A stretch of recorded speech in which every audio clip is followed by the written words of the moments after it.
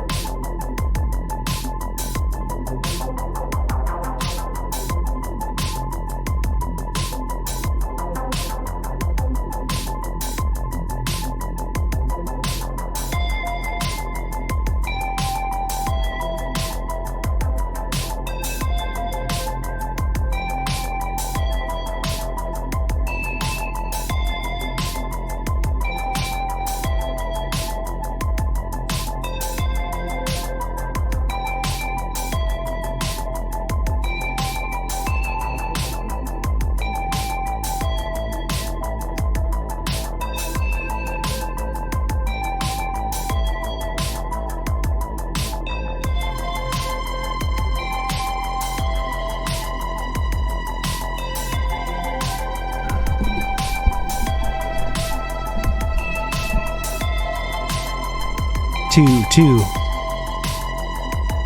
hello, check. Oh man.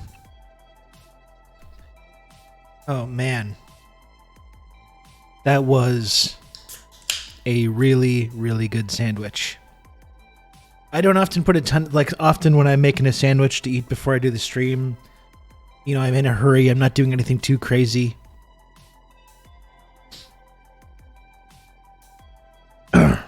Please wear a t-shirt over a long-sleeved waffle shirt. Like it's 1998 next stream. What is a waffle shirt?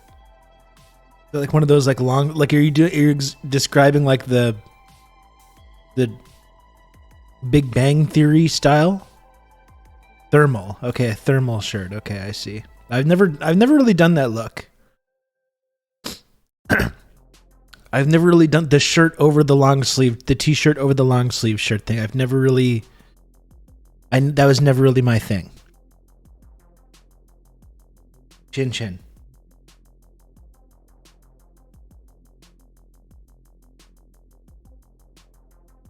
I don't often put a ton of effort into the sandwiches that I have before coming on here, but I did just make that. I made a really nice sandwich there that I just enjoyed. It was a spicy mortadella. I saw that like Anthony Bourdain. Apparently, this was one of Anthony Bourdain's favorite sandwiches. I don't know if I did it exactly right, but the crispy mortadella was a big part of it. And you just kind of like in a pan with some butter, you just make a little pile of it. And you don't need, it's not like every single piece is getting all the thing, but you just have a little pile and then it crisps up on one side, you crisp it up on the other side. I put some spicy salami as well, some Havarti, mayo mustard on the brioche bun. Also, he like crisped that up in the pan as well. I'm out of pickles. So I think maybe some pickles, maybe some onion would have really improved that sandwich, but that's one thing I just didn't have. But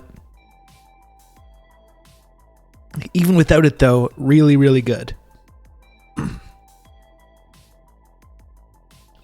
I find brioche a bit too indulgent. That's fair. I mean, I like to purchase those brioche kind of brioche style hamburger buns. And I make burgers and I use those with the burgers, and I think it's pretty nice for a sandwich as well. It's a nice way to enjoy a sandwich. And that sandwich was honestly really good. That was really, really very good.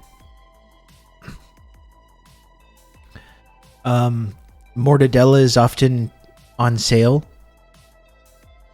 Or it's not even on sale. It's like one of the cheaper like deli meats, especially at the local place where I go. It's like $5. You get a big thing of spicy mortadella.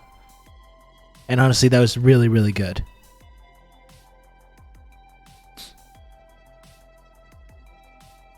I think I'm gonna make a peanut butter, pickle, and onion Sammy tomorrow. Great Depression classic. I've had peanut butter and pickle which I enjoyed a lot. And honestly, Lodan, I imagine throwing in some raw onion on there would probably be really good as well. I'm totally on board with that, actually. A peanut butter and pickle, you can include some like hot sauce as well, some like sriracha in there also.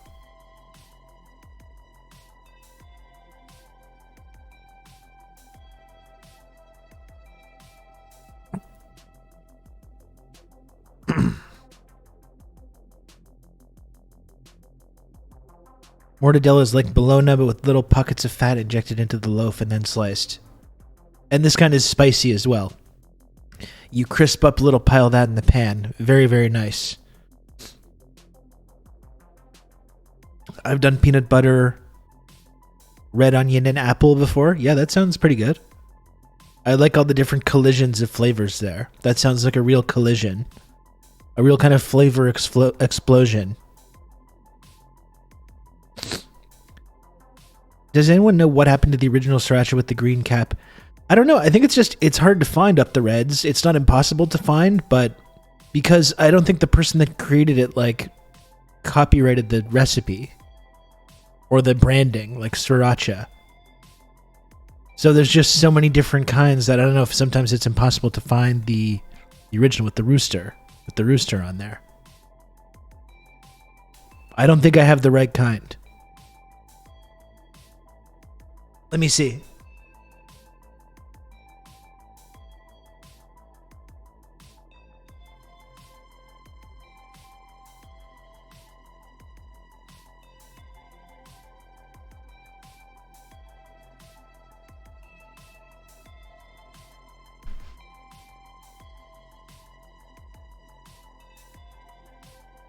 See, I've got the green cap, but see, mine is Uni Eagle. It's an eagle on there instead of the rooster. So it's not the same thing. It's not the original thing. It's good. I mean, it's fine. I put it in stuff. But it's not the original. Different cock imagery, exactly. And as we all know, I'm intimately familiar with that.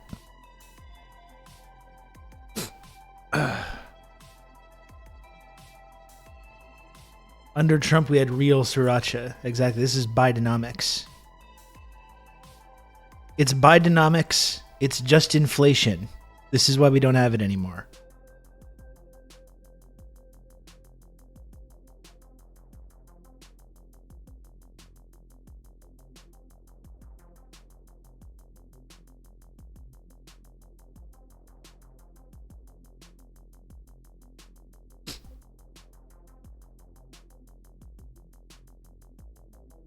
Eagle sauce is American coded, exactly. Don't try and fool me. Don't try and fool me, you goddamn Yankees. Anyway, it's fine. It's like I put it on stuff. It's totally okay. You can count on me. You're going to have good old Rob to talk you through all this. Would like to do some... Get the original kind, though, again sometime soon. Hello, Chad. Now I'm doing time theft. Nice.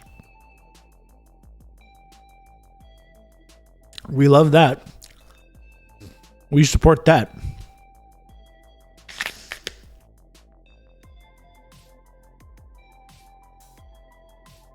By the way, honestly, good on you, folks. Lodane, thanks for gifting a sub. And thank you for the raid. I hope your stream was good today. Thank you, Lodane. That's really nice of you.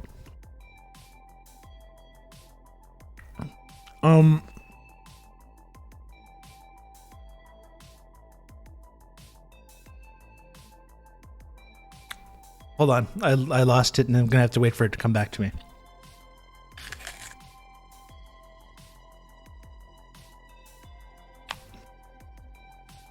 I had a thought make my way from my brain, just started to come out my mouth, and then thanked Lodane. Now gone. It's gone.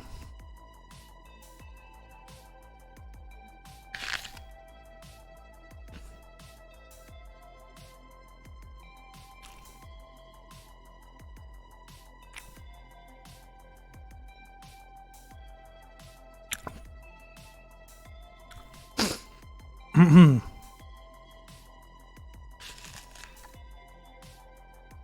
yeah. Okay, I got it again. Yeah, I knew if I just sat down and ate my apple, it would come back.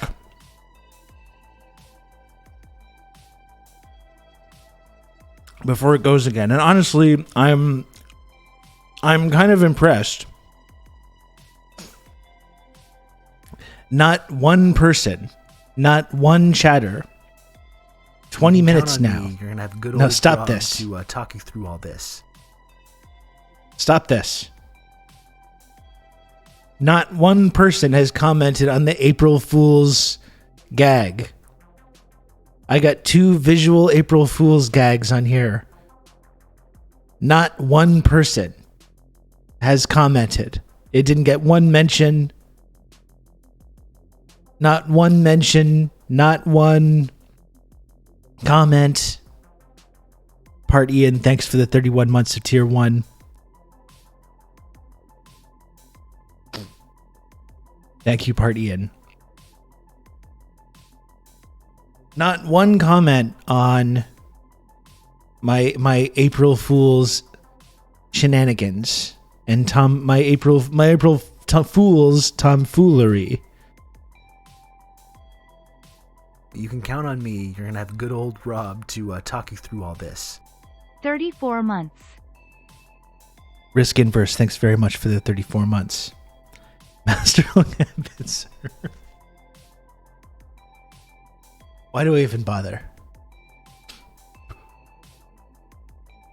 Why do I even bother with you people? I try to go put in an extra little extra effort.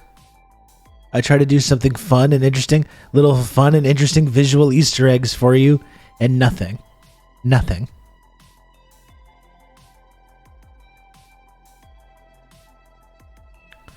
Sorry, I didn't notice your April Fool's shenanigans, Rob. I'm not used to reading your headlines. Instead, I sit my ass down and listen. Okay, that's actually a pretty good reason not to.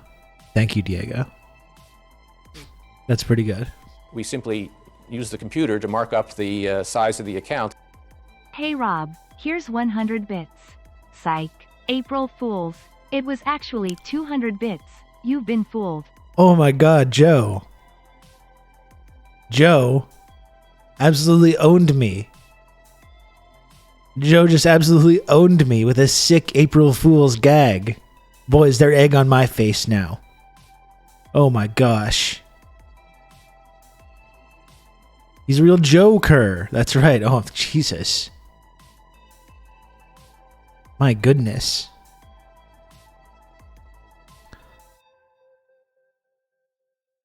Just got unbelievably owned by a classic April Fool's jape.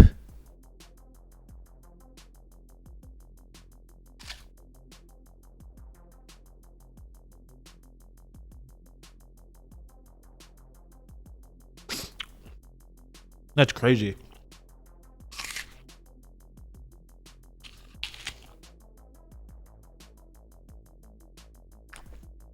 We got japes. We got Jess. We got all kinds of stuff going on over here.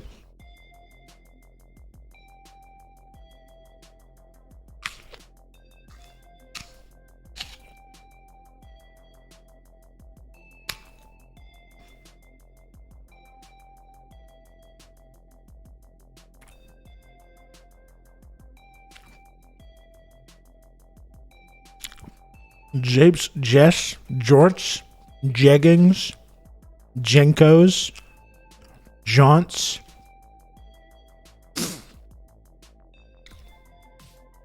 Jandals, I don't know, no, that's a word. Jiggles.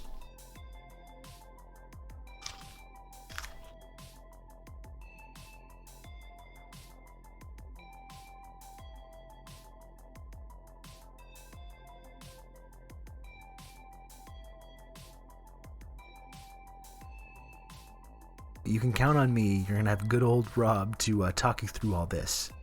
Tell Ray and Ned thanks for supporting the channel. Low observable goat. Thank you for the 32 months. No. Yes. Thank you for the 32 months. Low observable goat. Very kind of you. Thank you.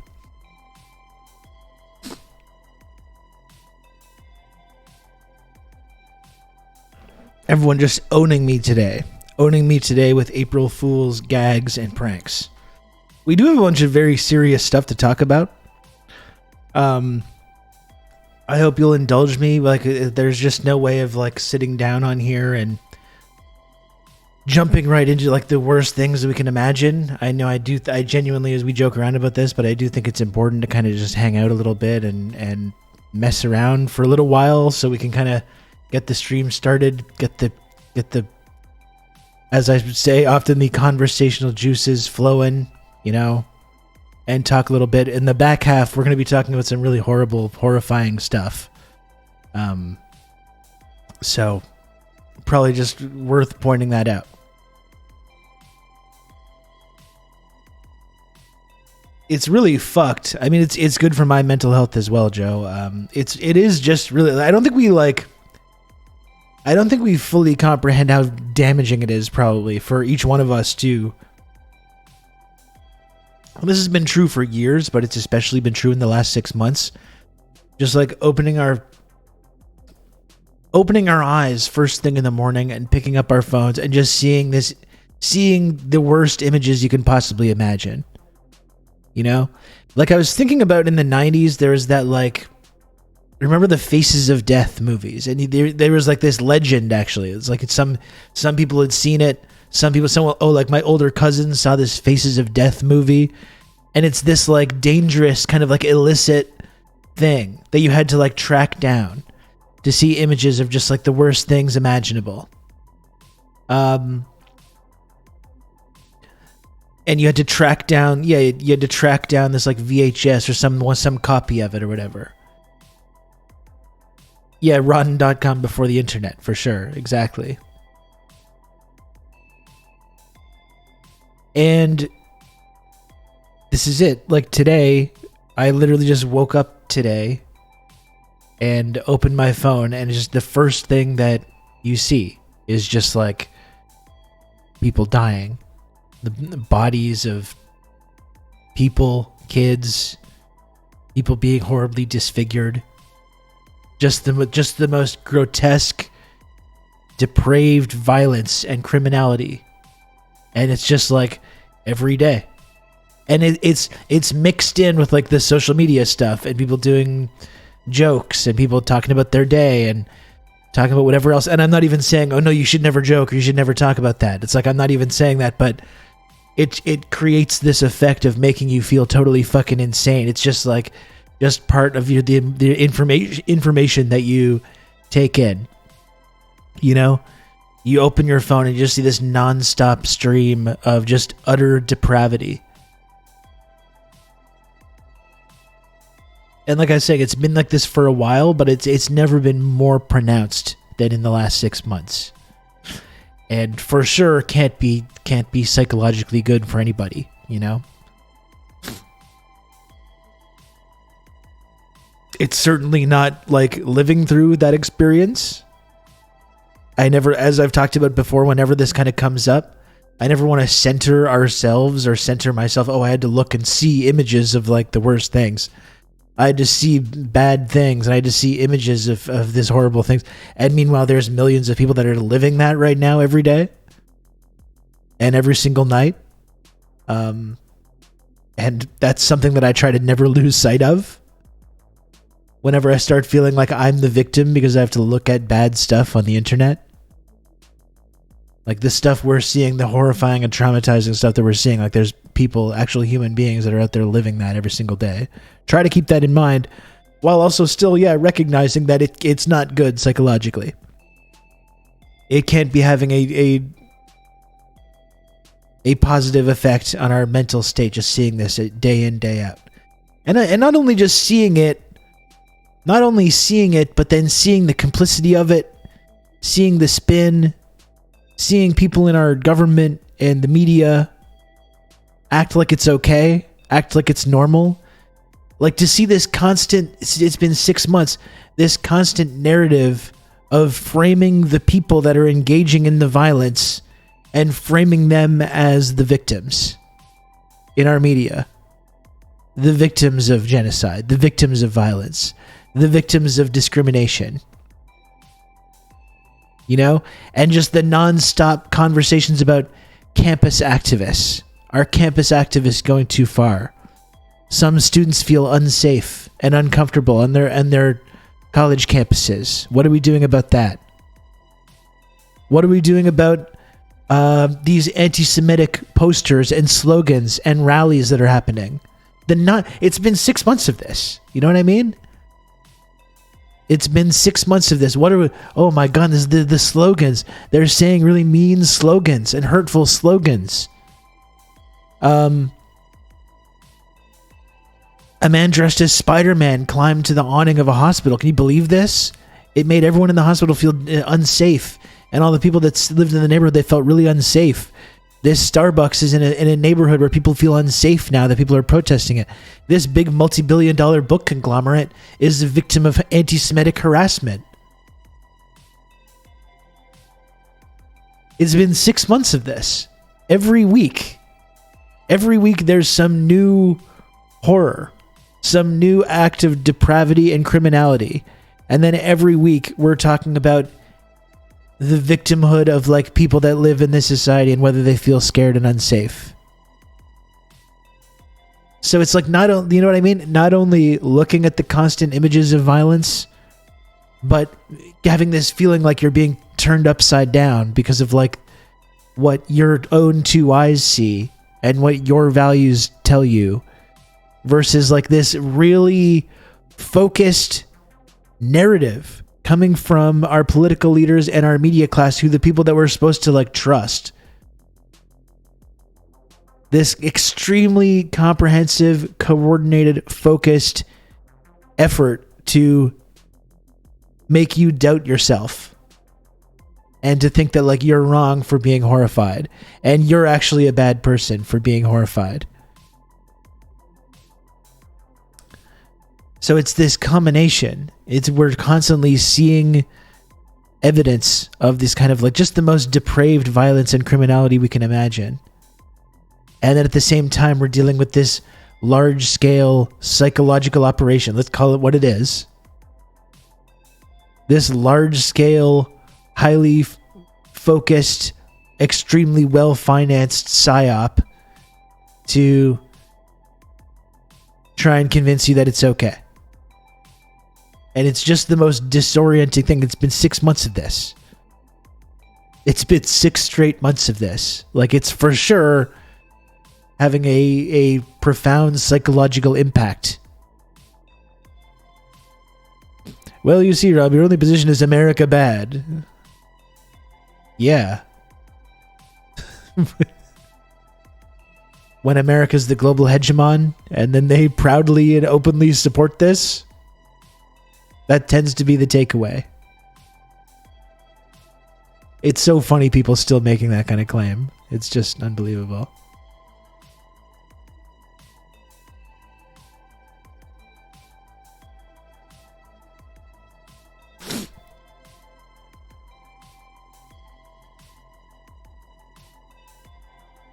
If your mental health is affected by world events, it's viewed as pathology. To do TM, Zoloft, or exercise or something. The world is normal and your reactions are weird. Yeah, and Barbara, like, this has always been the way that this is kind of like hand waved away or normalized. But I think it's even just the last 6 months, it's so much more crazy making. Just because I feel like what we've been seeing for the last 6 months is like not just like the average everyday horrors that are just unfolding constantly in our world, but something kind of like historically evil. You know? We're witnessing in real time for 6 straight months a historic act of criminality, depravity, and just pure evil. You know, one that we haven't really seen for quite some time. We've been through aspects of it, definitely, with Iraq and Afghanistan and the war on terror and all that stuff. But this is like uniquely depraved. You know what I mean?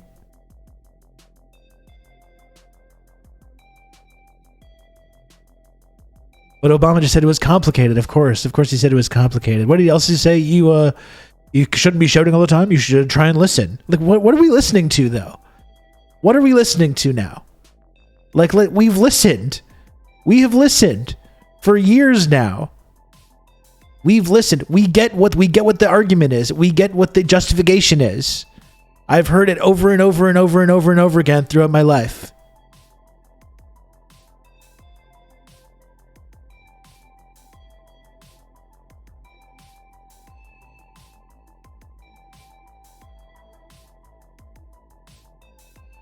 Like, we've listened. Count on me. You're gonna have good old Rob to talk you through all this.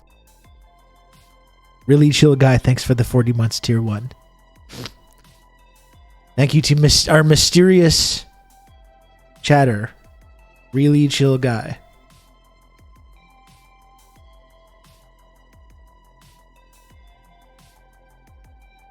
Is that the major order? Holy shit. Is that true? Oh my god. Liberate Malevolon Creek. Oh man. I don't even think about the implications of this. This is huge. This is going to have massive ramifications.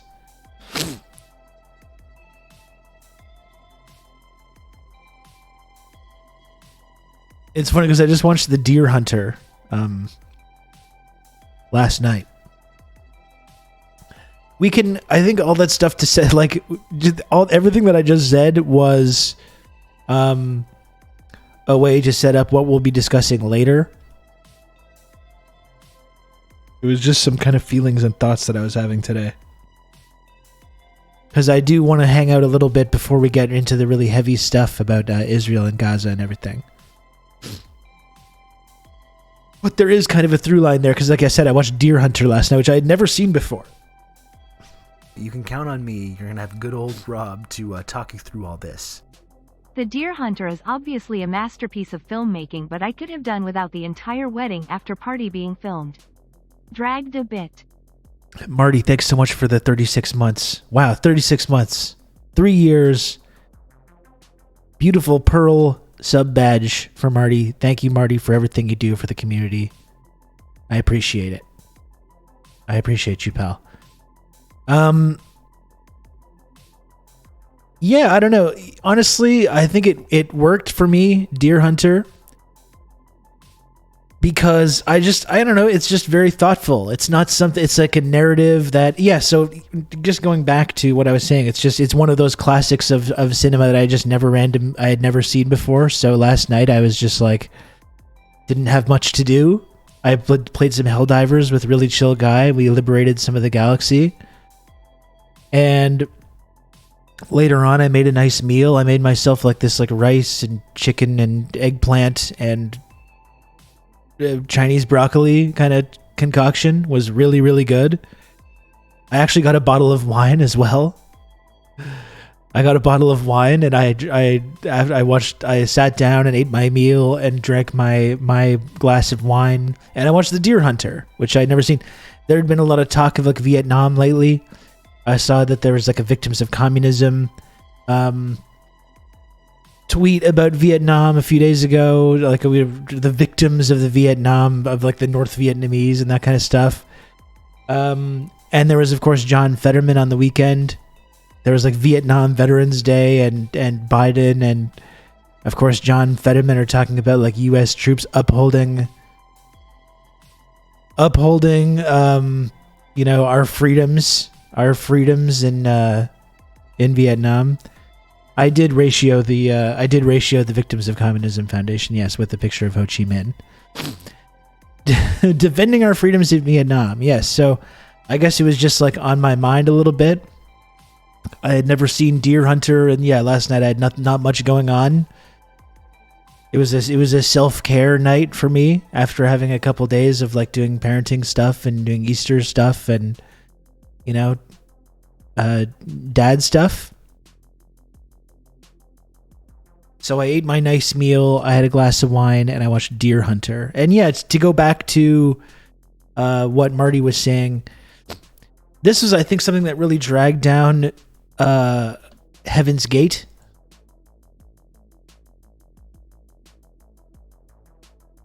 which was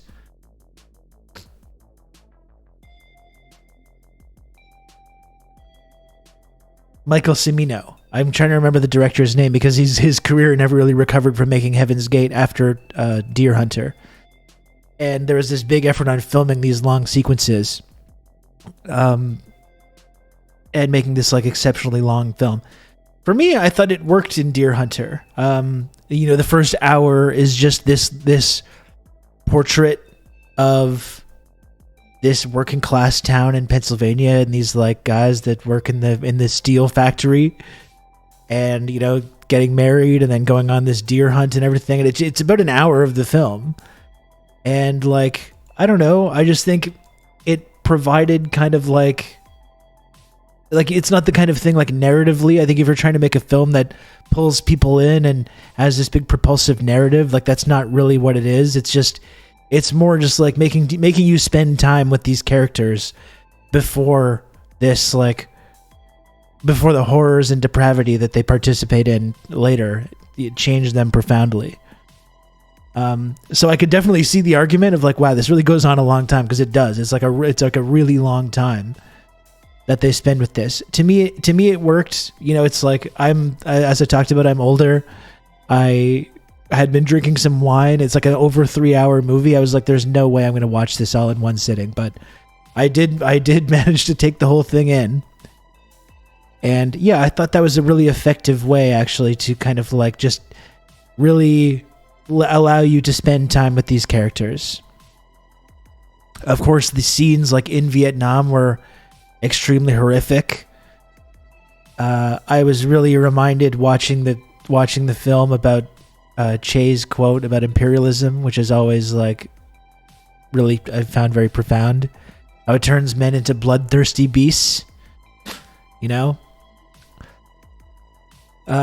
I think can happen to the victims of imperialism as well. And I think you see a bit of that in the film. I think in retrospect, like the whole idea of like feeling sympathy for these like working class people that volunteer to go to Vietnam, and then you see they're all gung ho in the beginning, like we want to go to where the fighting's the heaviest and stuff, and they're talking like that. I don't feel a ton of sympathy for people that did that. I know with the Vietnam War there was a draft. There's a draft. People got pulled into it that didn't necessarily want to be there or have anything to do with it. Even though when you do get drafted, there's things you can do. You don't have to go. You can go to jail, or you can go and, frag your commanding officer, as many people did, especially in the later stages of the Vietnam War. So, like, yeah, not a ton of sympathy for the characters, but just like a really disturbing and horrific portrayal of the kind of like, of the depravity and the insanity of war and what it does to people. You can count on me. You're going to have good old Rob to talk you through all this. Uncle Ho, please save us. Mistress of Insanity, thank you for the 6 months. I appreciate you. Thank you for that. We miss Uncle Ho. It was great to talk to Vijay Prashad about Uncle Ho a year ago. It does a really good job when it's over of taking you on the journey of what war can do to a person. Yeah, I think taking a proper amount of time to really live with these characters in the first hour is a big contributor to that. It's also just beautifully shot, like all the outdoor locations and everything. It's like just a beautiful film. Really nice performances. There's this really hard cut between like them, like they go after this after party and after this hunt that they go on, they come back, and then there's this really hard cut from this like moment when the guy's playing on the piano to like just the absolute most depraved scenes that they're living through a few years later.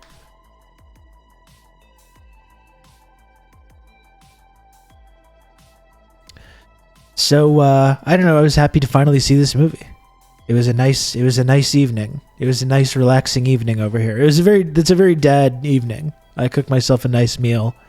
I had a few glasses of Pinot Noir, and I watched Deer Hunter. But the most depraved scenes showed the Americans as victims and the VN as bloodthirsty and inhumane. I think the horrors of war could be shown without a completely fabricated scene. Yeah, it's like, and I don't want to pretend like I don't know how much the whole like Russian roulette angle, if that's based on any kind of real life thing that happened. Like I think it's from when I was reading about the movie, it was originally a movie about Russian roulette that they adapted to the whole Vietnam story. So I don't think there's any actual basis in that connection between like this POW camp in Vietnam and Russian roulette and all this stuff. I don't think Americans were treated too nicely in Vietnamese prison camps. You know, I don't think that's really disputable. At the same time, I mean, understanding the Vietnam War and the violence and depravity that was inflicted on the people of Vietnam by Western imperialism, not just the Americans, but the French, because the Vietnamese have been living under French colonialism for, I think, 200 years prior to that. Like this is after centuries of occupation and struggle. And they finally freed themselves of the French during World War II. Briefly, the Japanese took over Vietnam and instituted they turned it into the Republic of Vietnam, which was very short-lived. And then, you know, they liberate themselves from that after centuries. And then the Americans come in and say like, no, we're still saying you're still going to be occupied.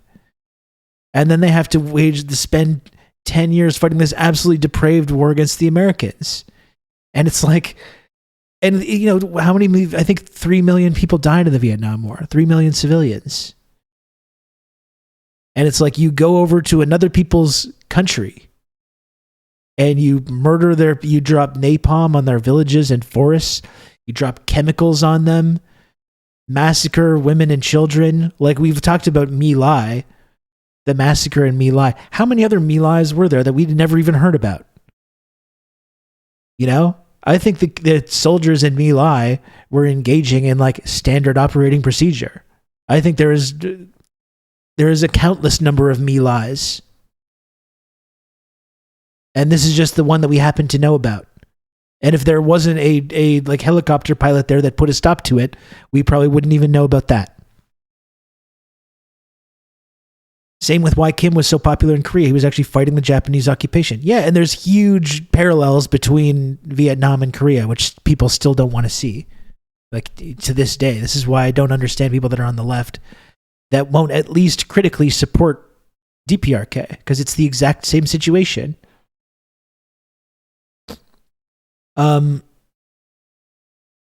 So it's like, I don't think in any of that context, it's very surprising that American POWs were not treated nicely in Vietnamese prison camps. I don't think that's really an indictment of the Vietnamese. I think that's the indictment of imperialism. It's the United States government and the French government prior to that for centuries that contributed to that. You know? And when you send over millions of American kids to go fight in this war against the people that never did anything to them, and this army is responsible for occupying their country, partitioning their country, murdering people, savagely murdering people, raping women, killing kids, just killing indiscriminately. And it's like these American POWs in camps, and then they talk about their experiences in these camps. And it's like, oh, these savages, these savage Vietnamese, I can't believe they did this to us. And it's like, well, I can believe it. I can believe it. What would happen to our country if some foreign power came and occupied our country for decades and killed and killed and killed people over and over and over again with total impunity, and then we end up fighting back and we capture some of them? Are they going to have a nice time, those people? I don't think so. I wonder if there's any modern parallels, by the way. I wonder if there's any modern parallels between like the North Vietnamese and the things that they did in their defensive war that they were forced into. You know, their own, and then they end up committing acts of violence themselves and acts of depravity. And who's responsible? Well, it's Western imperialism that's responsible. So I guess that's one of the interesting things about this film. And like Barbara was saying, I think this whole like Russian roulette thing was just entirely fabricated. I don't know if there's any evidence whatsoever that anything like that ever happened in Vietnam. But there's accounts of Americans that survived these POW camps. I don't think they had a nice time at all. But like, If it's the old adage. If you don't want to be thrown in a Vietnamese POW camp, don't go over to Vietnam and carry a gun around and drop bombs on people and shoot people and kill people. And then you won't be in that experience. You might end up in an American jail, which can also be pretty horrific themselves, But like, this is one simple trick. One simple trick to avoid being put in that situation, just in the same way that like living in one of these kibbutzes outside of a concentration camp is putting yourself in danger. If you don't want to be the victim of violence, of retaliatory violence, don't go and occupy another country and live in a settlement immediately outside of a concentration camp. I don't think it was as bad as the South's POW camps. Well, that's part of it as well, Matron's Militia, with both Vietnam and Korea. This idea that like, oh, it was in the North, they were so horrible, the things that they did. But like, this was all in service of brutal military dictatorships in the South in both cases. Brutal. Which is another thing that sometimes gets lost when we tell these kinds of stories.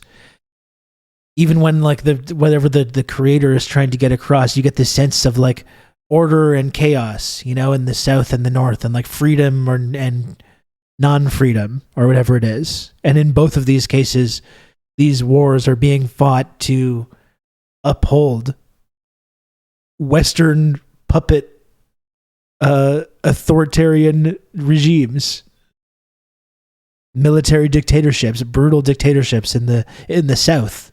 The places where there's the freedom and the democracy that we're meant to be there to protect, It's totally ludicrous, but it's the same thing, It's the same analogy.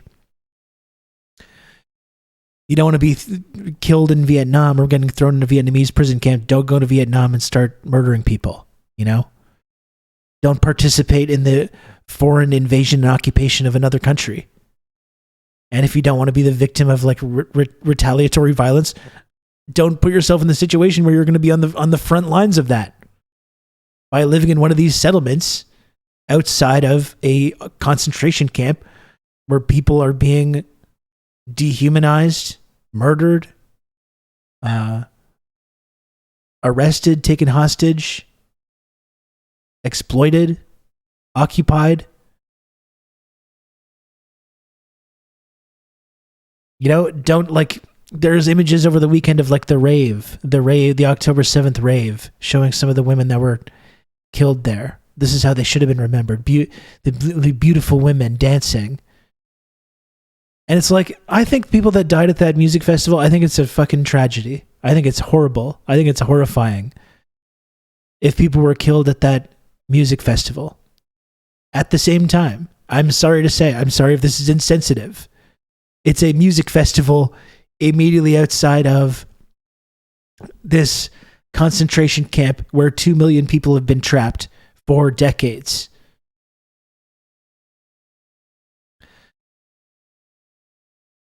Just try to, it's the zone of interest shit. I mean, that's the whole thing with zone of interest and Jonathan Glazer and that speech at the Oscars. That's what that movie is about.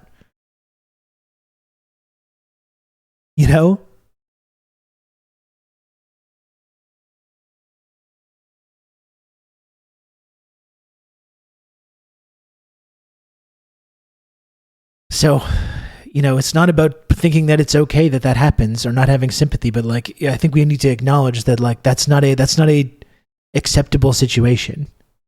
You're putting yourself in danger when you live in one of these communities or you're going to these like big parties and festivals. And I'm being charitable about the views of the people that attend these kinds of things, I think.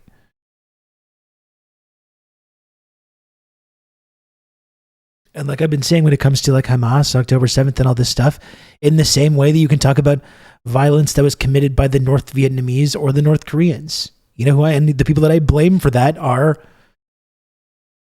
Western imperialist powers that created that situation.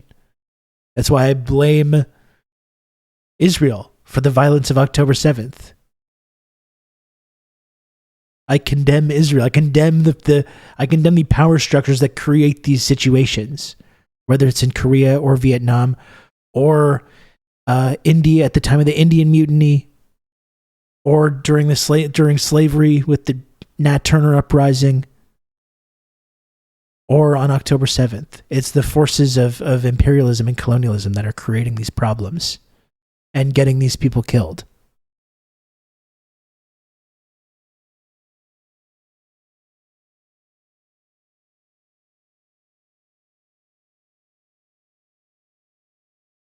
I did watch Three Body Problem and it was okay.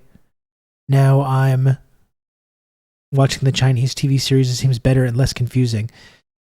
It seems like it seems long, I would say, the one about the Chinese series. And I think I talked about this a little bit in the Discord as well as the last time I did the stream.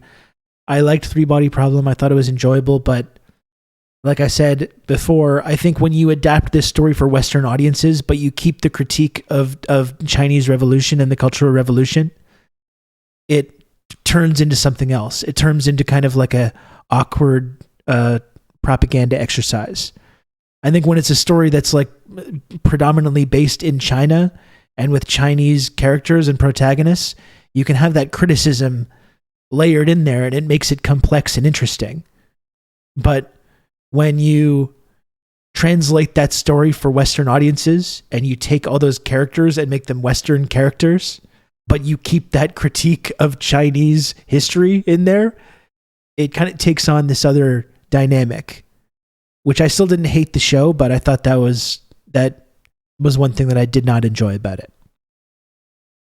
Yeah, they kept the villain Chinese and made all the good guys British. Yeah, exactly. Like, come on.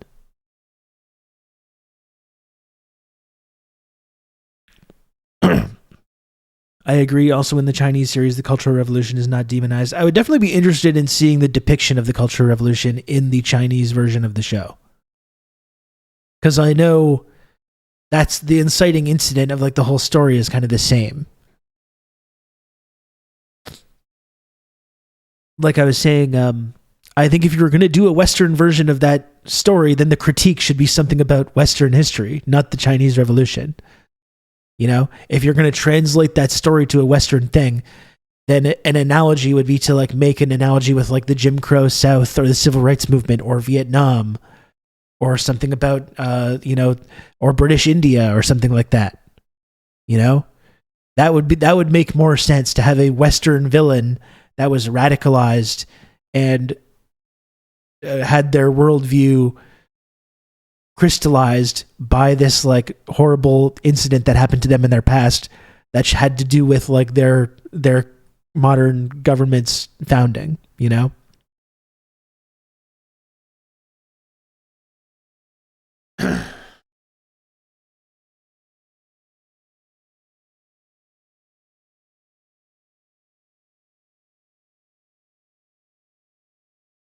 Anyway, I still think it was worth watching.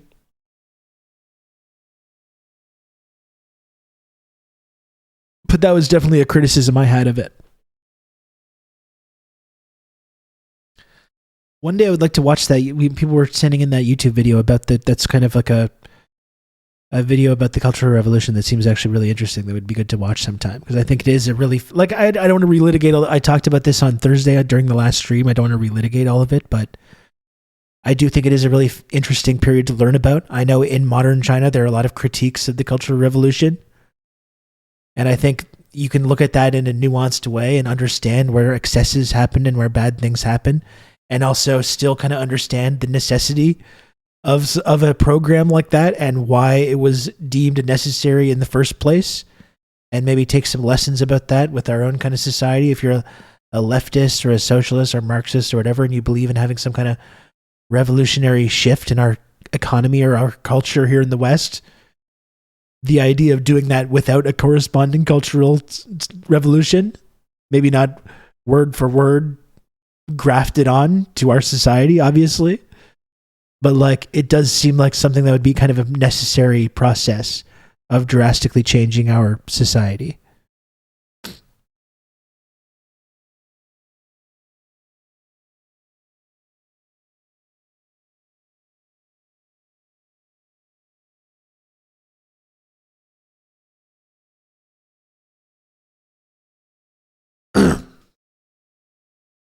Well, that's the thing. I think a lot of like anti-communists are looking at now the depiction of the Cultural Revolution in this show and being like, this is the dangers of communism. You know, this is about the CPC or the CCP, what they call it.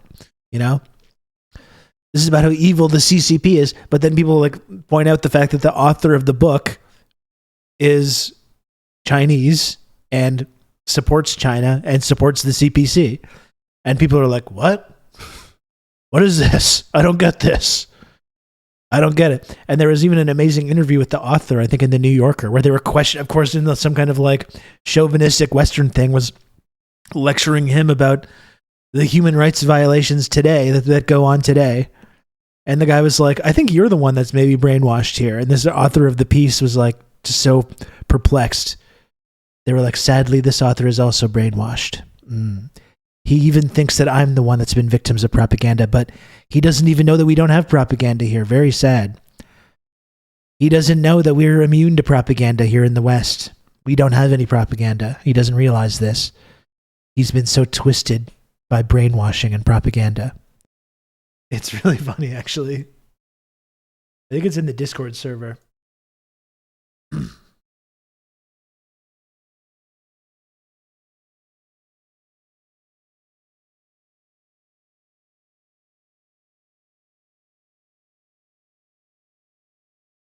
Yeah, look at this. Look at this. This is amazing.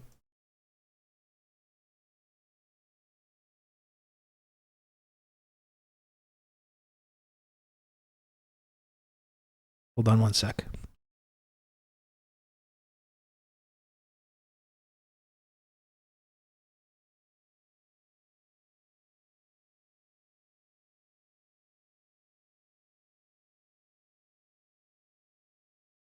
Like, so the Uyghur stuff I would like to talk more about this week, because I saw our friend Hayat has been getting a lot of like negativity and harassment because of like she mocked certain claims right now about that, and I want to litigate that a bit more, but this is like an interesting example of it already. Like, I don't want to get super into that today because there's a lot more to talk about, but look at this. The 3 body problems, Liu Xijin on Xinjiang, from the excellent profile on him.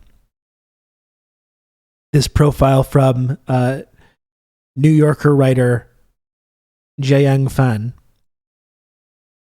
who says, when I brought up the mass internment of Muslim Uyghurs, around 1 million are now in re-education camps in the northern province of Xinjiang. Like, it's March 25th, 2024, okay? The fact that you have Western journalists, writers for the New Yorker, that are making this claim in 2024 that there are around 1 million now in re-education camps in the northern province of Xinjiang. We looked at, when was that AP article about the Xinjiang, where they basically admit that nothing's going on?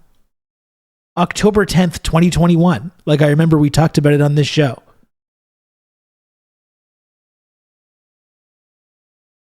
This AP article, Terror and Tourism, Xinjiang eases its grip, but fear remains. The whole point of this article basically is that, like, oh yeah, all the stuff that we said was going on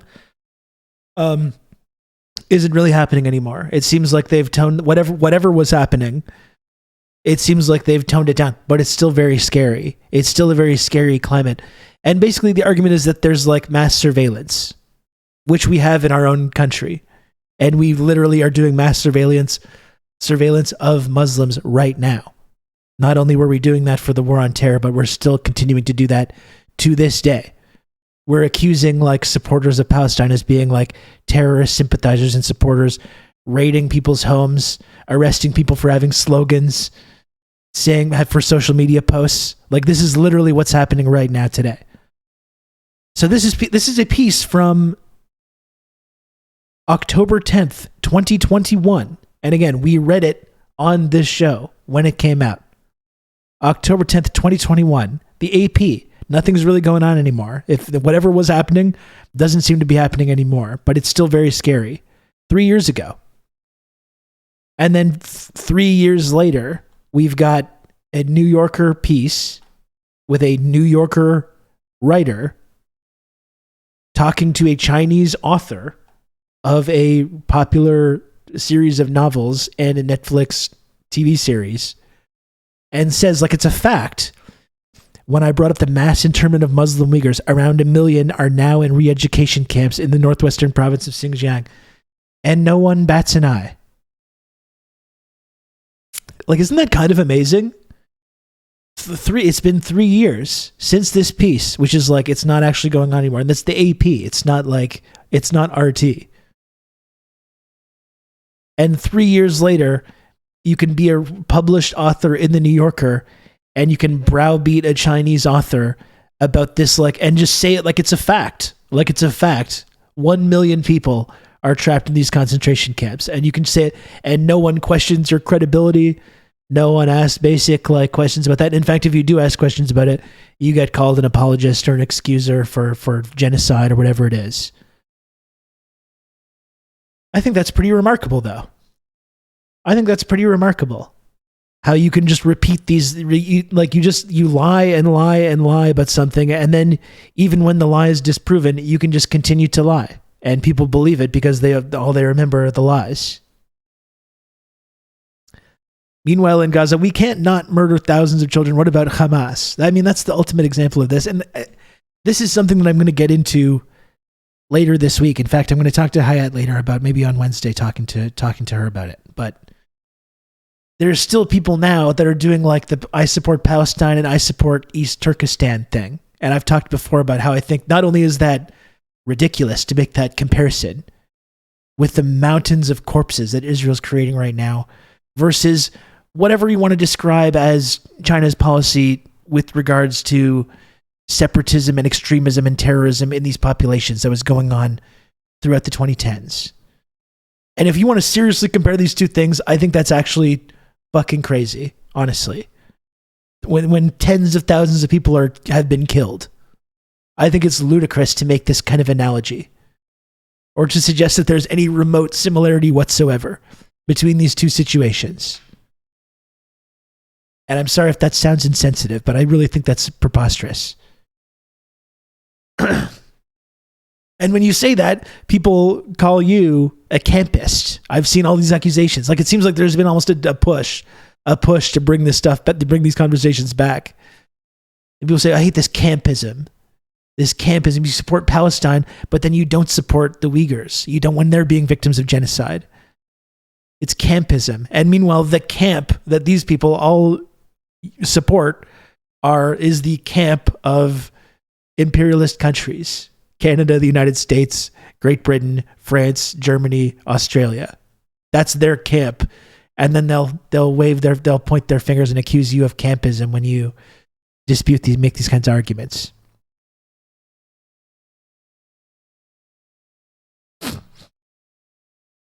Anyway, I don't want to get too into this because, like I said, I'm going to talk more specifically about this week because I think this is an important conversation to have right now. And I also think it's important to take a clear line on this and take a clear stance on it and not equivocate about it. Anyway, just to go back to this quote, I just think it's remarkable that years later you can still have officially sanctioned, New Yorker journalists making these claims as if they're just facts when they're absolutely not factual at all. And in fact, a lot of these accusations, or really pretty much all of these accusations, have been walked back since that time. And then he says, he trotted out the familiar arguments of government-controlled media. Would you rather that they be hacking away at bodies at train stations and schools in terrorist attacks? If anything, the government is helping their economy and trying to lift them out of poverty. The answer duplicated government propaganda so exactly that I couldn't help asking Lou if he ever thought he might have been brainwashed. That is incredible. Because then the idea that the CPC is just being honest is just completely taken for granted, like it's not possible. Would you rather they be hacking away at bodies at train stations or schools in terrorist attacks? And like, to be clear, this is what was going on in this region prior to this program was put in place. This de-radicalization program, or vocational schools, or whatever you want to call it. And you can criticize that, you can say it's authoritarian or whatever, but like, there was an impetus to this, which was violent terrorist attacks that were happening, which are directly connected to U.S. intelligence as well, and directly connected to the chaos that was created by the Afghanistan war also. The violence that was happening in the first place, and the terrorist attacks that he's talking about. And he says, if anything, the government's helping their economy and trying to lift them out of poverty. And that is, like, that's just, and he says, what does she say? It's duplicated government propaganda so exactly that I couldn't help but asking if he ever thought he might have been brainwashed. But it's like, that's what, they didn't bomb or kill anyone. They had this system of vocational schools. And again, you can criticize that, but like, that's what they did instead of militarily occupying anyone or dropping bombs on anyone or shooting people with sniper rifles or keeping people in a caged open air prison camp. You know, that's what they did. And it also corresponded at the same time that they were doing this, China, with massive investment, billions of dollars of investment into infrastructure, transit, bringing industry and factories to the region so people had jobs. Like that's just describing what the Chinese government did in that region.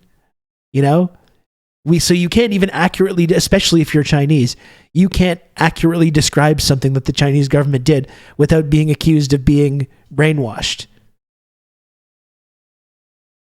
Like that's not really up for debate. It's not like a conspiracy or a controversy, or is there questions about this? It's not even up for debate. Did China invest billions of dollars into Xinjiang and these regions? Yes. I mean, we know that because you can see pictures of the city from 10 years ago versus today, and it's this night and day transformation where there's obviously been this huge investment into infrastructure. And anyone can go online and see videos of people of all different cultures. As we know, it's not just one ethnic minority that lives in that region. All different cultures practicing their religion, being engaged in the local commerce, having festivals and traditions and stuff like that. Like you can go there because it's not a war zone. They don't even control who goes there and who doesn't go there. Literally anyone can go there. And American politicians are trying to make it more difficult to go for that exact reason. But like, this is just accurately describing what the Chinese government did.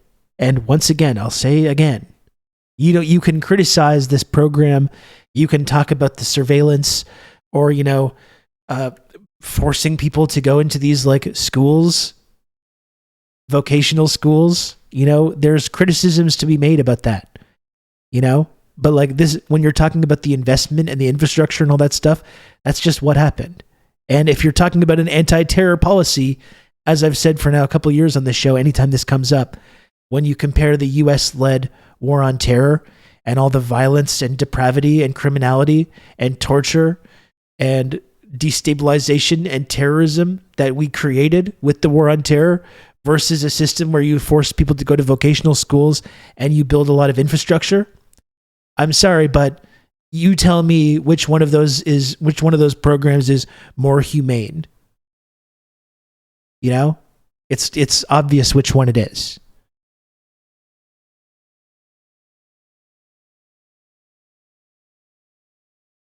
So I just thought that was an incredible, like, it's so condescending, and it's this absolute Western mentality. And like, listen to this response by the author of The Three-Body Problem. I probably should have changed the title of this segment like a long time ago. I guess I'll just do it now. But again, I want to talk more about this Uyghur stuff this week. I'm going to find a time to do that this week because I think it's an important conversation to have right now. Look at this response, though. It's really interesting. It says, Lou closed his eyes for a long moment and then said quietly, "This is why I don't like to talk about subjects like this. The truth is, you can't really understand." He gestured around him. "You've lived here in the US for what, going on 3 decades? The implication was clear. Years in the West had brainwashed me. In that moment, in Lou's mind, I, with my inflexible sense of morality, was the alien. I think that's an amazing passage. This man had the audacity to suggest that I'm the one that's been a victim of propaganda and brainwashing. Can you believe the audacity that this person had in accusing me, a Western journalist for the New Yorker, of having been propagandized to and brainwashed by living in this society, and talking about this inflexible sense of morality? When again, where's the morality on certain subjects? If your inflexible sense of morality leaves you to talk about the U.S. war on terror as if like, oh, it's complicated, we did bad things, but blah blah blah blah blah, and you live in the U.S. and you benefit from it, and then you take the Chinese policy and you say, oh, it's just so horrible. Oh, how I can't believe that they could treat people this way. This inflexible sense of morality as a fucking American. As an American New Yorker author, your inflexible sense of morality, give me a fucking break.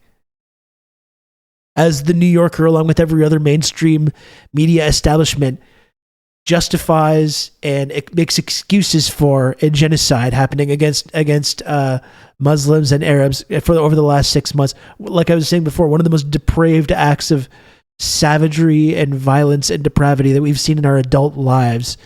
The New Yorker, along with every other media establishment in America, fully supports this and makes excuses for it and justifies it. But then, this New Yorker author, my inflexible sense of morality. That's what they think is brainwashing. Really, is just my Western inflexible sense of morality. It's just so condescending and it's delusional. Honestly, it's fucking delusional to think like this. It really is. Americans lecturing people about their inflexible sense of morality and just refusing to accept the possibility that perhaps they've been led astray. Perhaps they've been victims of disinformation. Perhaps they've been victims of propaganda. Perhaps they've been victims of brainwashing. They refuse to even entertain this idea. They refuse to even entertain this idea. Look what she's doing in this quote.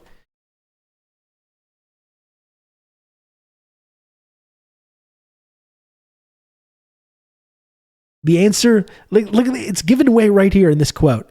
The answer duplicated government propaganda so exactly that I couldn't help asking Lou if he ever thought he might have been brainwashed. And then 3 sentences before, when I brought up the mass internment of Muslim Uyghurs, around 1 million are now in re-education camps in the northwestern province of Xinjiang. 3 sentences later, they're just duplicating government propaganda.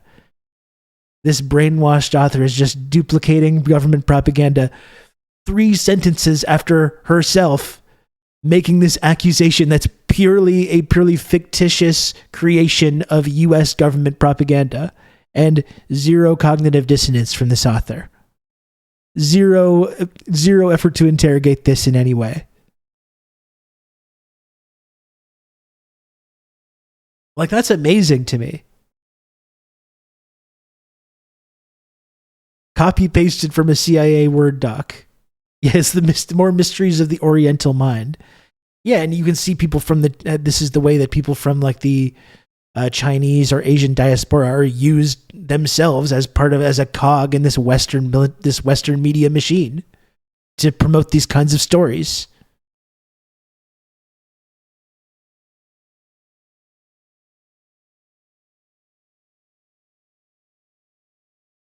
I think that's really amazing. The idea like, they're just spewing government propaganda. Can you believe this?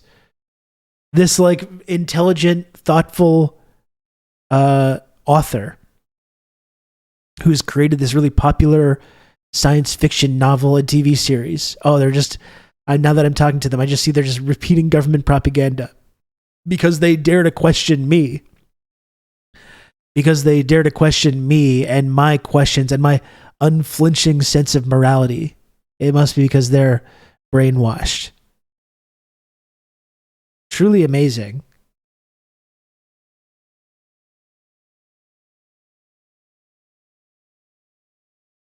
This author who is 10 times my intellect is brainwashed. I mean, I just think it's incredible, honestly, when you dare to ask one of these journalists, as this author did, like, maybe it's you, maybe you've been the victim of propaganda, and to someone that works at the New Yorker is just unthinkable. I think that's awesome. You know, it's just really incredible. And that goes back to the Chomsky thing. I don't think you're self-censoring. I think you believe everything you're saying. What I'm saying is, if you believed anything differently, you wouldn't be sitting where you're sitting, you know? This person's not saying, like, I'm going to do government propaganda. They're not self-censoring. They're not thinking, like, I'm going to promote this narrative. She thinks she's right and doing the right thing, and she thinks she's a free journalist with an unflinching sense of morality, and who's never be brainwashed or a victim of propaganda, because it just doesn't exist in our society. And that's what she believes. And you could put her into a lie detector machine or fucking try to get that information, and she would never admit that she's like part of some op or part of some kind of like state-sponsored media, because she doesn't believe that she is.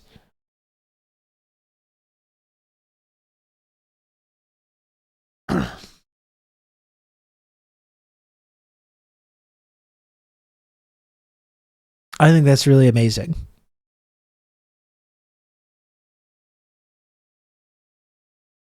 Journalists are quite honestly the most egotistical assholes around. You challenge them on anything and they throw a tantrum about how they're actually the best and know literally everything, to which you can ask them to demonstrate it, to which they just won't. I mean, in a way, like, the Trump era was a really interesting time for these Western journalists who had never had to like question power before in their lives, and they never speak truth to power. And this whole criticism that Trump would have of the media. This is another ways that Trump simultaneously lies and tells the truth. He would say, you know, what is the media? The enemy of the people. And he talks about the ways that the media is a tool of the state, you know, and talks the way that the media is a purveyor of disinformation and is a purveyor of propaganda. And he's doing it for entirely selfish reasons. It's not like a real valid critique, but there's a real legitimacy to that. And rather than interrogating any of that, these journalists were just like, no, he's like an authoritarian. He hates the media. He hates journalists. And all of a sudden they had to, like, for the first time in their lives, like, stand up to someone powerful. And, like, instead of, like, learning anything about why this critique was being made or why it resonated with people, you know, because it resonated with millions and millions of people, this critique, because they can tell that the media is full of shit. And rather than interrogate that, they're just like, no, Trump bad because he says these things about the media.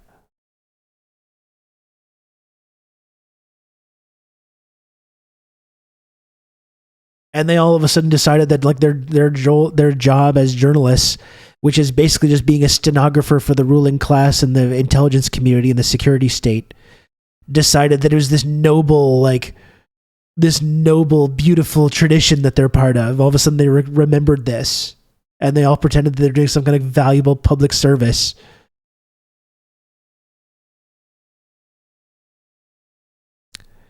And they ended up creating the situation where they treated Trump as this, like, aberration, and not just another person that's contributing to and upholding this kind of, like, ruling class hegemony.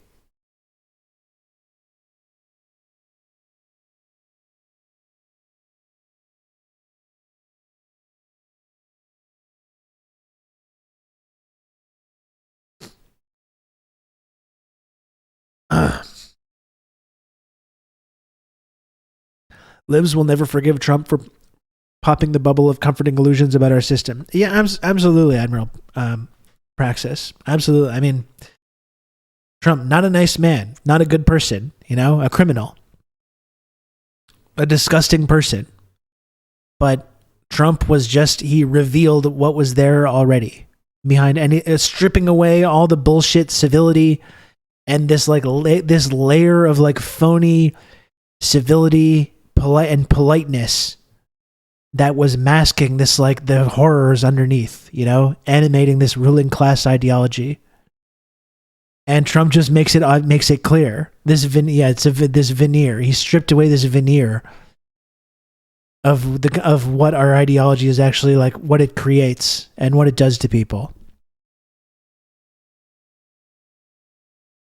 The acid that dissolved the veneer, exactly. And These people couldn't stand that because it revealed that they were a part of that also. It revealed that they were a part of it, that they benefited from it, they contributed to it, they supported it, and these journalists couldn't have that. Because they have to think of themselves as these brave, intrepid truth tellers.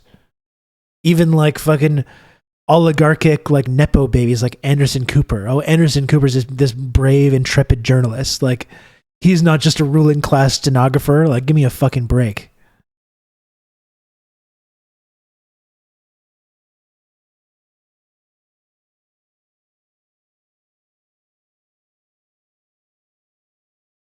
Trump is the culmination of the naked corporatist takeover of public institutions that's been brewing from before Reagan. Yeah, he's just like, in terms of like what he was supporting is just like a fairly standard conservative program, of tax cuts and deregulation. That's why most conservatives supported him, even if they didn't like him. But he was mean and rude and uncouth. And he got too many, like, it's like if you're pulling a scam on someone and he's out there at the bar drinking, blabbing to anyone who wants to listen about the scam. And so we put one over on this guy and we're going after this and we're doing this and just spilling everything to everyone. That was the whole anti-Trump thing, was just like, shut the fuck up. You're not supposed to talk about this stuff. You're not supposed to say these things. You're supposed to be nice. That's why they hated him. That's why he's kind of like a Nixonian figure, because similar to Nixon, we've talked about this similarity before, but similar to Nixon, who's also an arch conservative and a terrible person, but wasn't really part of this club. It wasn't really part of this, wanted to be, but wasn't really part of this elite club, no matter how hard he tried. And then I think I ended up kind of like clashing with these elites who didn't really view him as being one of them.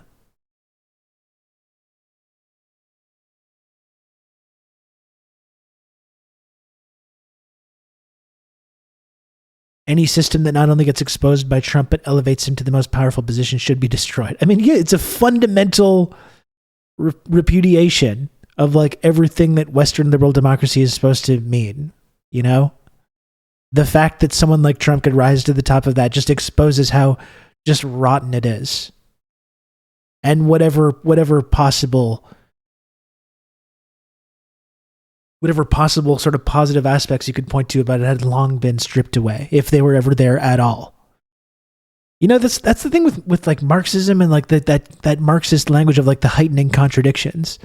I know for me, I had like become aware of, I think, the issues with our system, but I think for me, Trump was a figure that where like the contradictions, and I think for a lot of people, the contradictions at that point just became so heightened that you can't ignore it anymore. You can't even pretend anymore. Like, I was already almost there, but I think with Trump and for me and a lot of people, it's like, okay, this is like, it's like a cold bucket of water to the face, where you realize everything I've been told about our way of life since from the time I was a little kid is obviously not true.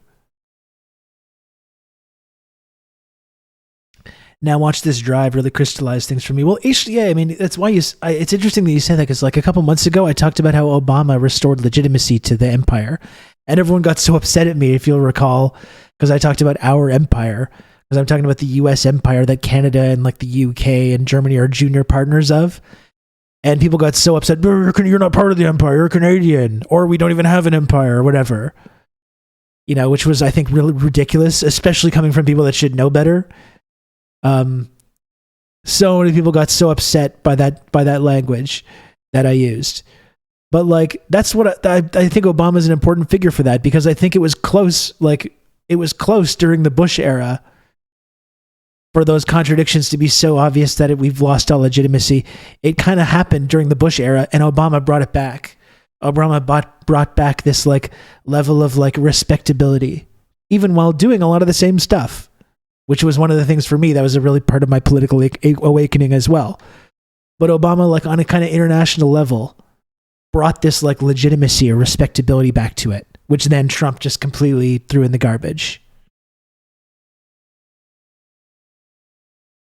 you're not in the empire, or there is no empire is a confusing defense. Yeah, you had people in camp 1, camp 2, and people that were in both of those camps as well. But it's frustrating. Like, again, I've talked about this before, but sometimes I think people are like more interested in like getting mad at someone online than they are with like actually engaging with the things that they're talking about. I've talked about this a number of times. It seems like something that I have to deal with often.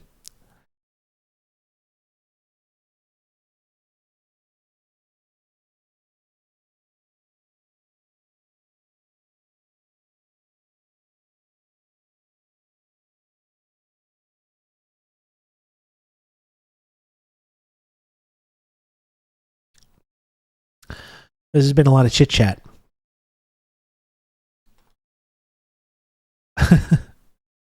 I guess I was just amazed by this interview with Liu Xijin from The New Yorker. I just thought it's such, Three Body Problem. I enjoy it. I recommend watching it, or don't watch it. It's fine. I think there's issues with the Netflix adaptation. I watched the whole thing. It's cool. I haven't read the books. I haven't watched the 10 Cent series, so I can't really speak on that. But I think it's still a launching pad for some interesting discussion. And I think this specific interview, no matter what you think about the actual story or the Netflix show or whatever thing, is really, really fascinating to me, because it's really symptomatic of this Western kind of phenomenon of these journalists who do not realize or aren't willing to accept the possibility that they've been misinformed, that they're purveyors of disinformation, that they don't live in this beautiful free press system that they've convinced themselves that they do.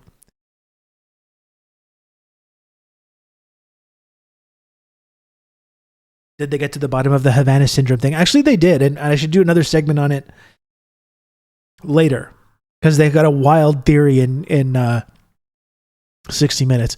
It's basically like it's like Tom Clancy shit. Like, it's just 60 Minutes just promoting full like Tom Clancy crazy shit. We can watch it later. But I'm going to switch to the next segment to talk a little bit about Gaza and Israel and what's been happening at SHIFA hospital. Next. I have all day today. Like, I don't have a specific time I have to log off on, so I can pretty much go however long I want, as long as I have the energy for it.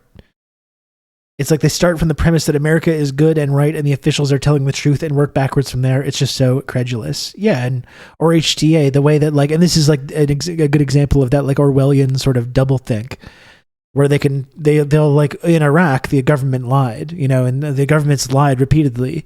Nixon lied, and Reagan lied, and Clinton lied, and you can point out afterwards. You can point out these kind of like these aspects of like American imperialism or the United States government, but they're not lying this time though. Mistakes were made in the past, but I can still just repeat claims being made by my government with zero interrogation.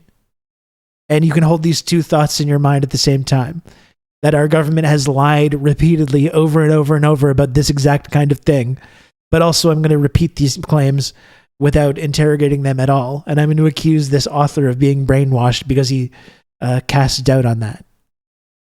I've talked before, again, it's another thing that of like, if you're a Chinese person in Western media, you're not allowed to like say positive things about China, or else you've been brainwashed.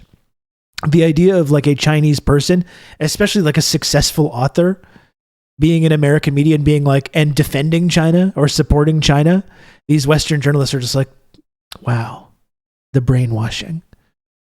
Like if you want to be a Chinese person with a public platform in the West, you have to say China bad, Hong Kong, Uyghurs, Tibet, whatever else, Taiwan.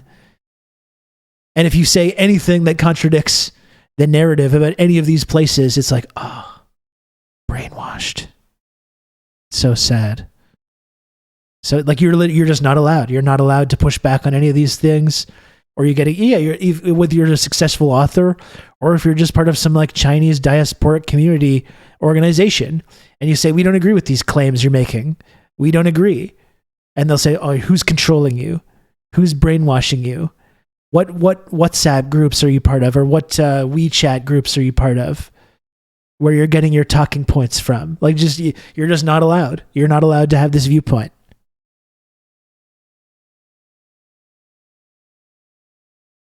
And it's racist. It's honestly extremely racist. We see a lot of this in Canada as well.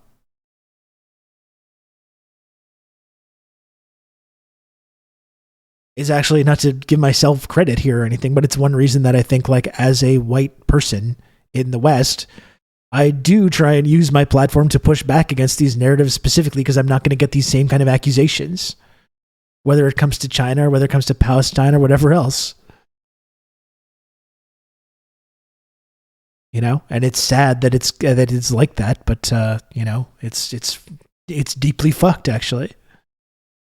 We literally have big media stories in Canada about China controlling the, like, diasporic population when Chinese community groups come out and say, like, we don't agree with this claim or that claim, and we accuse them of having, like, secret police stations and, you know, coordinating with the CPC and the spy balloons and all this stuff.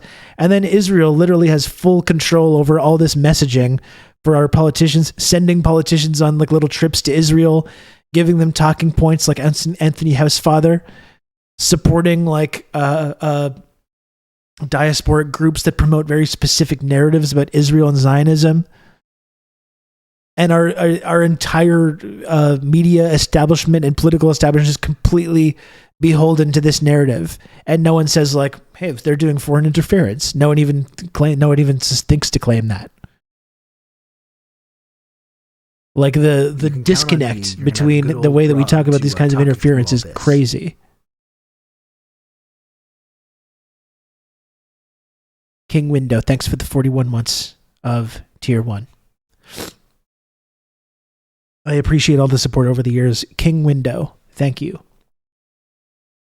I'm going to take a short interlude, folks. I've been talking quite a lot here. It's been nice to get back doing the stream. I had to take Friday off, of course, to spend time with my son, which was nice, actually. We went on Friday. We went to the Museum of Illusions in Montreal. There's, like, a really cool little museum. We went there. There's all kinds of weird illusions and, like, optical installations and things like that. We went to that. We had a good time. On Saturday, I did a little egg hunt in the apartment. I was doing the thing on Friday going, like, I don't know if the Easter Bunny's going to come. Like, probably not. Like, I don't want to say probably not, but, like, maybe. I don't know. You know, I was doing that whole thing on Friday, and then on Saturday, like, on Friday night, I was so tired, and I put a bunch of stuff everywhere. And then on Saturday, I woke up, and I heard him from the other room going, like, oh, and I lifted, like, a basket and, like, bunny ears and stuff, and there's candy all hidden around. It was nice. It was nice. It was nice. So that's what I was doing this weekend. Like I said before Sunday, when I just kind of chilled out and watched the Deer Hunter. So, but that's all to say that I'm happy to be back here doing the show and speaking with you all. That's why I've been talking nonstop for, like, the last hour and a half, ultimately. But before I move on, I'm just going to take a little interlude.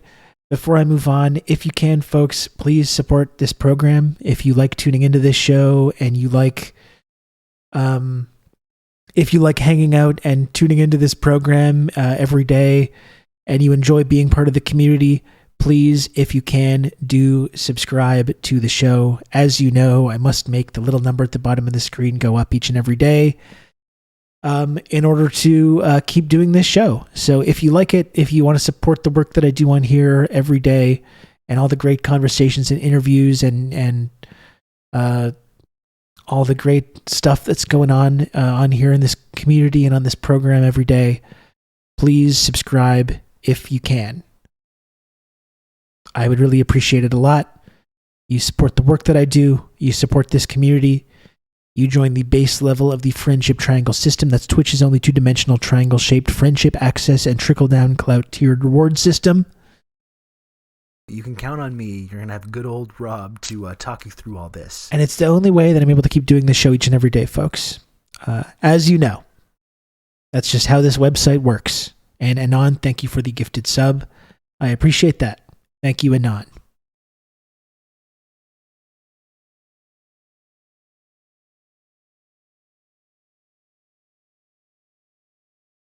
Nice relaxing watch of the deer hunter to unwind. It's true, yeah. Well, like I was saying, I had never seen it. I talked more about it earlier on in the stream. I had never seen it. There'd been a lot of talk of Vietnam over the last couple of weeks. It seemed pertinent, and like I said, I think there's some really interesting lessons and equivocations and analogies that you can make between the Vietnam War and the resistance to that, and what's happening today in Palestine. Fun at weddings. That's right. Yeah, I turned off Deer Hunter after an hour. Just a heartwarming story about a group of friends hanging out and their buddy getting married. And it was just all smooth sailing from there.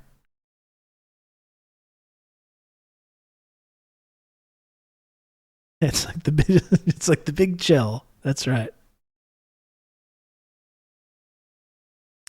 I love to go to the mountains of Pittsburgh and it's like Vancouver. Well, Pennsylvania, it's close. It's not that close to a lot of wilderness and mountains and stuff, but it's within the realm of possibility. I think maybe the drive was longer than it gets made out to be. I don't think they were just 15 minutes outside of town.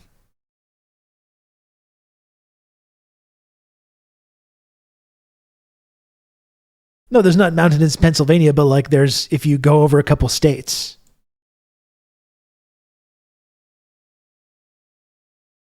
Right? And there is a mountain in Montreal. Montreal is literally named for a mountain. That's what the name of the city is.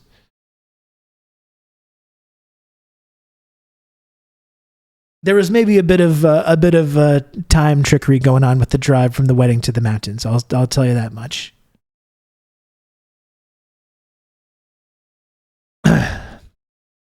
Anyway, folks, before I take a little interlude, please do support this program by subscribing. We had Anon, very, very generous and beautiful. It's Easter Monday, Christ-like Anon gifter. Thank you, Anon, for that. And if there's anyone else that would like to support this program, before I take a little interlude, please do, if you can, help me keep this show on the air. Help me make the little number go up. I'm trying to hit those targets every day, if possible. If you can, folks, please help me with the little number. We must simply change the numbers in the computer. You can help me change my number in my computer by turning the 9 there into a 10 and an 11 and a 12 and so on and so forth. And I just have to do that every single day. No problem. I just got to do it every day of my life in order to live. Easy.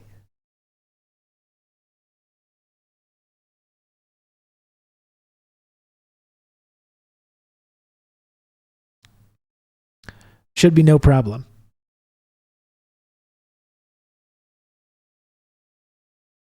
Only 40 to 50 years left, exactly.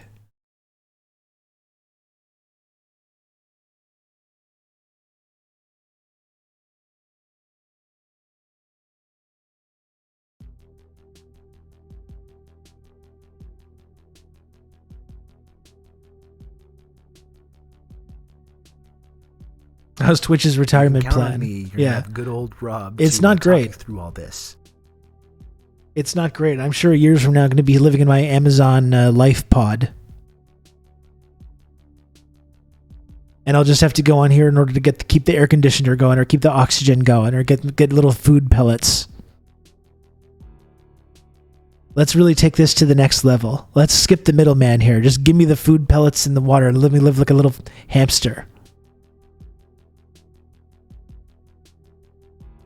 Comrade Bushy, thank you very much for the gifted sub. Very, very kind of you. Comrade Bushy, I really appreciate it.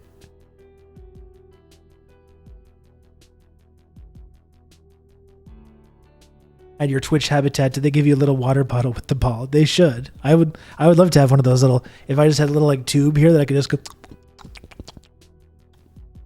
when I got a little thirsty. It is already just the fact that I live in this apartment and do this stream here. It is a little bit like hamster habitat already. I must admit. You know, I eat here. I go to sleep. I wake up. I sit here at my desk. I do silly stuff on a camera for 4 or 5 hours. I entertain people who give me small offerings, and that allows me to live another day. Fill it with Diet Coke. That would be good, actually. A little Diet Coke tube. Vision richer habitat with greenery. Already happening.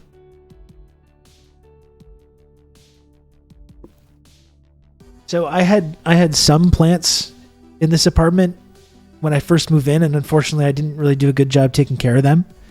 So I haven't really had plants for a little while, and I've been meaning to get one. So then yesterday when I was on my way coming back here, after dropping my kid off, I went and picked up this plant.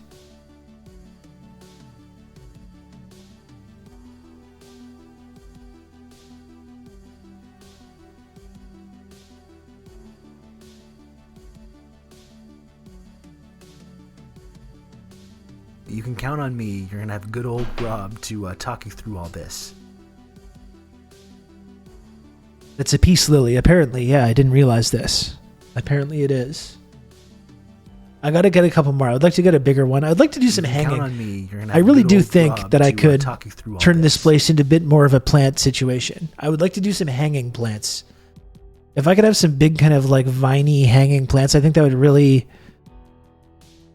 take the vibe of this apartment and really contribute to that getting even cooler. Doc, not so strange. Thanks for the gifted sub. And thanks Risk Inverse as well for the 2 gifted subs.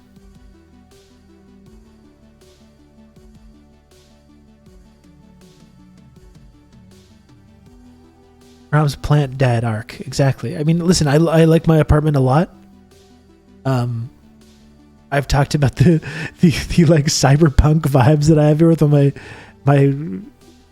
lights and everything, but I think that would really add to the whole thing. I just don't know how to hang something. I don't really know the best way of doing that. I think that's something I got to get my dad involved with.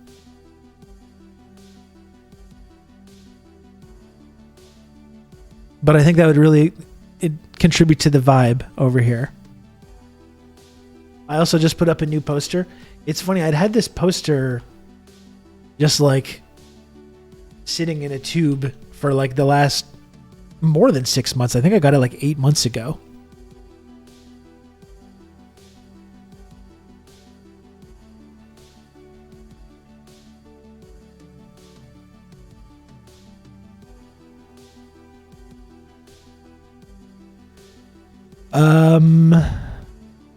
And I just put it up. Check this out. Check this out. And have good old Rob to talk you through all this.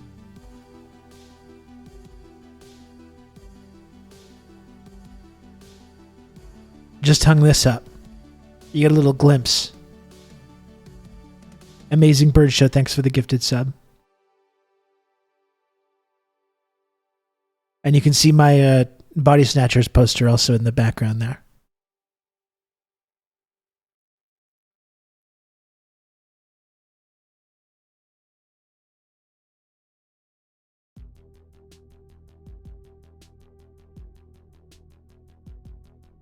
I like having it's you know, haven't had my own place for like quite a long time. So it's been one really cool thing about the last year or so is kind of having my own place and getting to decorate it and putting up my own stuff and everything like that. It's fun. I like it. And I got a lot of socialist propaganda posters all over the place as well. My point though is that I need more plants. I need to become more of a plant guy.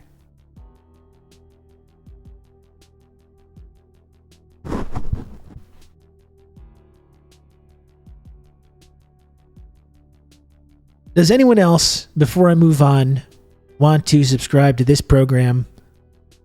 No, I didn't go full Millhouse's dad, Kijiji. I didn't go full Millhouse's dad.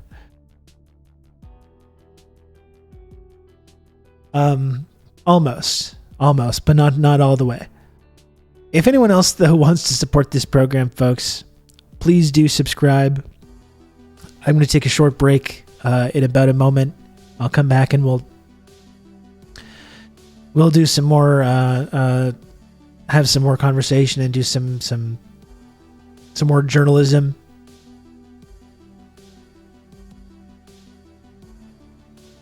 It's not a race car, but it's a Soviet tank bed. That's right. That's right. I do have a Mayday poster over my bed. It's pretty cool. So do we have any other takers before I move on here? Do we have any other beautiful and brave sub-gifters before I move on? And despite of what you see in the bottom of the screen, that is, of course, just a little jape. It's a little joke. This show is not brought to you by Raytheon or the NED. This show is sponsored entirely by the incredibly generous and brave and cool TRRS community, without whom this show would simply not exist. So if you can, please do subscribe.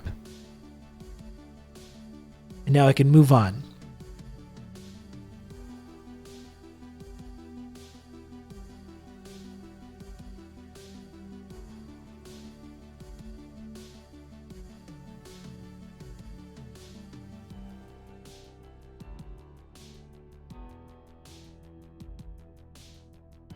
It's actually a bed like the Soviet Arctic vehicle.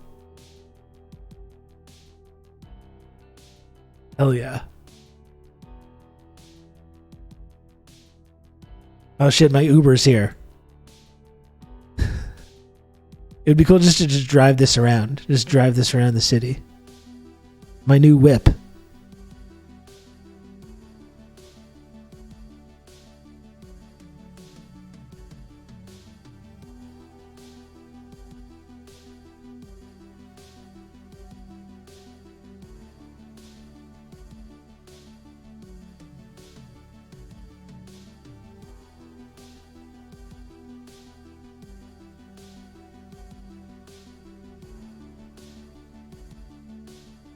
Israel passed a law to ban Al Jazeera and then now accused Al Jazeera of participation in the October 7th attacks. Of course.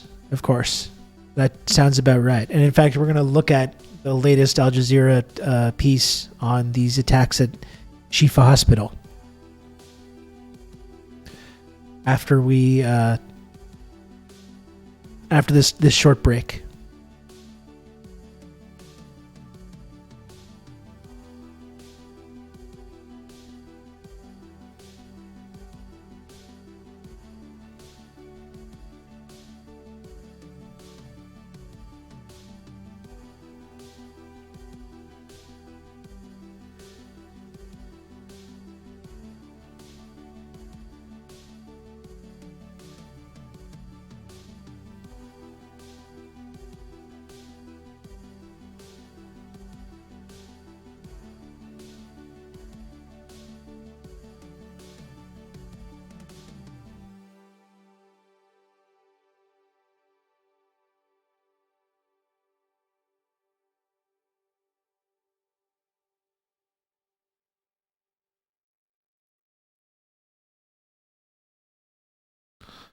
Just 1 second. Getting a little audio-visual presentation prepared for you all.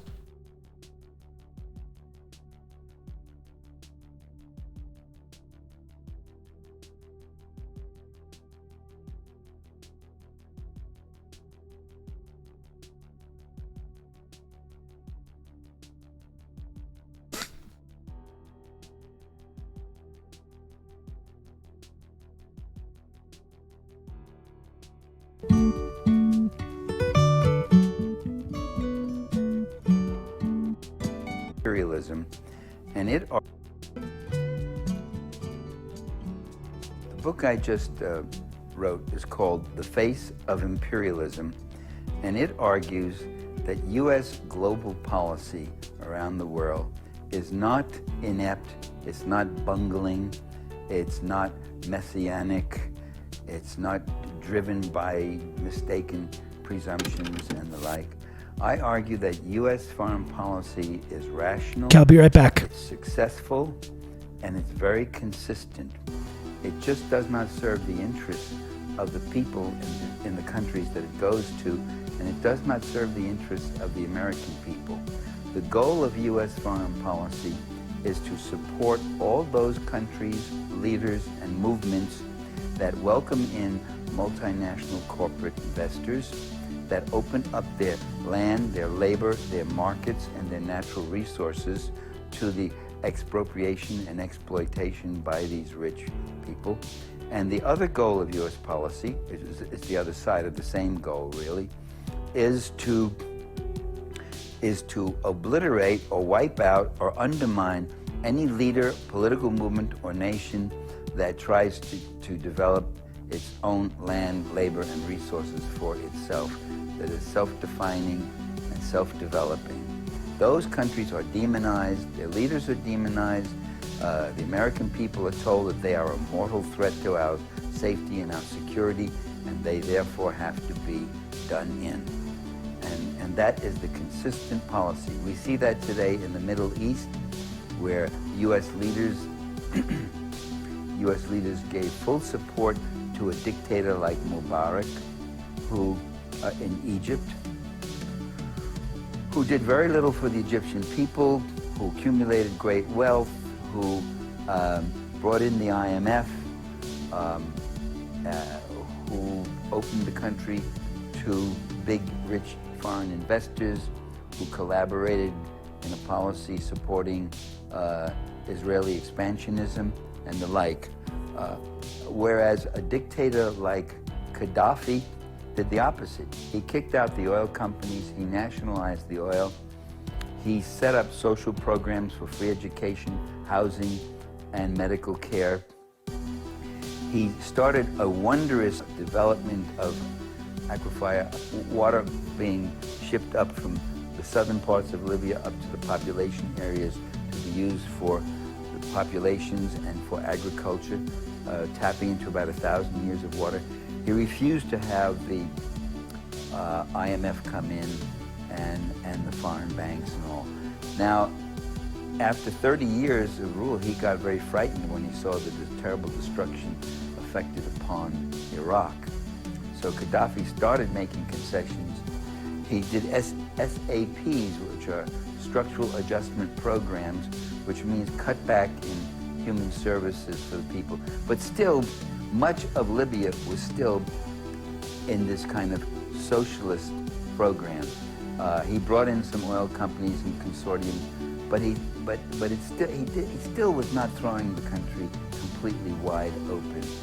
So now what they're doing is, under the guise of a humanitarian war, they're destroying him and his supporters, and Libya will be taken over by these people, jihadists and monarchists and CIA operatives and the like, who will take over the country and open it up to free market plunder.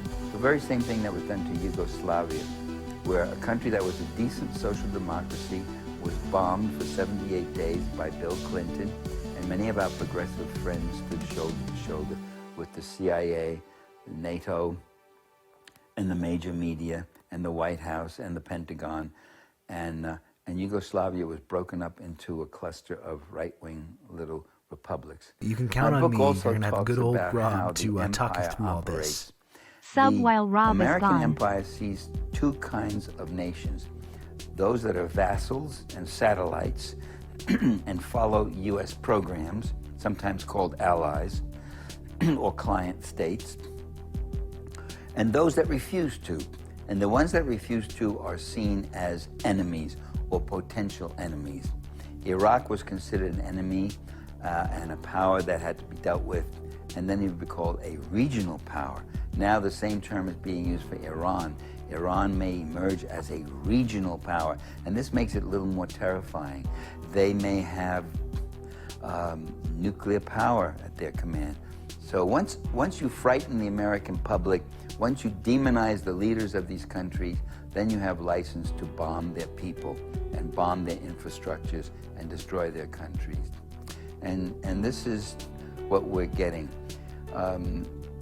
So there are these satellite countries, and then there are the countries that try to chart an independent course, getting out from under this global empire and trying to use their land, labor, resources, and capital in ways that are serviceable to their own people. Those countries are potential enemies, especially if they're such a size like Russia, India, or China, especially China. We saw Hillary Clinton get up before a congressional committee and say, the U.S. is losing the information war. I didn't know it was a war. I thought information was something to enlighten people, not to capture them and envelop them, you know, and indoctrinate them with. And she starts talking that there's Russia Today and France 24 and Al Jazeera and now, and then she said, almost shrill, she said, and China is building a global news network in English. And I'm saying, that will be interesting. We'll get another perspective. We'll get coverage of all sorts of stories that were not covered before. We'll have another viewpoint from which to play against the ones that we've been fed since the beginning. But she sees it as a threat.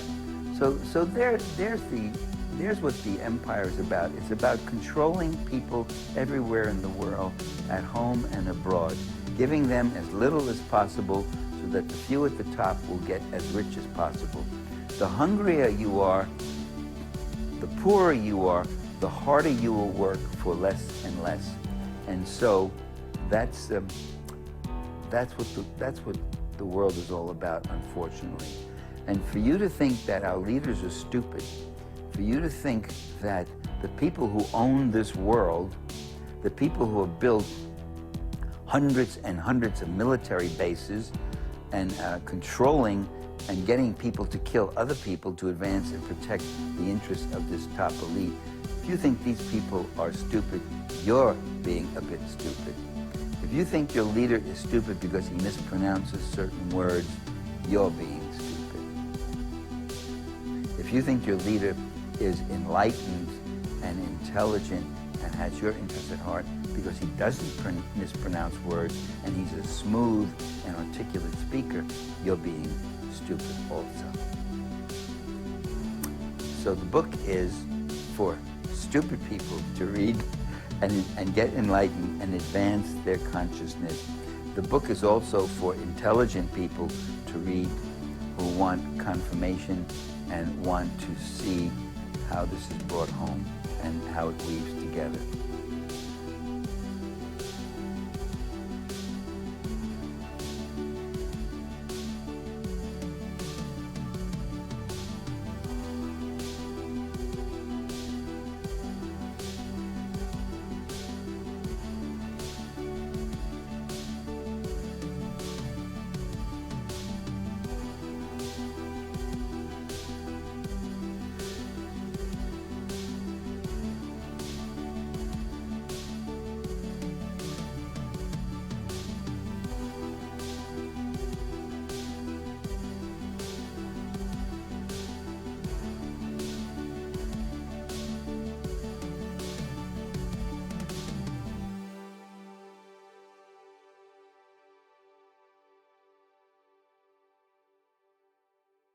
Hello.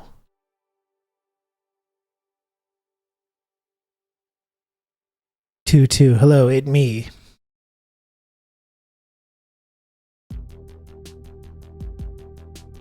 It me.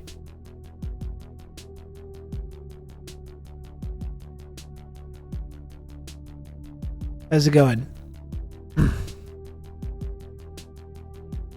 It's, you know what, like it just never gets old for me. Just like it's very easy to put together a little like kind of subversive audiovisual moment by just taking 3 ingredients: synth music, old like nostalgic images of like corporate advertising, and like some kind of a subversive speech about colonialism or imperialism. You mix those three things together, it's like, ooh, baby.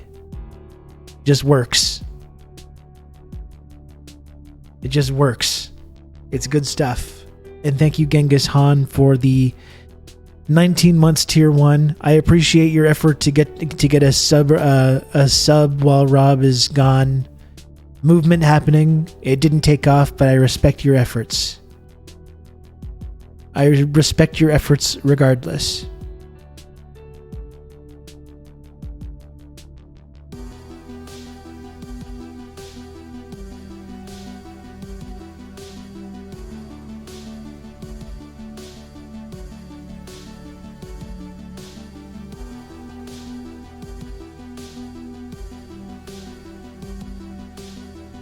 Like Carl Weathers and a chicken bone, that's right.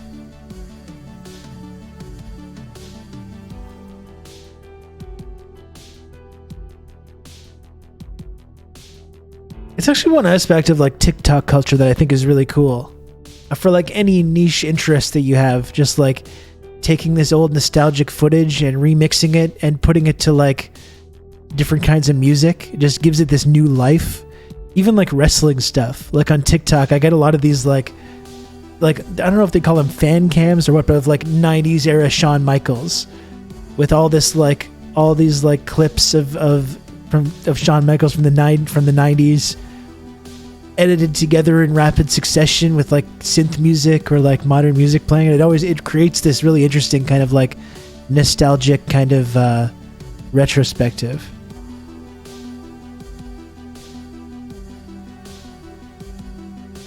The Heartbreak Kid, love him or hate him, he was one of the absolute best to ever do it though.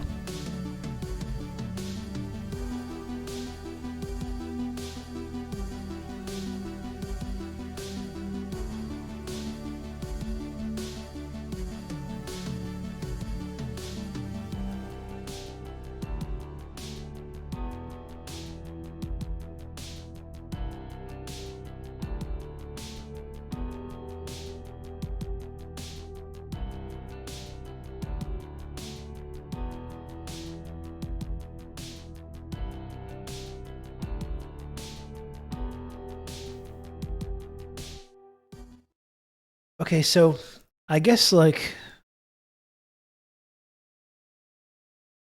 now to shift gears into this horrifying subject, but it's been 6 months of covering this, and we gotta keep talking about it. Obviously, it's still happening, so we gotta keep talking about it. I think an interesting way to start talking about like what we've seen over the last couple of weeks at SHIFA Hospital, and I don't know if you've seen some of the like absolutely depraved images of just the most unspeakable violence that you can imagine being uncovered right now that Israel has apparently withdrawn from SHIFA Hospital. I think one way to start talking about this is to talk about the bombing at Al-Ali Hospital, which, we talked about it when it was happening. The day that it happened on this show, we talked about it. And the way that this bombing at a hospital led to this big for a moment there was this international outcry. This was months ago now. When was this bombing? It was October 17th. So it was literally 10 days into, or not even, I guess you could say 10 days into Israel's assault on Gaza, 10 days after October 7th, you have this bombing at Al-Ali Hospital. We are watching it on this show when it happened. And this big international outcry obviously happens because it's like it's just an indefensible crime. This morning was nightmarish. We have had seen dead bodies daily for months. Yeah, and absolutely, just to say how unspeakable and how awful it is. Like, we've seen a nonstop stream of awful things for months now. And the horrors that we're seeing right now coming out of SHIFA Hospital is like almost unimaginable. But, you'll recall after Al-Ali Hospital, the bombing there's this big media push. Remember, first Israel saying we would never even dream of attacking a hospital. All these pro-Hamas people and journalists all accusing Israel of attacking a hospital, something that they would never ever even dream of doing. And then there's this big media push to cast doubt on the attack in the first place. And they say, "Oh, well, not so fast now. We don't even think that was Israel that did that. We think it was Hamas actually." And remember, there was the fake recording. There's the fake recording. Oh, we found this recording we intercepted this recording of these Hamas guys talking, and they're like, we're doing terrorism at Al Ahli Hospital, brother, and all this stuff, like just this obviously fake bullshit. And then you have Western intelligence and the Western security state, along with Western media, repeating these claims. High degree of confidence Israel didn't strike hospital in Gaza, says Canada's defense minister. And everyone in our society, in our political class, in our media class, supports this narrative and contributes to this narrative. Israel would never do such a thing. Israel would never attack a hospital. Israel would never bomb a hospital. Here's the so-called evidence that we have for this. And since that time, it's just been this and this is, you can repeat this, this seems to be a common thing. We're seeing it now with these flower massacres, we're deliberately starving people. People show up to these aid trucks that are managed to get in, and then they get murdered. And then Israel says, we would never dream of doing that. And then we have this whole conversation about whether they would actually do something that indescribably horrible. And then it just keeps happening over and over and over again. Once it's clear that there's no consequences, right? Once it's clear that there's no one's going to criticize, no Western leader is going to withdraw funding or do anything really, or let alone investigate anything. Once it's clear that there's going to be no consequences, they just do it again and again and again and again. And it's the same thing with this is the hospital situation. This is when it started. It started in October 17th was when this bombing happened. October 22nd, you have this article in CBC and all across Western media casting doubt on the fact that Israel could have done that. And since that time, it's been this nonstop assault on hospitals in Gaza. Not only the Al Ahli Hospital, but SHIFA Hospital as well, and many other medical institutions.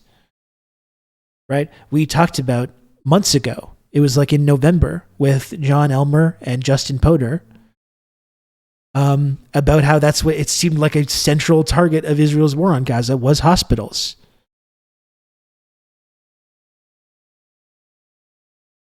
Do a tweet with images of the hospital, Trudeau's words after the Spider-Man flag incident. Yeah, I mean, that was one of the ultimate moments of how absolutely depraved this Discord is.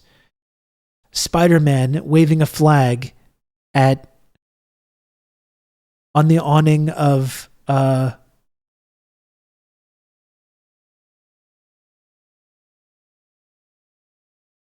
to remember the name. Excuse me, sorry.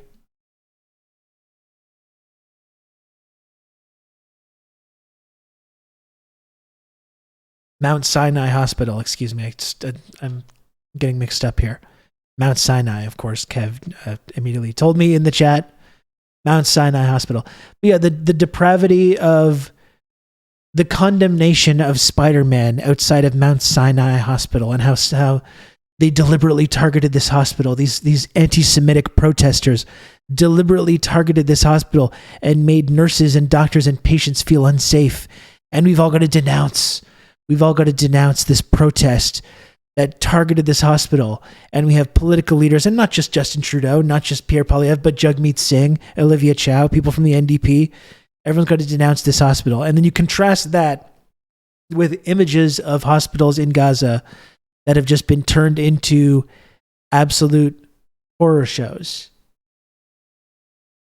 And like I talked about with Justin Potter and John Elmer, it seems like this is a war on hospitals almost.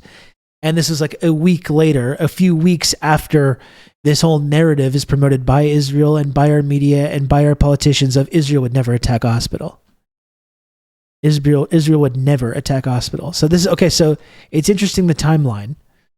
So that's October 17th is the bombing at Al Ahli Hospital. October 22nd, you have this Western media casting doubt on the story. You know who else was casting doubt on it? All the OSINT guys, the Bellingcat guys were also, we've analyzed this. We've drawn some lines with Photoshop on this picture. We've determined that It couldn't possibly be like what they're saying it is, you know? Professional journalists. And then just a few days later, so this is 10 days after the bombing at Al-Ahli Hospital, then you have this, which we've talked about all this stuff when it happened. 10 days later, after this whole narrative, Israel would never do that, Israel would never attack a hospital, Hamas, what about Hamas, what about October 7th, blah, blah, blah, all that stuff. 10 days later, you've got Netanyahu says Hamas ISIS is sick, which is interesting. They're not doing the whole Hamas ISIS thing anymore. Now that ISIS is out there attacking Israel's enemies. That's kind of interesting, isn't it? Hamas ISIS, that didn't really stick, did it? They're not really using that anymore. Now that ISIS is like attacking Soleimani's and the anniversary of his assassination, attacking people that were mourning that 4 years later. ISIS is there attacking Soleimani, who was fighting ISIS.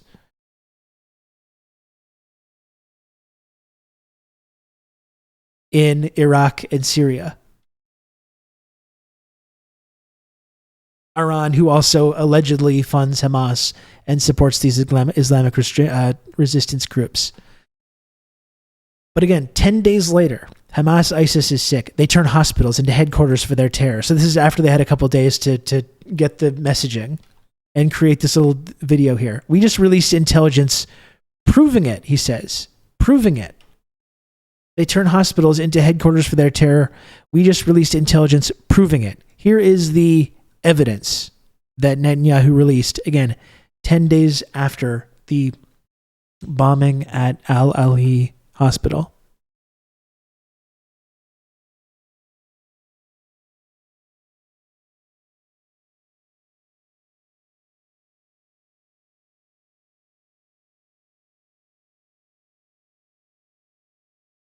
This is the evidence. This is evidence. It's literally like a PS2 graphics CGI video.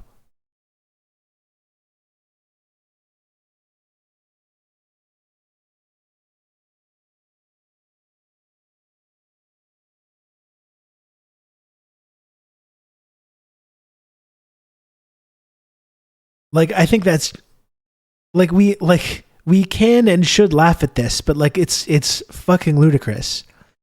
Intelligence-based illustration video regarding Hamas's use of the Shifa hospital both above and below ground. Look at this shit. It's like it's like fucking G.I. Joe. It's like a secret base. Intelligence-based illustration, and they attacked Shifa hospital, and none of this was there. They tried to do some bullshit. Oh, we found a couple guns by the MRI machines. We found this dingy basement where there's some evidence that someone was here. Oh, there was a few AKs lying around. There's like a calendar. None of this was there. Now, of course, obviously, because it doesn't exist. None of that was there. They tried to take the actual hospital and turn it into this as much as they could, but it was they barely even put any effort into it. Right? And this is all stuff we talked about when it was going on. But I wanted to just like set the stage for now the absolute horrors that have been perpetrated at Shifa Hospital. And the way that like this was used as justification for it, and all of our Western leadership went along with it.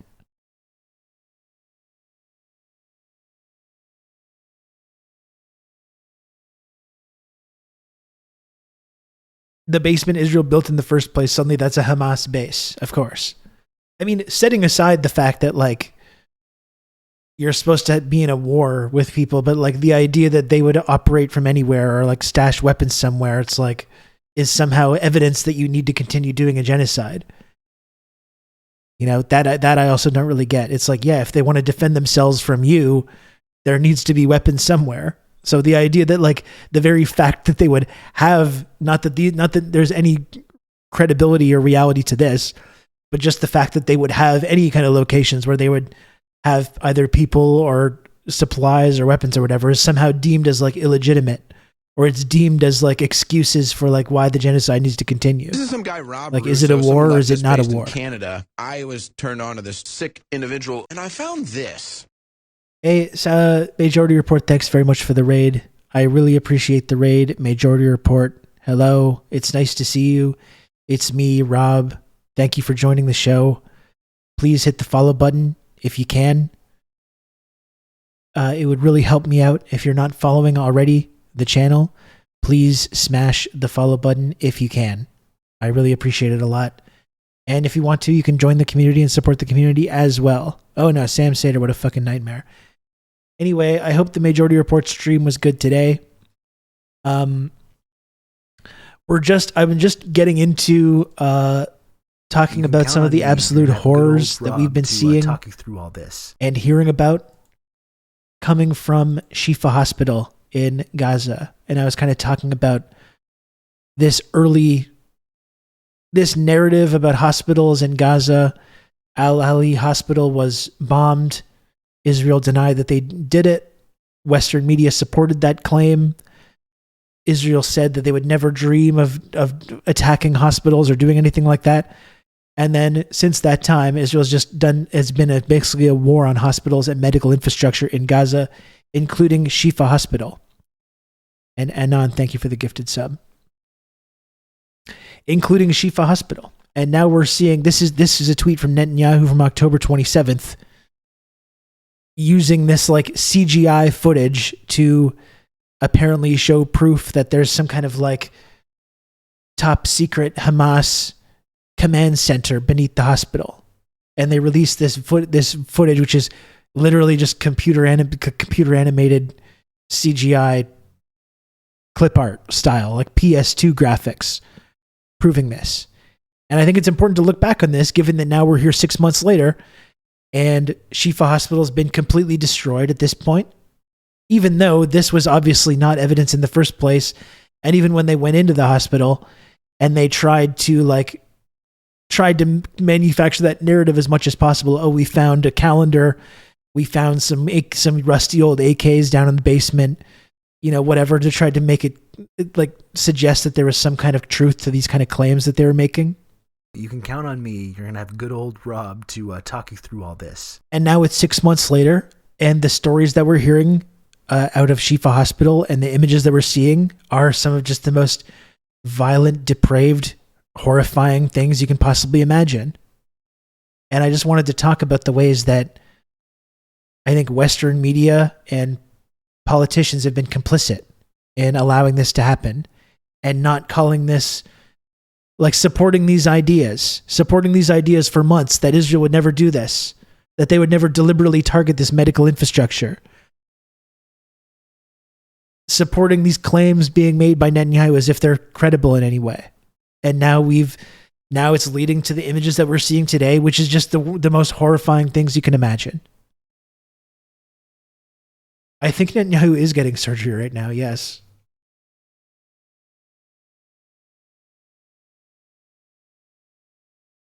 Thank you, Diego, for a gifted sub as well. So again, here's the Netanyahu clip one more time. And remember, this is what they held up as evidence.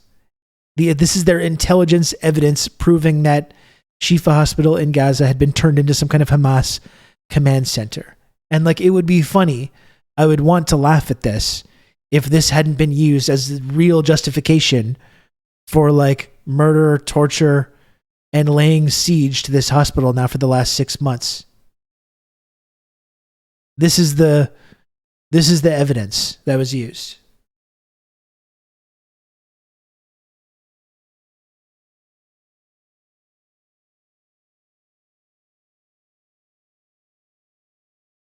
Like, it's insane.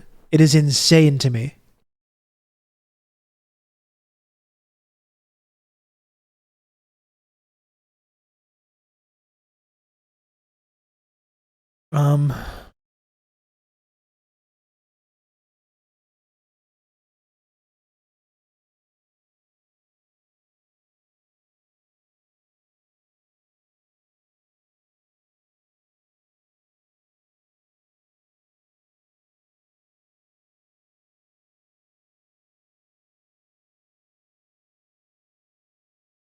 let me just find the piece that I'm looking for. There's an Al Jazeera piece about this that we can look at now. Now that we have that context in mind. You've just become an elite member of the Friendship Triangle.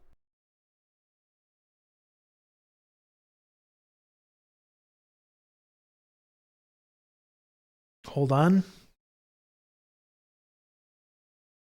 excuse me.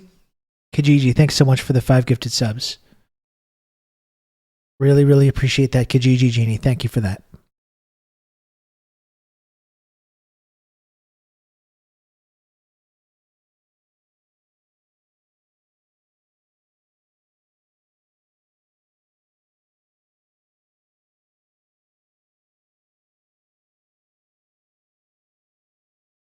Let me just find the piece that I wanted to look at here.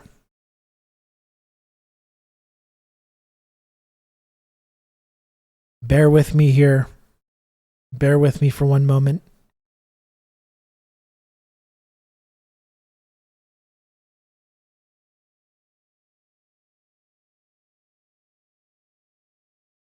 I mean, this is a good way to say it. There's an Al Jazeera piece about this, but here we have like Western media still making excuses for it. Like this is just stunning.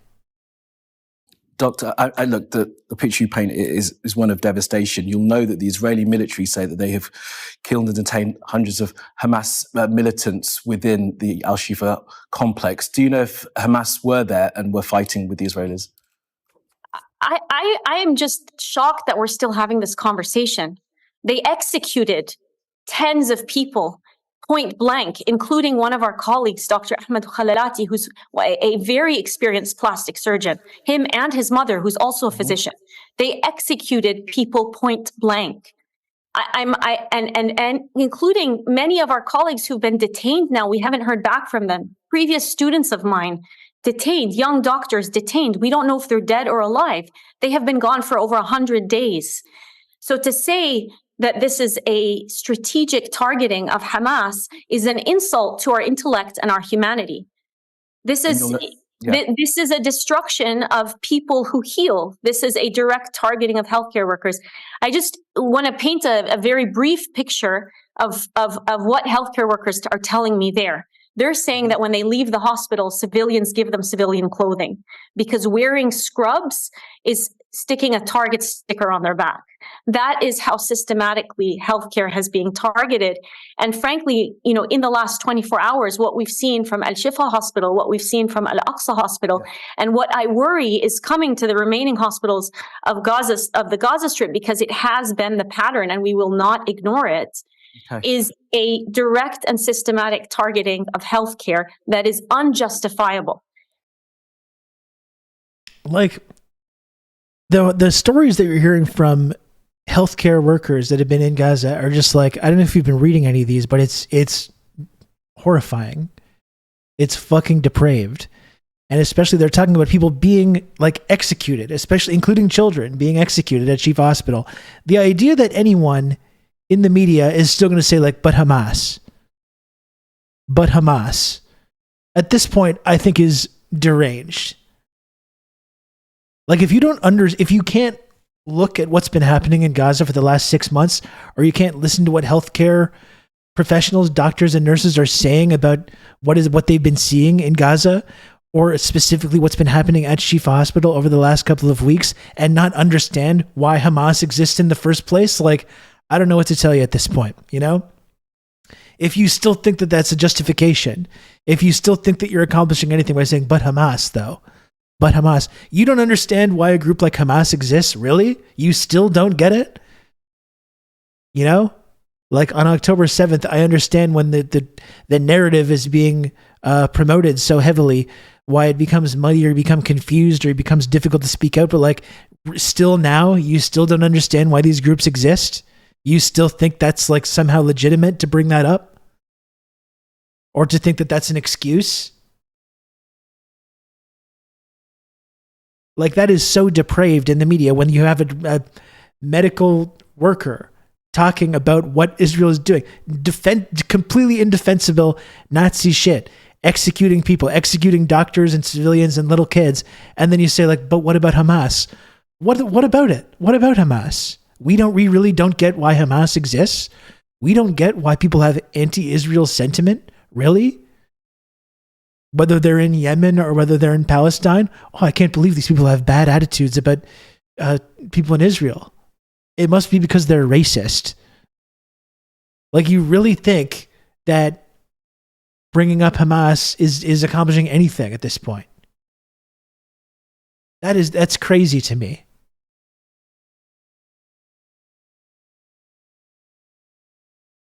It really is.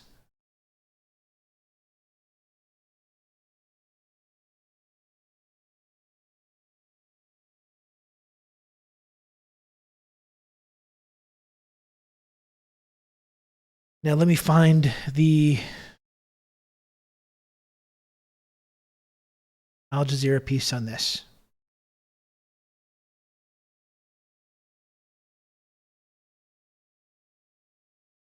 And now it's not an excuse with some of the stuff that Al Jazeera has been doing over the last 6 months, including this coverage of Shifa Hospital, that now Netanyahu is just openly accusing Al Jazeera of being Hamas.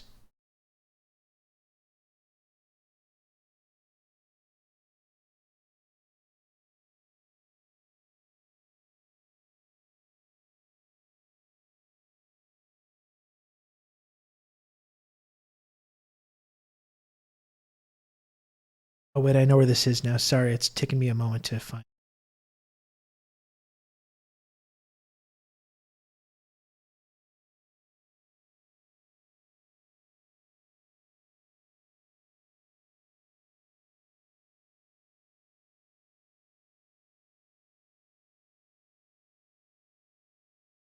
I don't understand this line of argument. Even if they were Hamas, you're not allowed to execute POWs. But this is just completely ignored. Well, exactly. That's kind of the whole thing. That's what international law says. Like, there's people being executed, like, not just by being shot, prisoners being, like, run over by bulldozers and tanks. There's been dozens of examples of this. Even if these were, as these claims are, even if these are the most hardened Hamas militants, that's still an egregious, horrendous crime. Even if everything that they're saying is true about Hamas.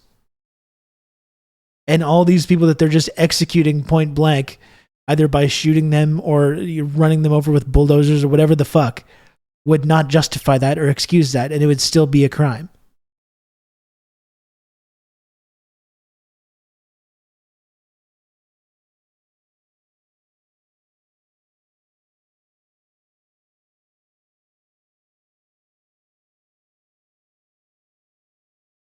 I'm really trying to find this one because I have this here, but I'm trying to find the larger segment that this comes from.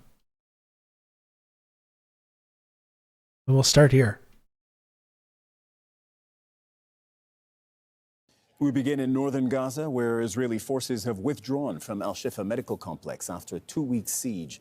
Buildings and medical equipment has been very badly damaged. The Gaza Health Ministry says the Israeli army killed more than 300 people during the raid. Fintan Monahan has more.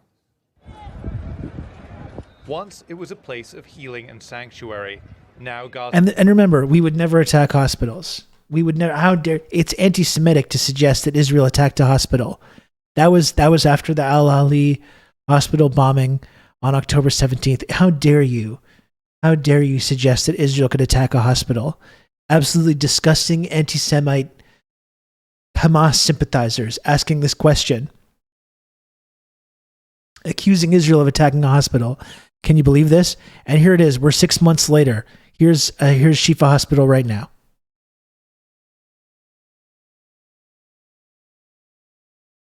And remember, the justification for this was a CGI video that Netanyahu supported. Once it was a place of healing and sanctuary. Now Gaza City's Al-Shifa Hospital is nothing more than ruins. Many Palestinians have come here to see for themselves what little remains. A medical facility serving civilians is totally destroyed, flattened to the ground. It was the central hospital for Gaza. All the hospital's departments were destroyed, including laboratories, radiology units. Many dead bodies have also been found. This is what Al-Shifa looked like before the war. And as Israel bombed the Strip, It's just so depraved. This is overall everything about the last 6 months. This especially, it's the latest example of the kind of flagrant criminality that we've been seeing. It's truly just one of the most depraved things. You know, and it just doesn't stop. It's fucking insane. It just does not stop. Who's going to stop this? The UN is issuing Security Council is putting out resolutions. The International Court of Justice is putting out rulings, and they're not stopping. So what's supposed to happen here? All these international institutions are doing what they're supposed to do. According to the US, when it comes to the Security Council, now it's non-binding, which they've literally just invented now. But what is supposed to happen? This is how these institutions are supposed to work. It's supposed to prevent situations exactly like this. Well, Israel's not stopping. So what's going to have to happen then? This can't continue. Like, it really can't. This really cannot continue like this. This is not going to stop until someone steps in and stops it. Unfortunately.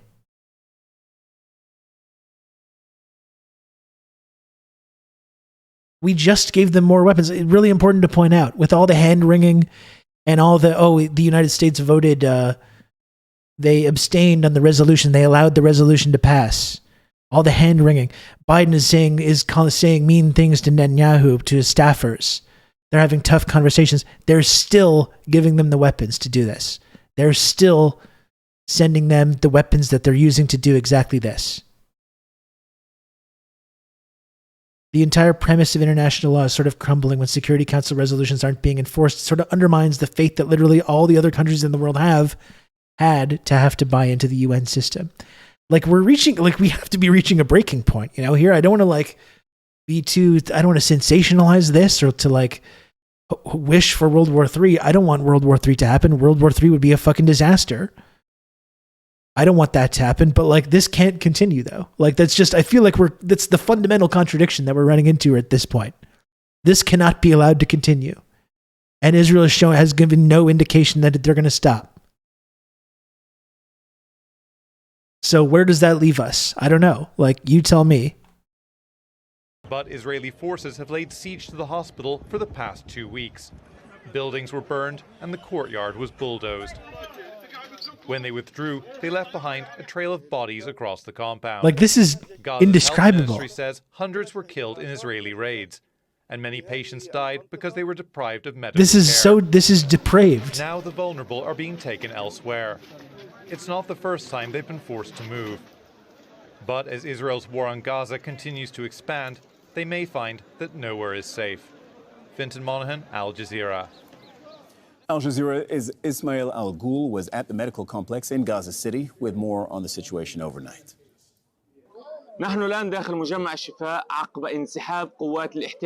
We are now inside Al-Shifa hospital, following the withdrawal of Israeli forces after a 2-week military operation. There is total destruction. Buildings in all departments have been burned, and the structure of the complex has been damaged from the inside. Stairs, doors, and even the walls are completely destroyed. From what we can see, it appears the occupation forces deliberately targeted the health sector and destroyed the largest medical complex in Gaza City, in fact, the whole strip. This complex used to provide care to about 2,300,000 people in all specializations. Now it's demolished and out of service, and no one can repair what is left. People are trying to salvage what they can from the ruins. The hospital was also serving as a shelter for displaced people, but now it's destroyed. There is no life here. The complex is in ruins, and it cannot be revived.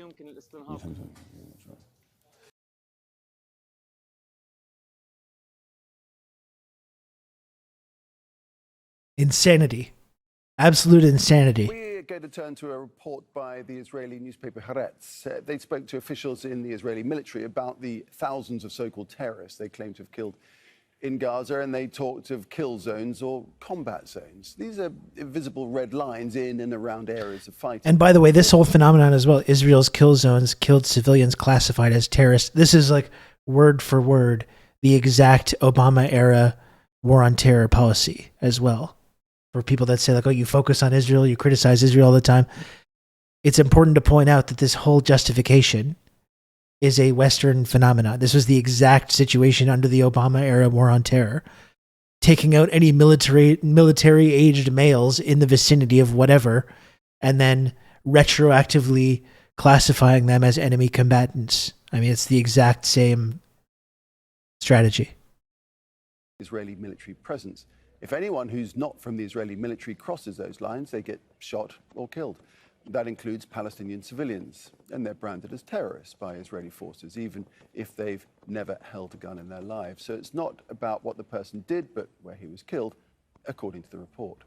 Their only crime, they breached an invisible line drawn by the Israeli army. The revelations came after Al Jazeera obtained a distressing video. This footage is like every week, every day, there's something even more barbaric than the previous day. In Khan Yunis, the attack reportedly took place in early February. A senior Israeli officer told Haaretz they were unarmed and didn't pose a danger to their forces in the area. We saw similar scenes last week. Al Jazeera obtained video showing Israeli forces shooting once again at two unarmed Palestinians at close range. Like, what more needs to happen? Repeatedly waved what appears to be a piece of white fabric to show they're not a threat. This is an international symbol of surrender. The bodies of the two Palestinians were then buried by an Israeli bulldozer. Let's like, take this on what with the Anthony fuck? Lowenstein. He's the author of the I don't know if anyone saw as well. There's that video that I saw this weekend of like, there's like a woman singing a song while they bulldoze these bodies into a grave. And she's like singing a song. Like what more do you even say? You know, it's been 6 months of this. What more do our leaders need to see? What more do the media people need to see? And they're still doing the same thing. But what about Hamas, though? But do you condemn Hamas? What about Hamas? I don't fucking care. I don't want to hear about this anymore. Like I said, you can't look at the absolute nonstop criminality of Israel over the last 6 months. Just this depravity, and not understand exactly why groups like Hamas exist, and exactly like attacks like the October 7th attacks happened in the first place. And they keep saying this thing, we need to ensure that that's never going to happen again. Well, it will happen again. It will happen again. They've ensured that. As much as they've said, oh, we need to ensure that it will never happen again, all they've done is ensure that there will continue to be, for the next generation. I spoke about this with Vijay Prashad a few weeks ago now. All they've done is continue to ensure for the next generation that there will be more armed resistance. There will be more attacks like this. Yeah, look, Israel has the right to defend itself. Anyone that say that now, like, what do you even say? What do you say to that person? If they think that what we've seen qualifies as self-defense. Like, no, they don't. No, they don't. No, they don't have a, if that's what their right to defend themselves is, no, they don't have a right to defend themselves. No. And no, they don't have a right to exist. I'm sorry to say. I'm sorry to say this violent, depraved apartheid ethno-state has failed. It's lost legitimacy. It's lost whatever possible claim it might have once had to have some kind of like sense of legitimacy or to constitute the right of self-determination of any group. I'm sorry, it's gone. It's gone forever. It's gone forever.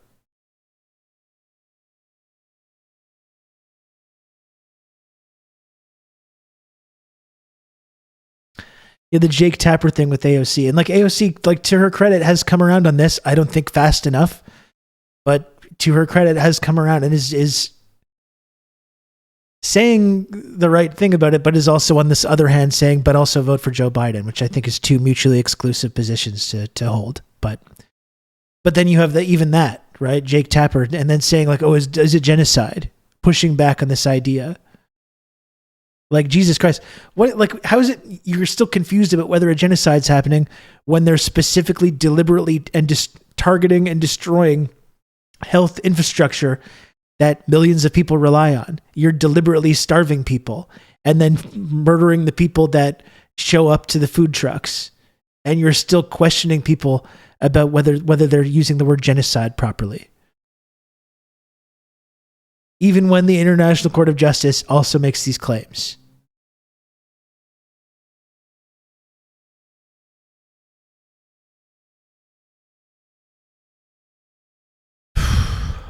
A book on Israel's arms and Let's look at this. surveillance industry. Joins us now live from Sydney. Anthony, thanks for joining us here. It's distressing to watch those videos, but these so-called kill zones are a familiar mode of operating for the Israeli army, aren't they?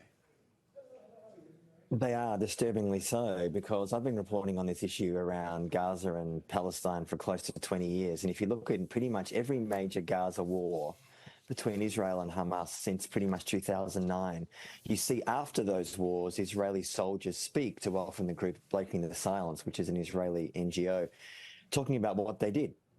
And they regularly say that rules of engagement were loose beyond belief, that killing civilians was normal. And this, I think, really doesn't just go to the rules of engagement, but also to the permissive culture within the Israeli military, where over years, so few soldiers ever get prosecuted for any kind of serious crimes. This also applies to the West Bank. So obviously this current situation is on a scale that we've never seen before in Palestine. But what we're seeing in this Haaretz report, and I've been hearing also from my sources, is a sadly familiar tale. Yeah, the Israeli argument is that in war lines are blurred, that you enter these zones and you will get killed. But the point is, people just don't know where the lines are, do they? They don't. And I mean, this is exactly what the US was saying in Iraq and Afghanistan after 9/11, when the US was killing huge amounts of civilians. And again, these invisible lines that civilians don't know where they are. And Israel has a long track record, long before this current post-October 7 environment, of killing huge amounts of Palestinian civilians in Gaza and the West Bank. And again, this, I think, goes to the heart of why the International Criminal Court and the ICJ are looking very seriously at these kinds of examples, because these kinds of courts can intervene when domestic courts do not or cannot. And it's pretty clear that over years, the Israeli courts have no interest, frankly, in addressing these, and nor do the Israeli political establishment or the media. It's important to note that this kind of culture in Israel, and I spent years living in Palestine, that the culture within Israel, the Israeli media, is not just permissive, but dehumanizes Palestinians. So as we've seen since October 7, huge amounts of Israeli soldiers proudly posting on the internet, TikTok and Instagram, themselves dehumanizing Palestinians, blowing up Palestinian homes. That, I think, is directly connected to these kinds of cases where so many Palestinian civilians, including those who are literally waving white flags, are killed in cold blood. Are there rules of operation in rules of engagement, I should say, in Israeli operations, or are they just open to interpretation by whoever's commanding that patch of land? Well, the Israeli military, of course, says that there are. In that Haaretz report, they claim that they have very strict rules of engagement. And whenever there is a case, for example, the recent one of the ICJ, Israel says very clearly that their soldiers must abide by certain rules.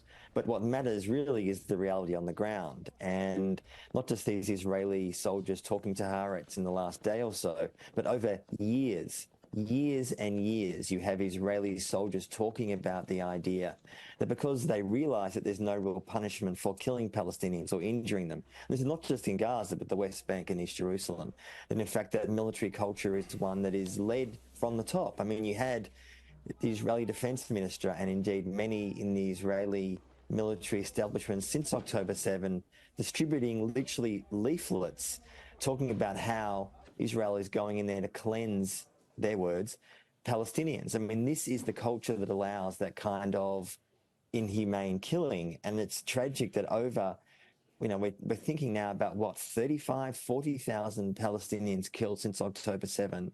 A vast majority of them are not terrorists. They're Palestinian civilians. And yet Israel keeps on claiming that about 9,000 to 10,000 of those numbers are terrorists, when that figure is clearly massively inflated. Even in their inflated number, they recognize that it's only a third of the people that they've killed, which is obviously not true. As far as the Israelis are concerned, could just be arrested rather than just blown up. Well, potentially. I mean, that, of course, would be the logical, humane outcome. But in the cases that Al Jazeera screened in the last couple of weeks, and there have been many others that other media outlets have obtained, we see cases of Palestinian civilians just going to try to retrieve items from their destroyed homes or trying to get food.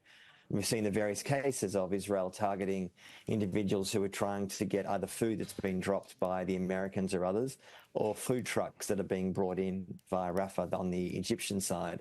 So that would be the logical outcome. But again, there is no accountability for these kinds of killings. And whether it's by drone or quadcopter or simply Israelis opening fire, this is why international attention and international prosecution is so important now. We cannot simply wait and hope that the Israeli military or establishment will investigate this, because history shows they will not. Right, always No. widespread condemnation, but nothing ever seems to change. Anthony, I just want to bring you back to our story about Al-Shifa, the Israelis pulling out, the Israeli army pulling out of the Al-Shifa hospital complex, where they have been for 2 weeks, as you know, leaving dreadful destruction behind. It's the second time they've assaulted the area. Targeting hospitals, of course, prohibited under international law, but again, it is the way the Israeli army operates. And it's important to note that the first time they went in there, the whole coverage was that they were discovering a Hamas command and control center, which was not found at all.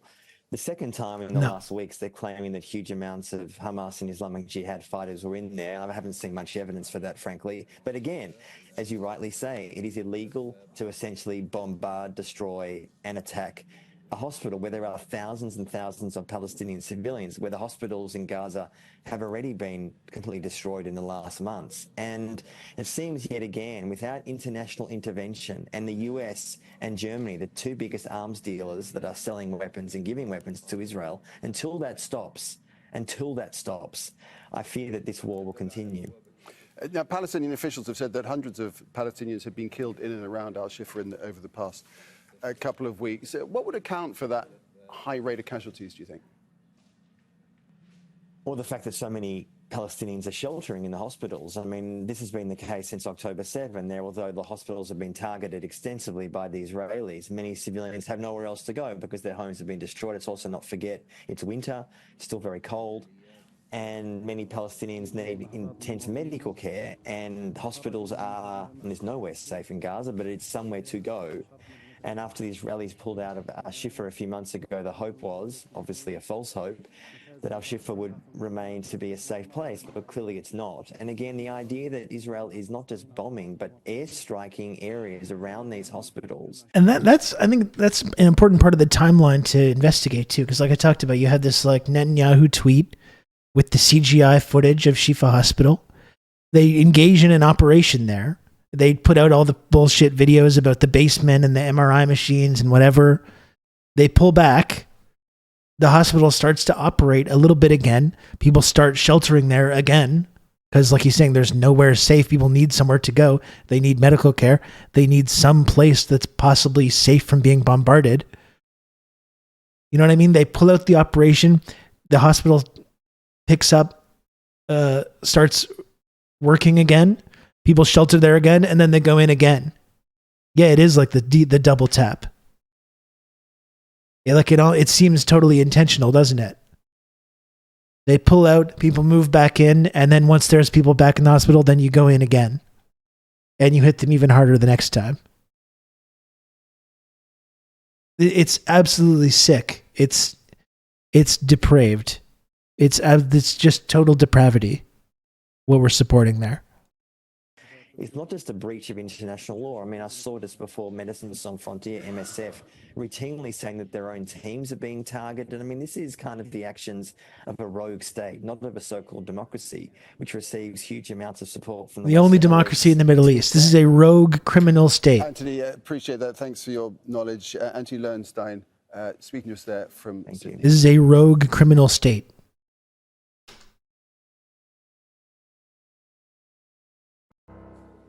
Reports are emerging of Israeli atrocities during its siege on Gaza's Al-Shifa hospital that, if proven, would constitute the most heinous of war crimes. According to a statement released by Hamas and based on witness accounts, Israeli troops carried out horrific executions of civilians. Dozens of decomposing bodies have been found in the medical compound. Local officials say around 300 Palestinians were killed. There are reports, and I've got to stress that these are unconfirmed at this time, that some of the victims had their hands tied and they were buried alive. We've seen images of it. And others, according to eyewitness accounts, were crushed with tanks in what appears to be an attempt to cover up evidence. The most agonizing moment is when the Israeli soldiers shot dead civilian men before our own eyes. Is this woman Some were Hamas? shot dead, others were buried alive in ditches. Most of the dead bodies were bulldozed and buried by the Israelis. I saw many young men handcuffed and blindfolded, thrown in a ditch and buried with sand. We witnessed it all. It happened before our own eyes. Abu Afhashi is director of the Palestinian Medical Relief Society. He's joining us from the site of the Al-Shifa hospital. She's a Hamas crisis actor. This gets into the whole, like, every accusation is a confession thing as well. Because then on October 7th happened, and you have this whole network of people promoting these, like, horror stories that are proven to be false. The babies in ovens, the beheaded babies, the mother and the baby. We watched the other day the person that was responsible for a lot of these stories that get laundered through Western media, and then our political figures repeat them. The Zaka organization. This whole mass rape story, which was promoted in Western media and by politicians like Hillary Clinton, everyone got their talking points about the mass rape story. That's completely collapsed and fallen apart. Now the goalpost has shifted from that story to we may have found one woman who does claim that she suffered sexual assaults. Now that has you've seen the goalpost shift from mass organized rape deliberately employed as a weapon of war to we maybe found one woman who might be willing to say that she was assaulted. That's how that story's shifted. But then when people in Palestine, Palestinians, people in Gaza, talk about what they go through and they give eyewitness accounts of what they experience, we go, oh, they're lying. They're crisis actors. They're just making it up. It's always, literally 100% of the time, a confession. These accusations. Always. Talking to him through a translator. Sir, thank you very much indeed for being with us on Al Jazeera. I hope you can hear me okay. Can you describe to our viewers, first of all, what it is you can see and hear and possibly smell as well, because that is a sense that people cannot get watching on TV.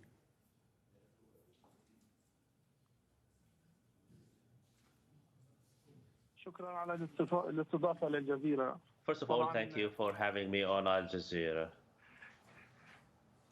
I am a Palestinian citizen. I lived through this war and even before. What happened at the Al-Shifa hospital is beyond description. The Israeli occupation forces stormed a civilian hospital, a medical facility catering to civilian population. The Israeli soldiers stormed the hospital and opened fire indiscriminately on all those inside the hospital. This is a war crime. This is unprecedented in history. An Israeli, Like, look at this shit. as an occupation force, opens People still want to say, but Hamas. executing and killing patients, the wounded, and even the medical staff. This constitutes war crimes, punishable under the international law and the humanitarian law. And as I said, the medical staff were assaulted, and this is highly condemned by the entire medical staff. And this is not the first time the Israeli occupation forces storming hospitals. Before, they totally destroyed 7 hospitals and medical centers all across centers, namely in the north part of Gaza. Sir, can I interrupt you there? I'd like to get your opinion, please, on what it is that you are seeing and hearing at Al-Shifa Hospital while you're there.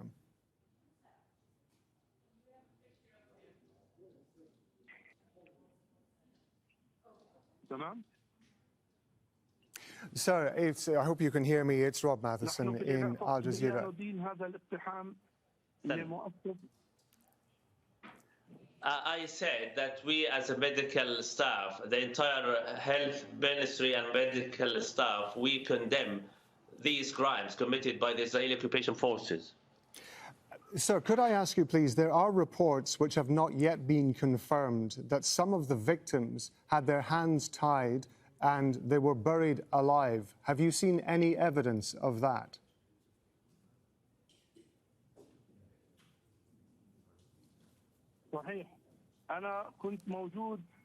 That's true. Absolutely true. I was present at Al-Shifa Hospital at 6 a.m. this morning. I myself witnessed victims handcuffed behind their backs, blindfolded, and buried in this hospital yard. In the emergency unit, we found dozens of dead bodies. All of them were handcuffed behind their backs and blindfolded. These were utter war crimes. These are unprecedented throughout history. We have never seen anything like this in any other war.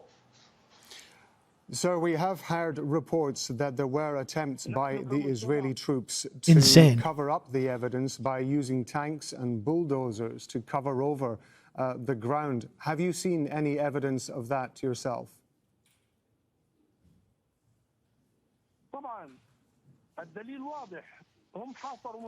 That's quite natural. The ultimate living evidence to this is that they have laid tight siege to the entire hospital compound for 15 days. So today, the Iranian consulate in Syria was targeted by the Zionists. A number of Iranian commanders were martyred. I mean, this is the amazing thing about Israel right now. Who's bombing Gaza, Lebanon, and Syria, while you have ISIS directly attacking Iran. Of course, Israel would never be associated with that. And this is supposed to be like, oh, but Hamas. Oh, they're defending themselves. They're bombing 3 separate countries right now. And we're still saying but Hamas and talking about their right to defend themselves. And just I don't know how much longer we can keep listening to this. This is just depraved. It's so depraved. And I don't understand how this can continue. They literally can't. I feel like we're just reaching a breaking point here where this just cannot be allowed to continue. During all this time, they have been trying to cover up for their crimes.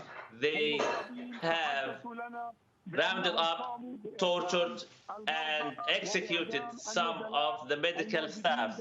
We have spoken to many of the survivors. They themselves witnessed for their own eyes that they have witnessed many Palestinians being executed, including the patients. Another living proof is the number of patients.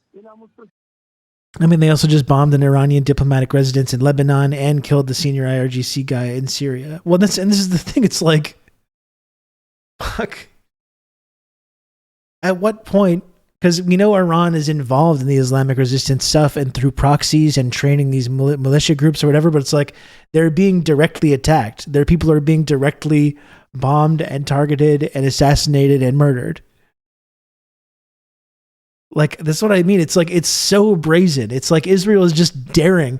It's like a suicide pact. It's unlike anything that we've seen in our lifetimes. It's they're daring the entire world to stop them.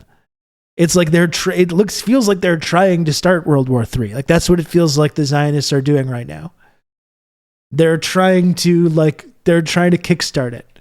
They're trying to kickstart the fucking apocalypse with support from their evangelical Zionist enablers in Washington, D.C. and throughout the world. Like, you know what I mean? It's like they're just openly attacking Iran and assassinating Iranian figures, assassinating Hezbollah figures. Lebanon, Syria, and Iran. That's how you can tell it's a fascist death cult movement. And we're starting to see more and more protests in places like Jordan, where people are fed up with their governments that have been complicit in it, even if they kind of like criticize it out of the same side out of a different side of their mouths. It's like, fuck, I feel weird saying this because it's like I feel like I've had this feeling before and it recedes and it doesn't happen, but it really feels like we're heading towards a real breaking point here. What more needs to happen? The hospital was sieged. We had figures of the total number of patients. After the siege, this number has. Is anyone in the U.S. or Israel aware of the fact that they could lose? I mean, come on. Well, that's what I mean. It's like, that's what we mean. It's like a death cult. It's a suicide pact.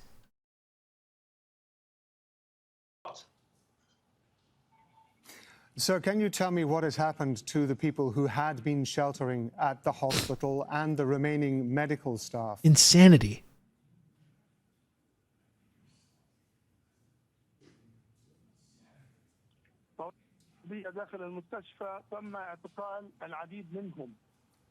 Many of the medical staff were detained. Some were released and some were executed. As to the patients, as I said, the total number of patients before the siege, before this attack was high. Only now 187 were found. As I said, many of the patients were executed, many of the medical staff were executed, others detained, and the rest were released. Even the civilians who took shelter within the hospital compound, they were subjected to the same fate. Many were killed, others tortured, and the rest was released. We have seen pictures of the level of destruction that has happened at Al-Shifa Hospital. Can you give us an indication of anything that is remaining, or is the entire hospital now not working?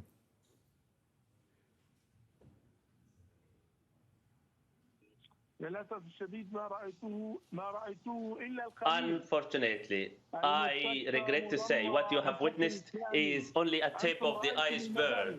The entire hospital is ruined. You have seen the buildings charred and the traces of flames, but you did not see what's inside. All the medical appliances, all the medical equipment, all the medical supplies. Like, you're doing this to people that you keep captive, and you're bombing and murdering and starving.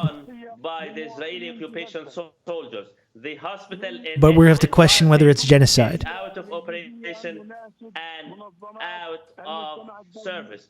We are appealing to the international community, health organizations, human rights organizations to intervene, to act swiftly in order to save the lives of those patients. Jesus Christ.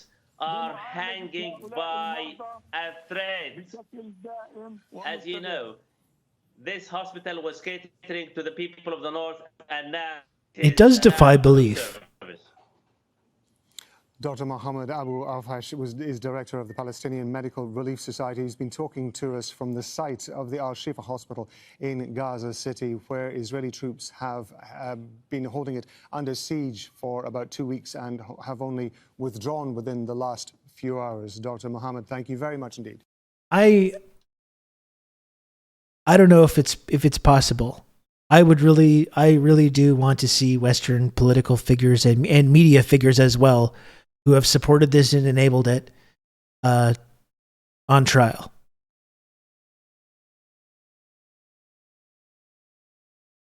Like this is a crime. This is one of the greatest crimes we've seen perpetrated in our lifetimes. And our political leaders here in the West have supported it, and our media figures as well have supported it and apologized for it, and made excuses for it, and manufactured consent for it. Like that's a crime. How is that not a crime?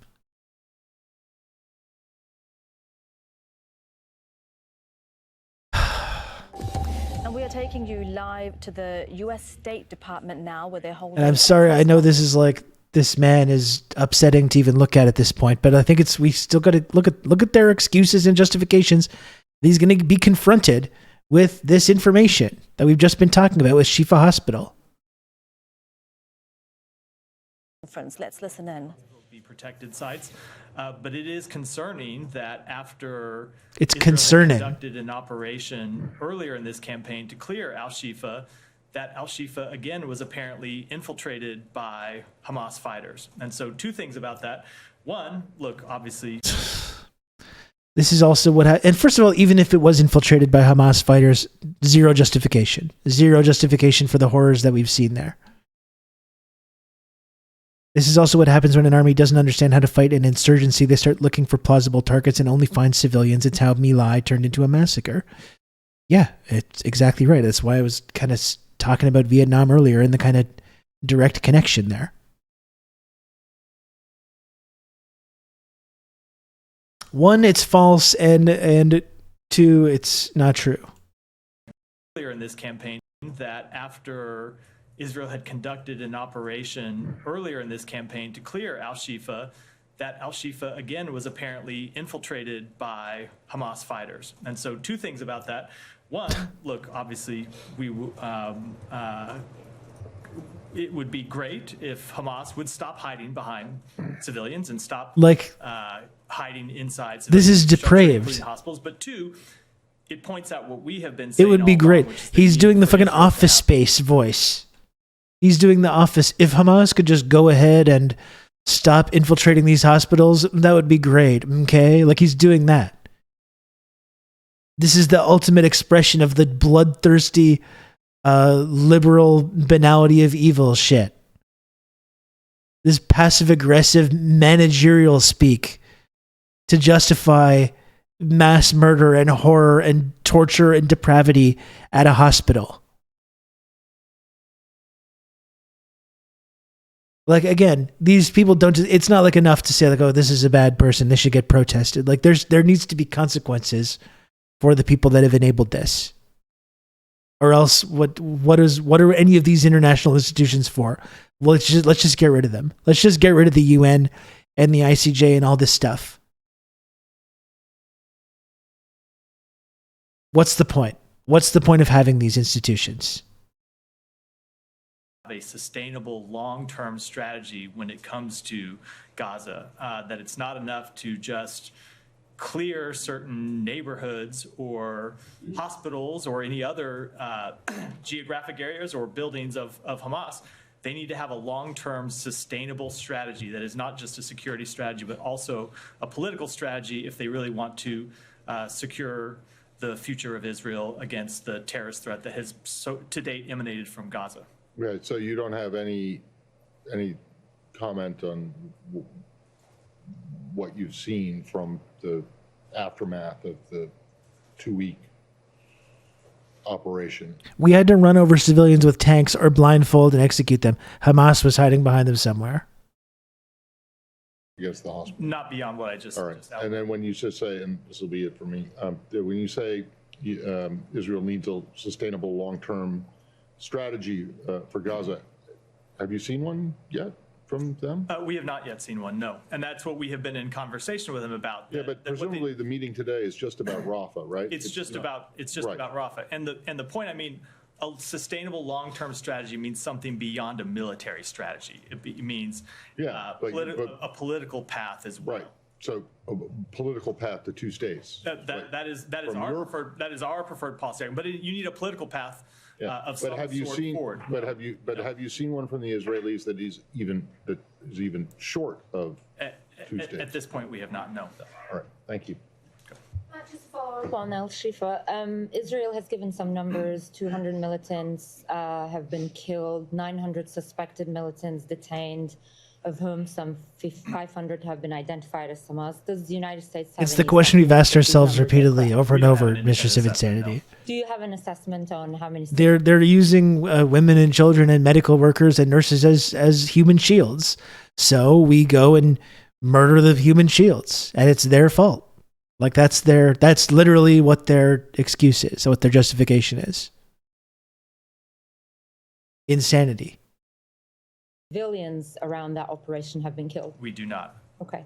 Moving on to this strike, this suspected Israeli strike in Damascus. Do you have anything to say on this? I don't. Obviously, it just happened in the hour or two before I came out here. We are in conversations with partners in the region, gathering more information, but at this point don't have confirmation either of the target or the responsible party. Do you know if the United States was given a heads up by Israel about Real this? mystery, the responsible We are gathering party. information. I don't have anything about the strike right now. I don't have anything beyond that to offer. Okay. Do you have any concerns that this might sort of escalate tensions? You mean Damascus? So there we go.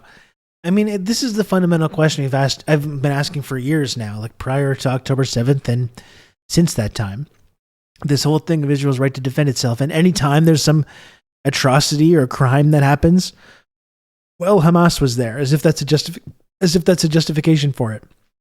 The question that no one is ever able to answer is, why does Israel have this right to defend itself, but Palestinians don't have the right to defend themselves, including supporting organizations that are engaging in armed struggle like Hamas? Why? Why does the existence of Hamas justify this kind of violence, but the existence of the IDF doesn't justify the existence of groups like Hamas or the attacks that they perpetrate? No one has ever been able to answer this question. Why is it a war apparently between Hamas and Israel, but one side has the right to defend itself against Hamas, and the other side doesn't have the right to defend itself? And in fact, whenever they do defend themselves, that's more actual justification for the violence and the depravity and the criminality to continue. No one can possibly make this make sense. The very existence of these groups is used as evidence and justification for this. But like, why are they not allowed to engage in armed struggle against the army that's killing them? How is that terrorism? When you have an army that's killing people, tens of thousands of people, and when those people form into resistance groups and attack the people that are killing them, that's delegitimized. And they said, no, they don't have the right to do that. It's ludicrous, and no one has been able to ever successfully able to answer this question. It's pretty clear Israel wants a wider war and to drag the U.S. into fighting it. I mean, that's what I mean. It seems like they're just daring. They're daring someone to step it up and to force the U.S. to get involved. And it seems like it's taken an actual inhuman level of restraint to not escalate things even further at this point.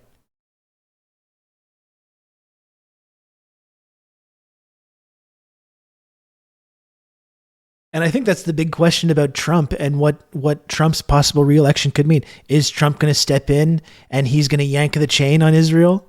And then he's going to get all kinds of credit for like ending the conflict? Or is he going to get in there and be like, okay, you want World War III? Well, you got it. I mean, I feel like either of those outcomes are both plausible to me, and I have no idea which it's going to be. Like, is Trump... Is it possibly like a Nixon going to China thing where he's really the only American president that it has that ability to yank the chain? Like if Biden tries to yank the chain, Israel just says, no, fuck you. But perhaps Trump does have that ability. I don't know. Or perhaps Trump is just going to go in and escalate all this stuff even worse.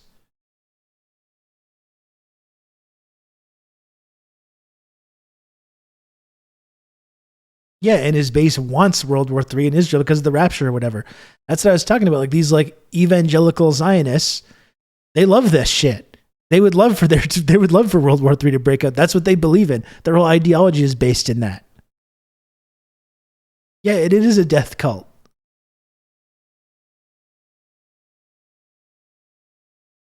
Crazy. This is just an absolute insanity. I don't think I can watch 25 minutes of this news conference, but just seeing this Nazi fucking worm continue to make justifications for the things that the kind of violence and depravity and criminality that we've seen, for which there's no justification, there's no excuse. It's just depraved Nazi violence, and seeing these fucking worms make excuses for it. So, and in a way endanger the hostage talks in any way? I don't want to, before we have gathered information about what exactly this was, I don't want to speak to it specifically, but of course... So do you want to gather information? Concerned about anything. You want to gather information whenever we see the evidence of these depraved crimes, but when Israel says, like, oh, by the way, UNRWA did October 7th, immediately funding gone. No explanation, no investigation.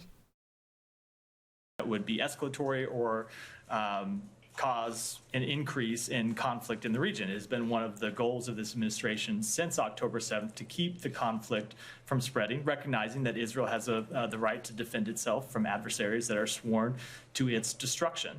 But with respect to the hostage talks, there's no reason why this incident should have any impact on the hostage talks. We have long believed it is in the interest of everyone to see these hostage talks succeed, because you would not just see relief to the civilian population in Gaza that desperately needs it.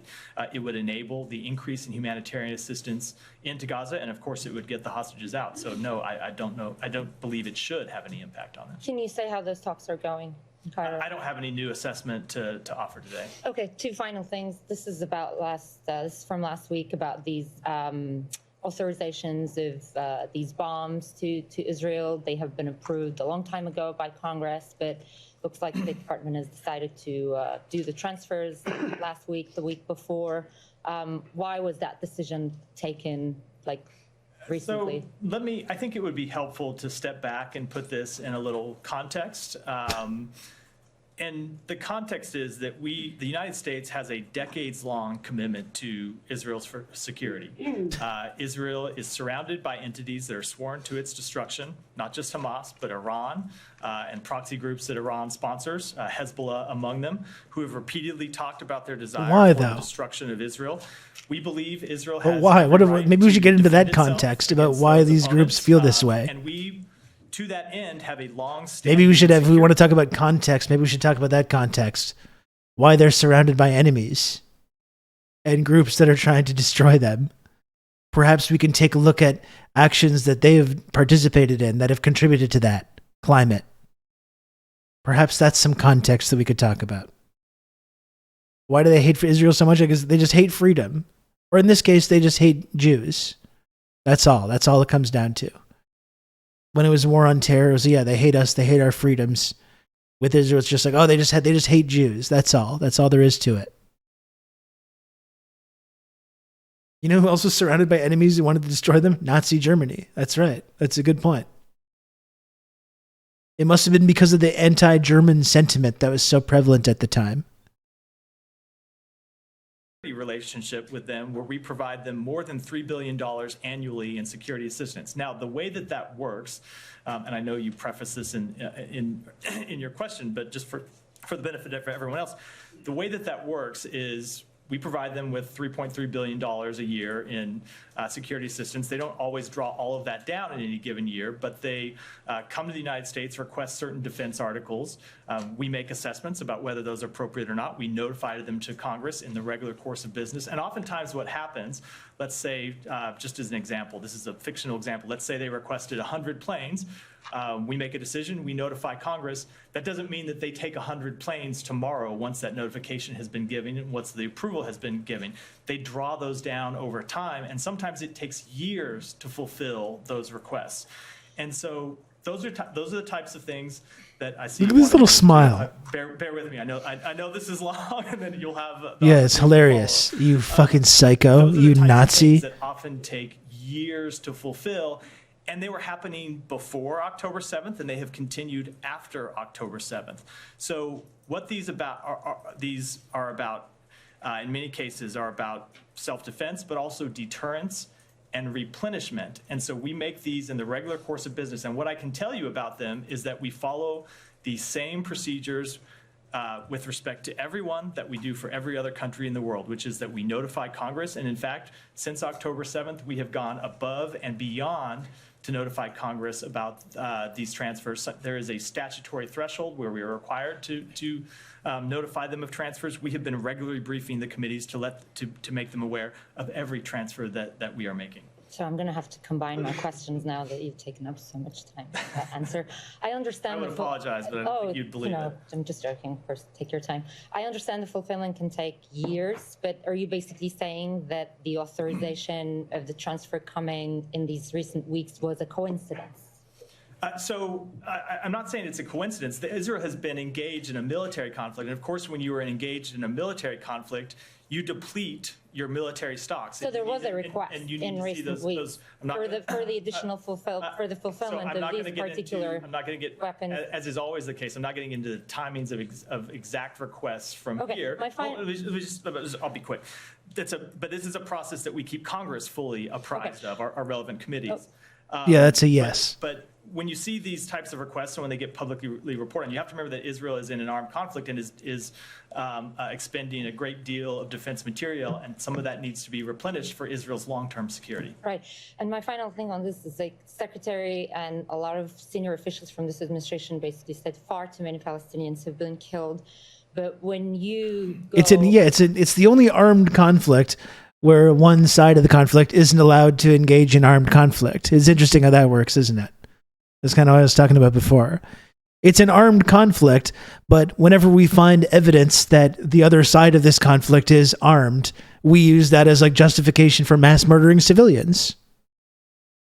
It's the world's only armed conflict where only one side is allowed to have arms and allowed to have an army and allowed to have planes and bombs and kill civilians and do whatever they want. And the other side of this armed conflict, just by even existing, is somehow treated as like being illegitimate.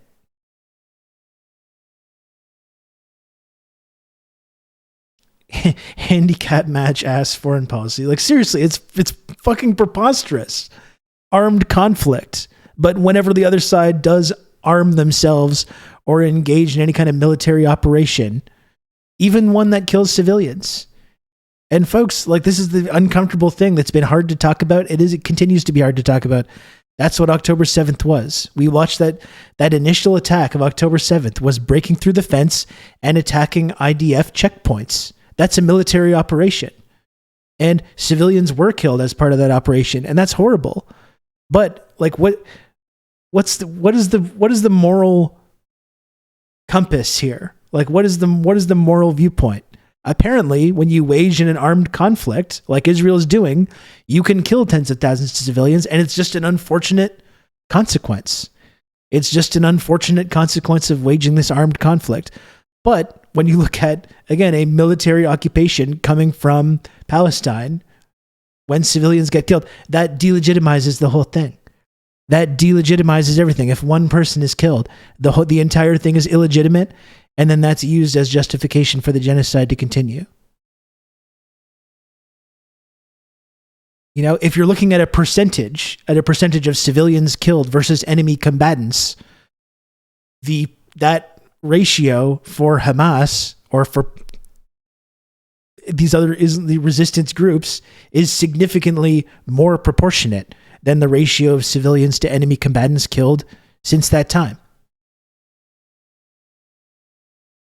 But this is what I mean, though. It's an armed they're engaged in an armed conflict. Unfortunately, the other side of this armed conflict is not actually allowed to have arms or an army or tanks or planes or bombs or billions of dollars in military funding or assistance from the United States government. And when they do engage in military operations, that's used as those are just deemed to be illegitimate. It's just completely backwards. It's totally backwards the way that we talk about this. It's absolutely absurd. And we're still saying, but Hamas, to every single like image of like the most grotesque, barbaric crimes and atrocities. It does not make any sense. And we know that the administration's policy hasn't changed. It is not conditioning weapons to Israel. But when you go and make such an authorization of the transfer in recent weeks, even if the actual weapons transfer has been approved years ago, don't you think that is going to damage the weight of your word, your credibility, and basically your sincerity? And I wonder if it might damage the credibility. So I do not agree with that at all. We have been no very shit. clear that we want to see Israel do everything it can to minimize civilian casualties. We have made clear. This is evil. This person is evil. This is a demon. This man is a demon. Like there needs to be consequences for the people that even State Department dipshits like Matthew Miller, low-level PR people for the empire. There's got to be consequences for people that have contributed to this. It's just despicable, honestly.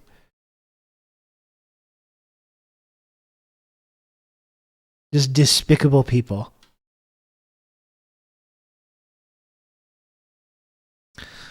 I got one more video here.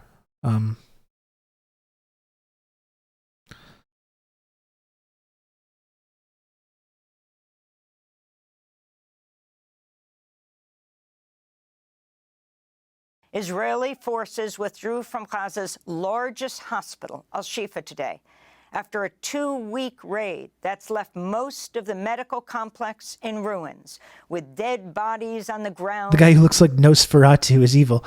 Like, that's another thing I got to mention, too, because Quebec became a part of this because La Presse in Quebec featured an editorial cartoon that depicted Netanyahu as Nosferatu.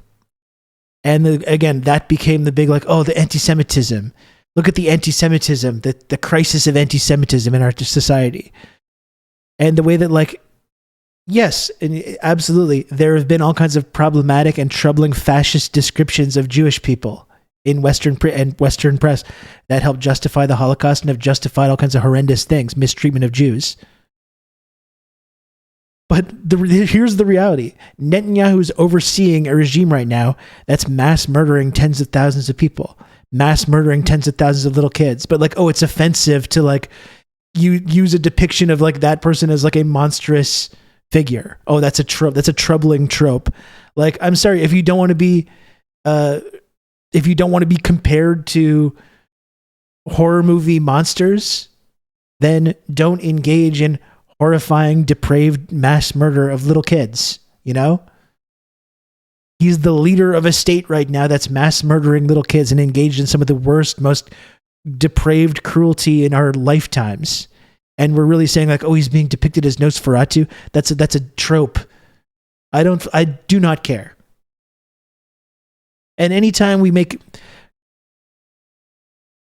cartoons or propaganda that depicts Jewish people as being part of some like evil plot, I completely agree. That is a horrible trope, and it should not happen.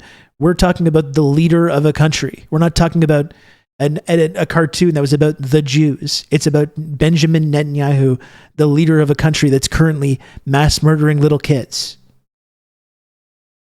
And people are really saying like, oh, that's so troubling. Like, Jesus Christ. And as I pointed out at our live show that we did the other day, you know, when Charlie Hebdo put out all these like racist depictions of Muslims, and then you have all these like free speech people in the West being like, no, je suis Charlie Hebdo, and justifying it.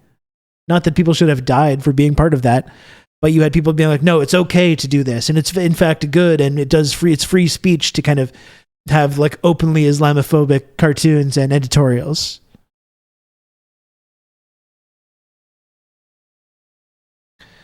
But then when you're the leader of a state that's currently mass murdering children and you get depicted as a vampire in a political cartoon, then we have to have a big conversation about troubling tropes in our media.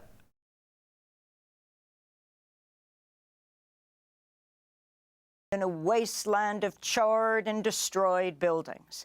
The government media office in Gaza said over 400 Palestinians were killed and over 1,000 homes in the area of Al-Shifa destroyed.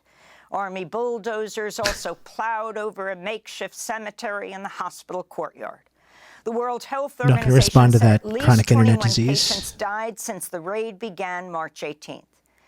Built in 1946, SHIFA was once the flagship medical facility in Gaza. Since October, Gaza's health sector has been completely decimated. Only 2 hospitals are minimally functional and 10 partially functional, according to the United Nations. The rest have shut down completely after being shelled, besieged, and raided by Israeli troops or running out of fuel and medicine. On Sunday, an Israeli airstrike hit a tent encampment outside of Al-Aqsa Martyrs Hospital in Deir al-Balah. Yo, you said maybe we should talk about why the vampire reference applies here. Well, that's it. It's like, that's the offensive part, is like this whole like blood libel idea about Jews engaging in like sacrifices of children and all this horrible shit. And this is indeed a central part of like anti-Semitic propaganda. But again, I think there's a difference between depicting the leader of a powerful nation being backed by Western governments, mass murdering little kids, and doing a cartoon about like the Jews in your society. That's not what that cartoon is. And it's the same thing, like fascist propaganda depicted like the Judeo-Bolshevik conspiracy and the tentacles, like remember the Jewish tentacles going through all our society, and that becomes like an anti-Semitic trope. That's fascist iconography, you know? But then you look at the way Israel has these, let's call them tendrils, that go out into the West via like lobbying groups like AIPAC. And it's like, how are you supposed to describe that? You're like, oh, you can't use that kind of imagery. But it's like, well, it actually kind of seems appropriate here. But we're not talking about the Jews. We're talking about Israel. We're talking about a country, a nation. We're not talking about a person, a specific people of a religion. And that's exactly why Israel has gone through such lengths to forever associate these two things and to make them completely inseparable from one another. So now every way of describing Israel's actions or their influence in our society, you can point to these troubling tropes to delegitimize it. Yeah, if Bibi doesn't want to be associated with indiscriminate killing of kids, maybe stop killing kids. That's the thing. There's a difference between blood libel and baselessly accusing Jews of like murdering children and drinking their blood versus accurately talking about a specific country which is objectively mass murdering little kids right now at this very moment. That's not some conspiracy or some kind of like thing that we're imagining. That's a literal thing that's happening that we have photographic evidence of. You know, these are two completely different things.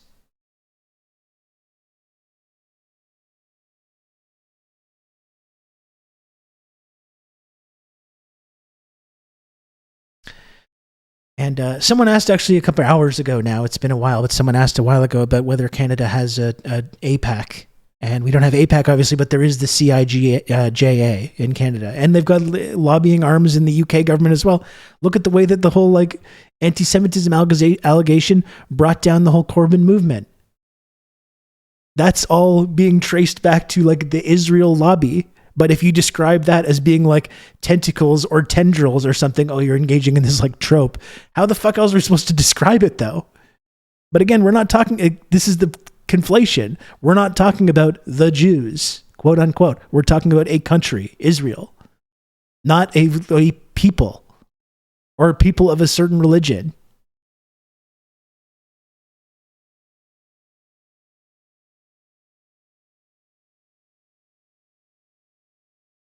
Anyway. The attack killed 2 Palestinians and injured 7 journalists. You're supposed to not describe or talk about it. I mean, that's ultimately what it comes down to. 33,000, including 14,000 children. Many thousands of others are missing under the rubble and presumed dead. The number of wounded has topped 75,000. For more, we're joined by Dr. Hassan Abu Sita, a British-Palestinian reconstructive surgeon. He worked in Gaza for over a month. There's nothing more radicalizing than hearing from doctors who have been working in Gaza over the last couple of months, who are heroes, who are absolute heroes, who volunteered to go into the most horrifying situation imaginable. And just listen to what, if you're still on the fence about this, I don't know if anyone watching right now is on the fence, but just listen to what any of these people have to say about what they witnessed. and try to still say, oh, it's complicated, or try to still say, oh, but Hamas, or any of this stuff. Orders treating patients at both Al-Shifa and Al-Ali Baptist hospitals. He's joining us from London. Welcome to Democracy Now! It's great to have you with us. So you have heard the news, Dr. Abu Seta. Al-Shifa destroyed, the largest medical complex in the Gaza Strip. Can you talk about its significance and then talk about your experiences when you were in Gaza? First of all, if you'll allow me, Amy, I'd like to start by paying tribute to my friend and colleague, Dr. Ahmed Al-Maqadmi, a young, brilliant plastic surgeon with whom I had worked at SHIFA during this war and at Al-Ahli Hospital. And I'd worked with him before during the 21 war and during the Marches of Return. His body, alongside that of his mother, were found today when the Israeli troops withdrew, and they had been executed by the Israeli army while trying to escape SHIFA. Dr. Ahmed was a brilliant and dedicated young surgeon who had won the Humanitarian Fellowship of the Royal College of Surgeons of England.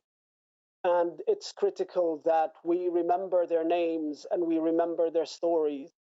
And today I want to send my love to his wife and to his children, both under the age of 5, who are now left without a husband and a father, along with so many of my colleagues who we've lost. This is the second plastic surgeon who I had worked with at SHIFA, who has been killed by the Israelis, and over 345 doctors and nurses and paramedics who've been killed by the Israelis intentionally targeted. Now, with regards to SHIFA, SHIFA was 30% of the capacity of the health system in Gaza. And so the destruction of SHIFA, the wanton destruction of SHIFA, is a critical component of Israel's plan to genocidally make sure that Gaza becomes an uninhabitable place even after a ceasefire happens. By destroying SHIFA and making sure that it is irreparable, the Israelis are trying to make sure that for years to come, Gaza does not have a functioning health system. SHIFA now needs to be completely demolished and a new building and a new hospital built, which means you're looking at 3 to 5 years once the building starts. This is part of the genocidal machine. But for me, as someone who has, I reached SHIFA Hospital on the 10th of October, on the morning of the Tuesday, and was in SHIFA on and off throughout my whole 43 days in Gaza. It is not just the Israeli soldiers and the Israeli leaders, the genocidal tip of the iceberg that I blame. I blame the Western journalists who perpetuated the narrative that militarized the hospital as a justifiable and an acceptable target to the Israelis. These genocide enablers, these with no Western evidence, journalists, from the very beginning, peddled these stories that the Israelis were feeding them about SHIFA being on top of this massive complex of command and control center. And their job was to enable the genocide to take place. And the genocide can only take place if the health system is destroyed. And so their hand, blood of my friend, blood of Ahmed Maqadmi, is on the hands of the CNN journalists and the BBC journalists and the ITV journalists who from the very beginning were peddling this narrative. I'm looking at a comment right now from Raed Al-Nims, a representative for the Palestinian Red Crescent Society, who said many departments at Al-Shifa Hospital were set on fire Many bodies are lying around the ground. Al-Naeem's told Al Jazeera the situation is dire. The medical staff, some of them killed, others tortured, others detained. Above all, they've been besieged for 2 weeks without any medical supplies or even food or water. Marcus, it's Shifa insane. It's itself unbelievably means healing. depraved. It's a house of healing.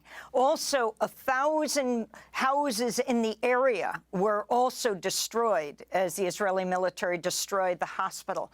Dr. Ghassan Abu Sita, as you work there, can you talk about, especially since you are a reconstructive surgeon, the child amputees and what they face in there and the other hospitals you worked in?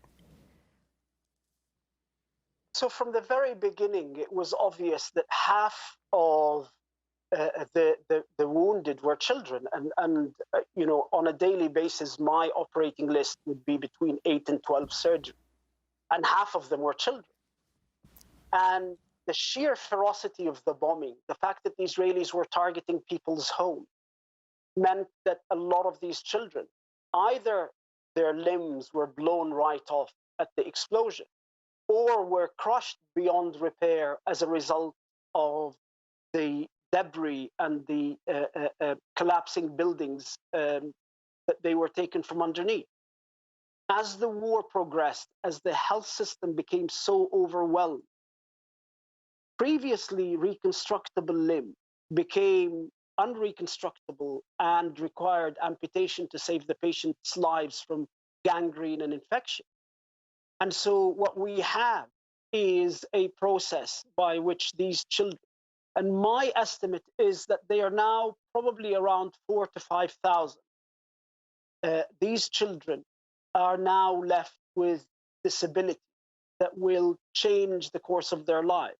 We know from the medical literature that each child with a low... See, the big Nick, here's what I don't really agree with that. This idea that like Hamas is an extension of the IDF, the same way ISIS might be an extension of the CIA. Here's why I don't agree with that. You can point to the ways that this group was like legitimized or promoted by Western powers or whatever to kind of justify Israel's existence or the IDF's existence. It's not hard to imagine why people in Palestine support a group like Hamas. Whatever role that Israel might have played in promoting these groups originally, it's not hard to imagine why people in Palestine would support Hamas or support a group that's engaged in armed struggle against Israel. It's not this big conspiracy. We don't really have to go down this road. Oh, they don't really exist. It's like people don't really support them. It's purely just this creation to justify. I think people do support them, and I understand why they support them as well. You know, there's been plenty of other secular groups throughout the years that engaged in resistance, and these have all been systematically targeted and destroyed and dismantled and delegitimized by Israel. And Hamas is what's left over.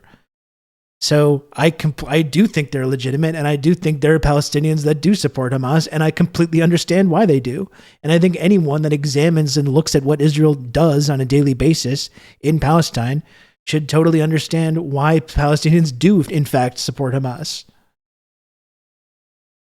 You don't have to go down this like conspiracy angle about this. There's a very understandable reason for why groups like Hamas exist and have support among people in Palestine. It's not in the same way that people supported the Viet Cong or any other kind of group that engages in this kind of armed struggle.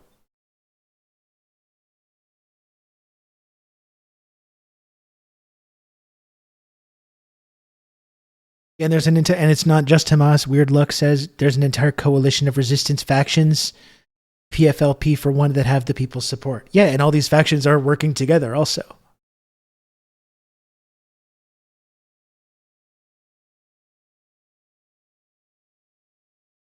Lower limb prosthetic will need a new prosthetic every 6 months because their body outgrows the length of the prosthesis, and will need between 8 and 12 surgery by the time they're of adult age. If they control the resistance will never win. But they don't. Israel does not control the resistance. I reject this. Like, you know, I don't really think there's any evidence for that. Grows faster than the soft tissues, or the nerves attach themselves to the skin and they can't wear the prosthesis. And so this is a lifelong trajectory of surgery and of disability and of mental health scarring as a result of the deformity. To take into account, in addition to that a lot of these children are orphaned. You know, there are 17,000 children in Gaza who've lost their parents, and many of these are wounded children. And so to go through all of this with no family to look after you is just, the legacy will be the legacy of this war. And this is a war from the very beginning. This was a war Israel declared on Palestinian children. You know, Israel wanted to wipe out Palestinian children because Palestinian children represent the Palestinian tomorrow that is incompatible with the Zionist settler colonial project. Zionists cannot envisage a Palestinian tomorrow, and we're targeting Palestinian children. I wanted to quote from The New Yorker that quotes you extensively, Doctor, as you talk about this is the biggest cohort of pediatric amputees in history. Eliza Griswold writes, to mark the gravity of these procedures and to mourn, Abu Satha and other medical staff place the severed limbs. I think this is, like, not only is this incredibly fucked up and upsetting and depraved to think about, but I think it's worth reiterating as well that when we talk about the children that have been murdered over the last couple of weeks, also just talking about the children that have been maimed, the children that have been orphaned, and the children that are permanently psychologically destroyed for their entire lives, which is a significantly higher number, right? It's not just like, oh, this X number of Palestinian children have been killed. It's significantly higher when you factor in children that have not been killed, but still have lifelong physical and mental scars that will never heal. And who, like I've been saying, are almost certain to join the next resistance group, even if Hamas doesn't continue to exist. As much as they keep saying we need to ensure that October 7th attacks like that never happen again, they keep saying that over and over again, and all they've done is ensured that they will, and that there will be more resistance. There will be another group just like Hamas, or probably worse, and there will be more attacks like that. They've ensured that with their own actions, and worse attacks for sure. Yeah. Of children in small cardboard boxes. They labeled the boxes with masking tape on which they wrote a name and a body part and buried them. Talk more about what you did. There was one. I don't know, Joe. Honestly, I gotta agree with Marty's call here on the mods. I think that guy seemed a little sus to me. Not just from that comment, but a couple of comments. I don't know. I'm going to back Marty on this with the timeout hammer. When I was in Ahli Hospital, when the Israelis had targeted a mosque which had been used by the internally displaced, where by 5 o'clock that morning, I had performed amputations on 6 children.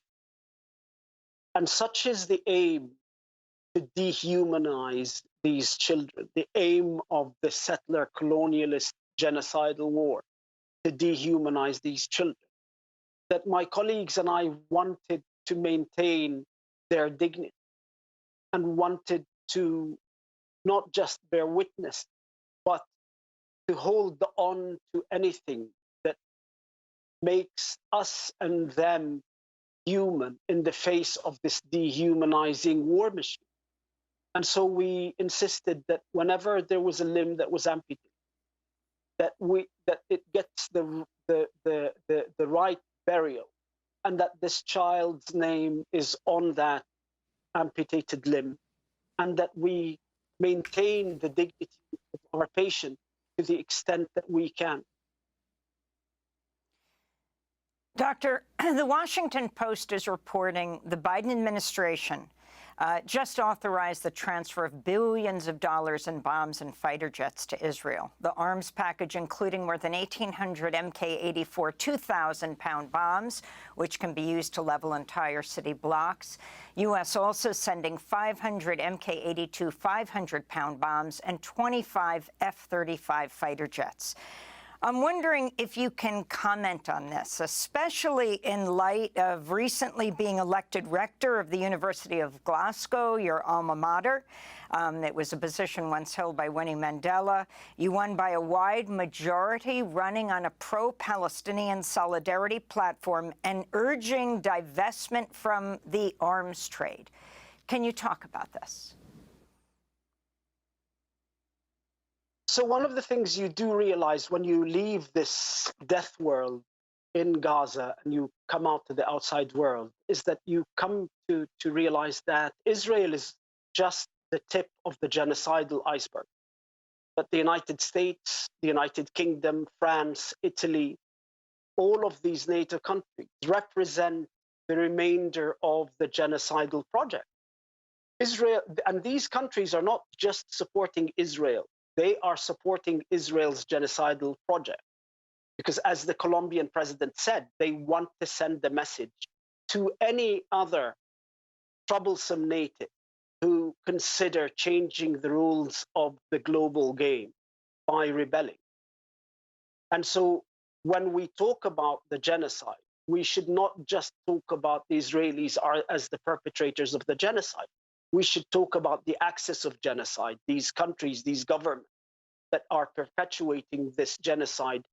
And we know not just this article, there's also been another article showing how much intelligence information has been passed on to the Israelis that ensured the Israelis are able to carry out these massacres. And so when we talk about the genocide, it's an American, British, French, European genocide against the Palestinian people, not of which Israel is the spearhead, but not just the sole perpetrator. Finally, there were perhaps as many as 200,000 people protesting in London alone this weekend. That's where you're speaking from, Dr. Hassan Abouzeita. Talk about the significance of this and if this is making a difference. Wasn't there also a letter from something like 150 British MPs who wrote a letter demanding stopping the arming of Israel? Since the International Court of Justice produced its interim ruling that this is plausibly a genocidal war, and I think there's no one that has any doubt about this, the British government is now legally complicit in the act of genocide.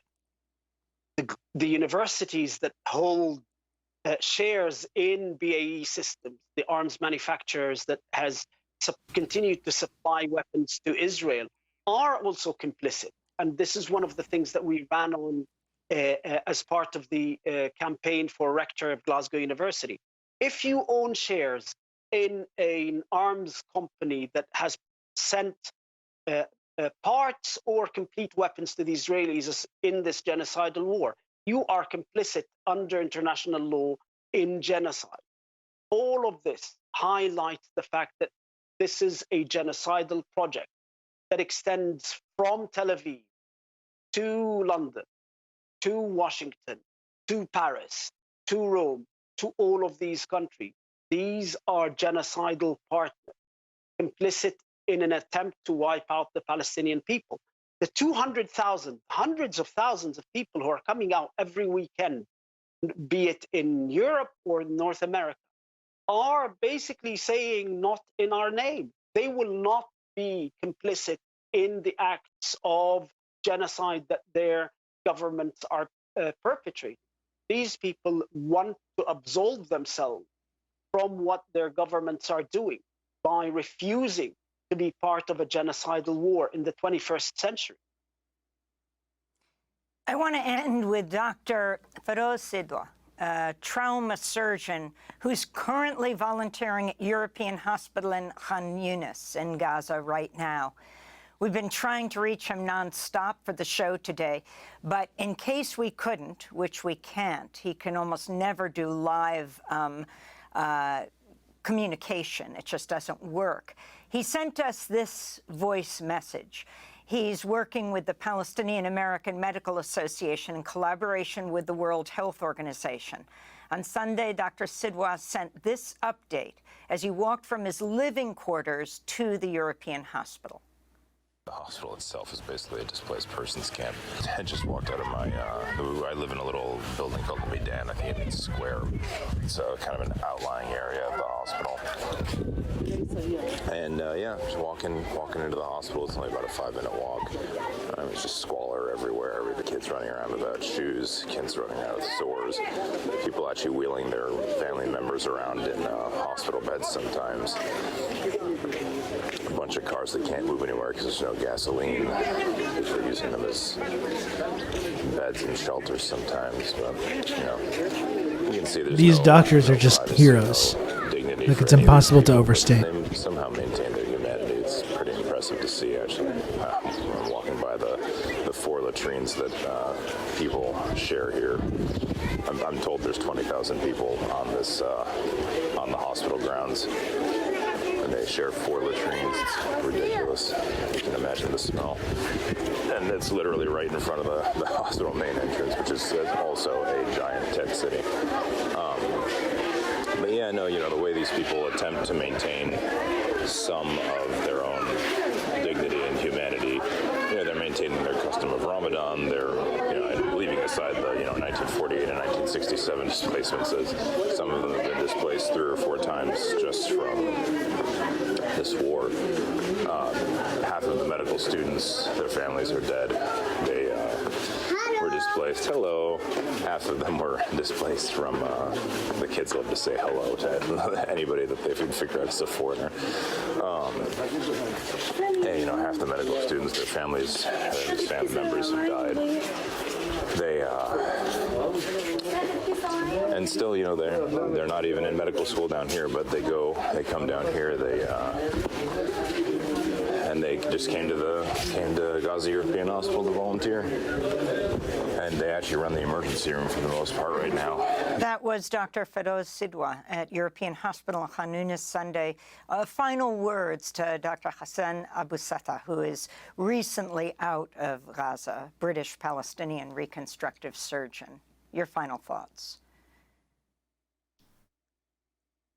Today, as we grieve for our friend, one tries to maintain a level of hope. And so we end with the words of the immortal Bobby Sand. We will defeat them with the laughter of our children.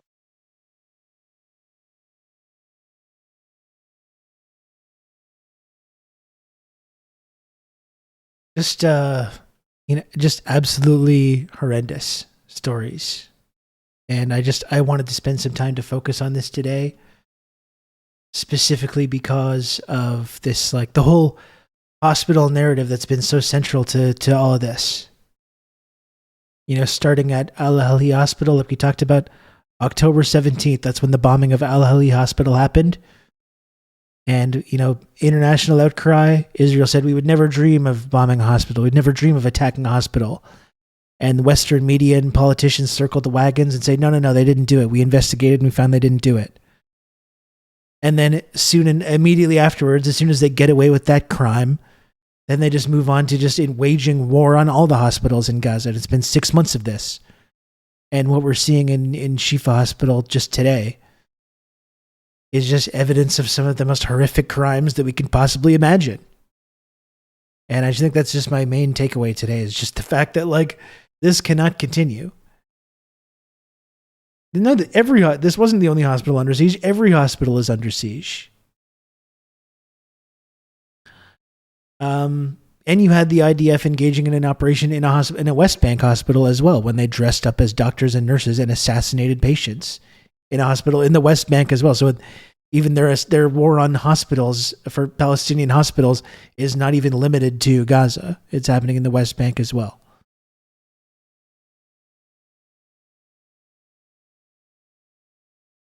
And I just feel like, yeah, there's just no way for this. This just cannot continue. It's just impossible to imagine how this can continue.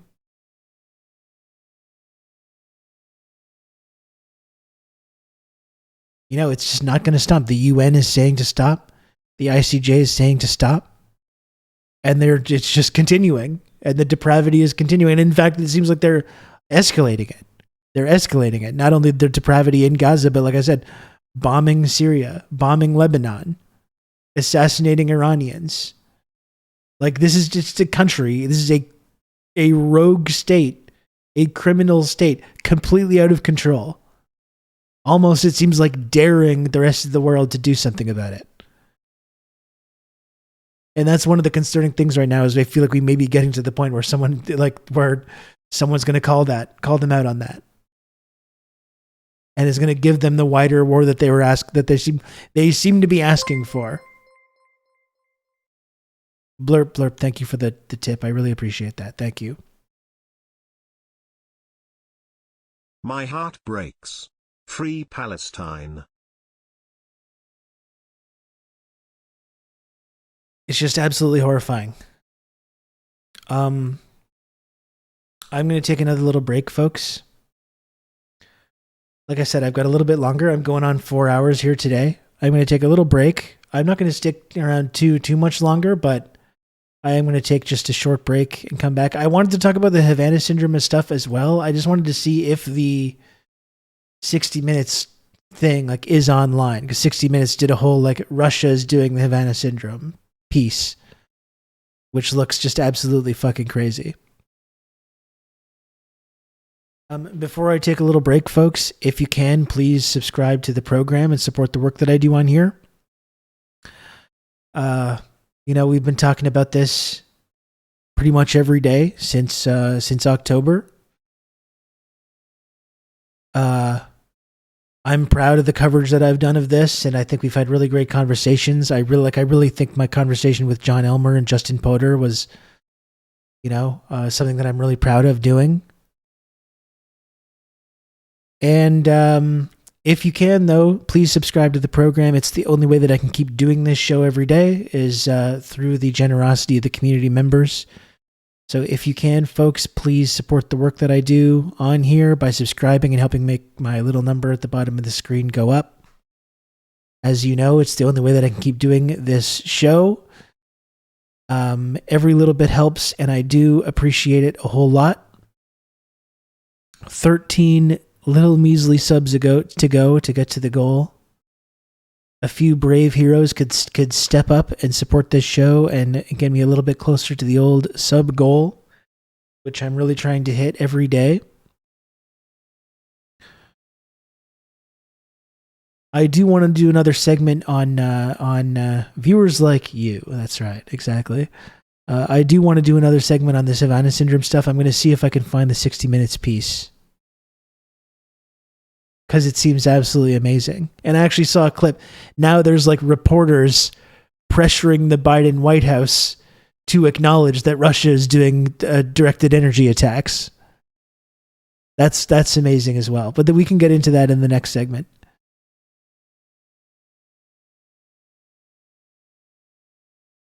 But if you can, folks, please subscribe. I appreciate it a lot.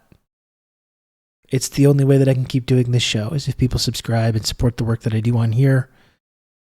And I really do appreciate the fact that there is a community of folks out there that tune into this program and support it. I appreciate it a lot. I feel very kind of fortunate that I'm able to do this kind of work and make a little bit of a living from it. So if you can, please subscribe. This call to action so far has been not successful. Still working on it. But it would be fantastic if before this little interlude, we get a few more folks to support this program and help keep this show on the air and help support Twitch's only two-dimensional triangle-shaped friendship access and trickle-down clout tiered reward system. You can count on me. You're going to have good old Rob to talk you through all this. Got Havana Syndrome, have an afternoon nap. Exactly. You can count on me. You're going to have good old Rob to talk you through all this. I'm going to have Havana a nice glass of wine later and chilling out. Barbara, thank you for the 12 months of Tier 1. I appreciate you, Barbara. Thanks for the entire year of support. Thank you, Anon, as well, for the gifted sub as also. Thank you, Anon. Beautiful. Maybe you could do an impromptu impression of the Dune throat-singing priest.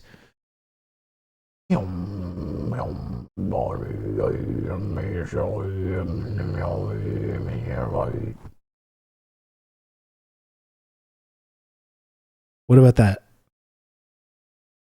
How was that?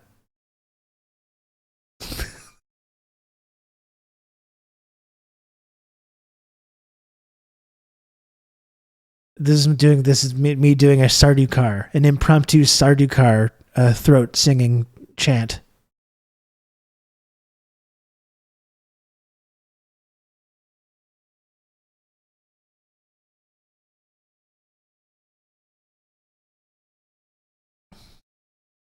And these are the kind of great segments that you get on this program. You can tell I'm starting to lose a little steam here. I am losing a little steam.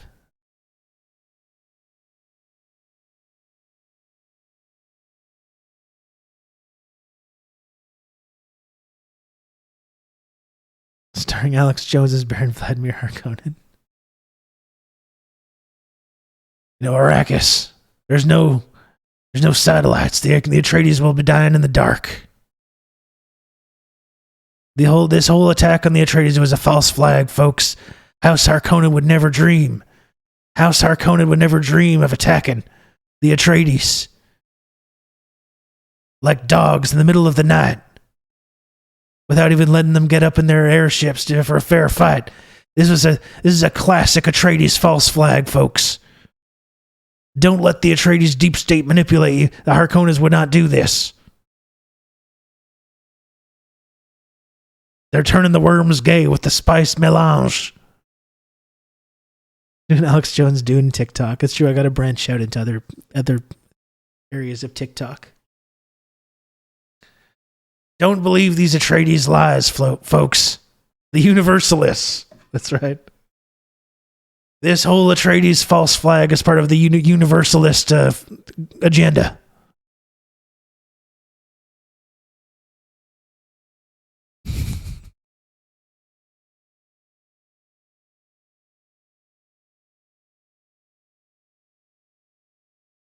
Oh man, just Alex Jones with the nose thing and the blue eyes would actually be a funny.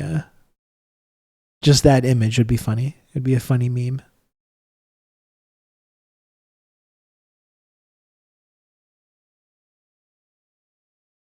He who controls the spice controls the universe, folks.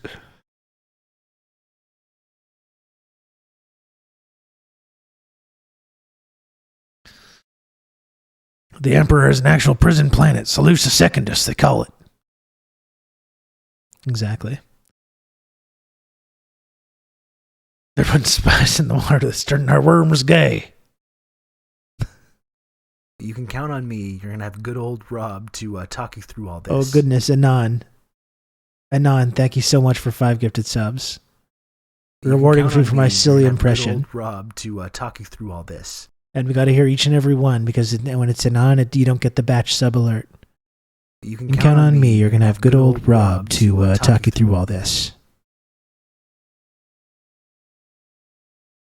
You can count on me. You're going to have good old Rob to talk you through all this.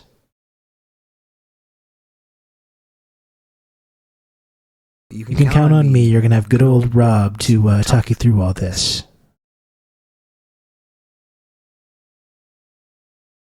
You can count on me. You're going to have good old Rob to talk you through all this. Thank you, Anon, for the 5 gifted subs. And thanks, Risk Inverse, as well, for the gifted sub. I really appreciate all the support lately, Risk Inverse. Thank you. Thank you, folks.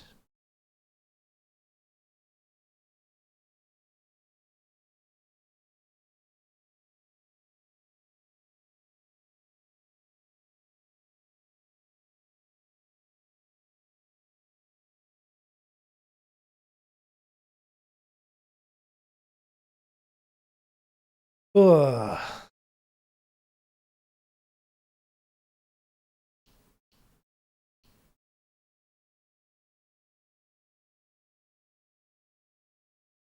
Just 5 more to go.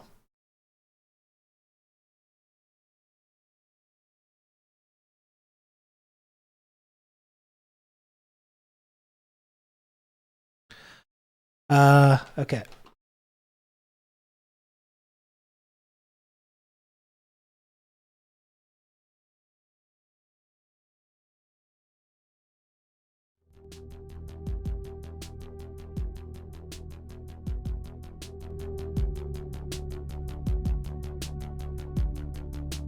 The fact that it was such a powerful bomb in Oklahoma City.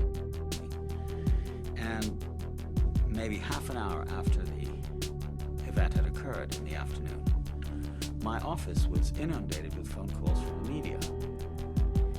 And I rang my office from... Don't go anywhere. I'll be right back. ...to find out if there was any message for me that needed attention and so on. And she said every 25 calls had come in from the major networks, from the cable channels, from the major newspapers, news magazines, and so on and so forth, all of them wanting to talk to you. And I said, what about this event in Oklahoma City? And I said, well, what does that have to do with anything? Well, apparently somebody had volunteered, one of these instant commentators, that the notion that this seemed like a Middle East-style bombing, and that there were a couple of swarthy people around right after the bombing, or seen after the bombing. Within hours of the explosion, local police and the FBI had issued the all-point bulletin looking for 3 men believed to be of Middle Eastern origin. Sources tell CBS News that unofficially, the FBI is treating this as a Middle Eastern-related incident. Oklahoma City, I can tell you, is probably considered one of the largest centers of Islamic radical activity outside the Middle East. And so this got them to think that they should talk to me, not because I had anything to do with it, but because by virtue of being from the Middle East, I would have an insight into this. You know, and of course the proposition is so preposterous and so racist. Just if you're from the area, you would understand who and why this is being done. Never thinking for a moment that it was a local, homegrown boy called McVeigh, who was, you know, totally American in his outlook and was doing it out of the best principles of American extermination and Ahab-like anger, you know, at the world.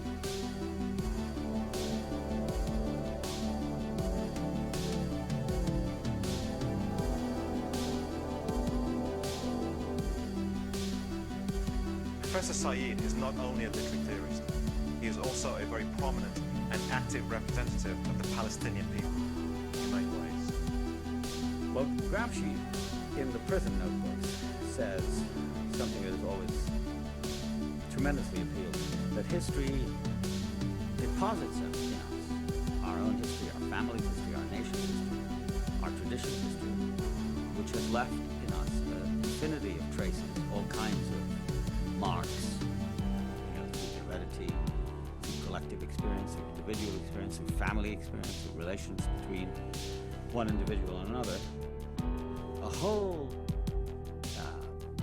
book, a series of an infinity of traces. But there's no inventory. There's no orderly guide to it. So Gramsci says, therefore the task at the outset is to try to compile it. To try and make sense of it. And this seems to me at any rate, to be the most interesting to the human task. It's the task of interpretation. It's the task of giving history some shape and sense.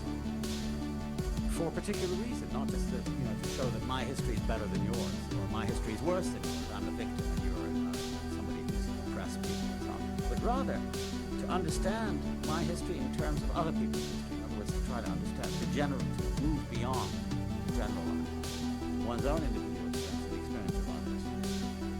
And I think the great goal is in fact to become someone else, to transform itself from a unitary identity to an identity that includes the other without suppressing the difference. That, he says, is the great goal. And for me, I think that would be the case. And that would be the notion of writing an inventory, historical inventory. We try to not only understand oneself, but to understand oneself in relation to others, and to understand others as if you would understand yourself. Palestine is so important in this respect because of its local complexities, let us say Arabs and Jews, Arab Muslims and Arab Christians and Israeli Jews, of themselves very mixed backgrounds. I mean, we're talking about Polish Jews, Russian Jews, American Jews, Yemeni Jews, Iraqi Jews, Indian Jews. It's a fairly complex mosaic, somehow finding a way to live together on a land that is drenched, saturated with significance on a world scale, unlike any other country in the world. I mean, it's holy to 3 of the major religions, and every inch of it has been combed over and fought over for the last several thousand years. And the pattern so far has been the Zionist pattern, which is to say that, you know, it's promised to us, we're the chosen people, everybody else is sort of second rate, throw them out, or treat them as second-class citizens. And in contrast to that, some of us, not everybody, but many Palestinians have said, well, we realize that we are being asked to pay the price for what happened to the Jews in Europe under the Holocaust. It was an entirely Christian and European catastrophe in which the Arabs played no part. And we are being displaced by the victims. We've become the victims of the victims.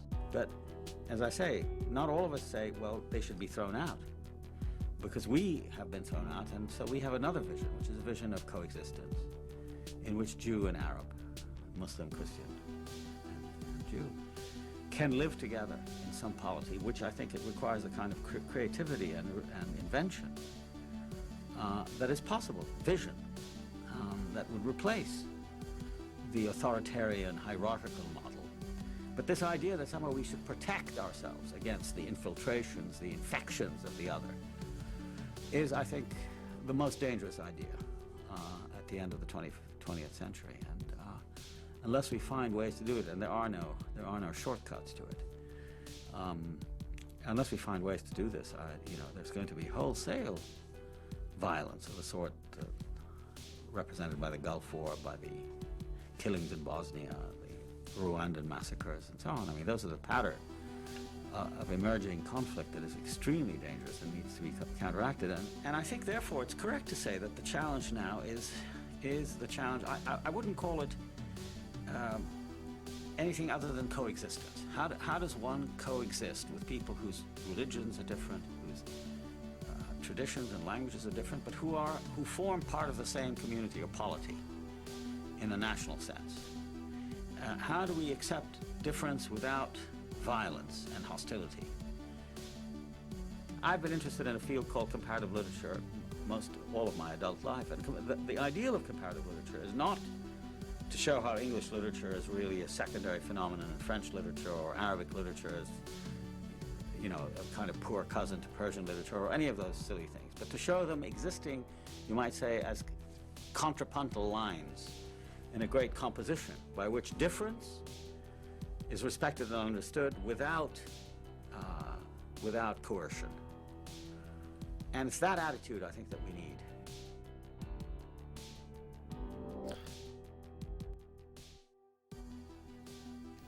Okay, hello. Two, yeah, okay, I'm there.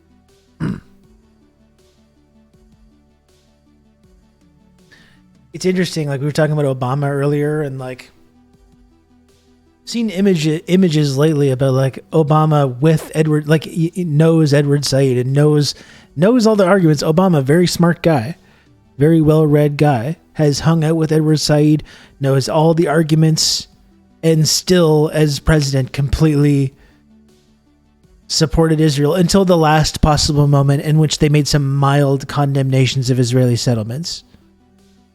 But that's what makes Obama so fucking evil. It's not like he can plead ignorance. He knows all the arguments. He knows the history. Just a despicable person. Evil person.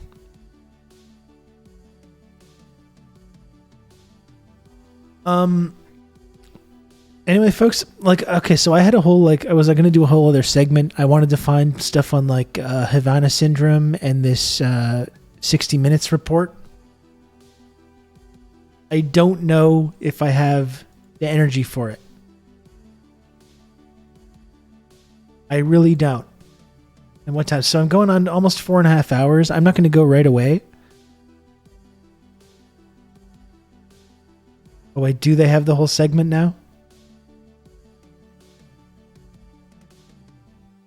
You can count on Oh me. man, do I have to do it? To talk you through all this. Red Wizard. Thank you for the 30 months of tier 1. Okay, fine. I'll do a segment on Havana Syndrome. Fine.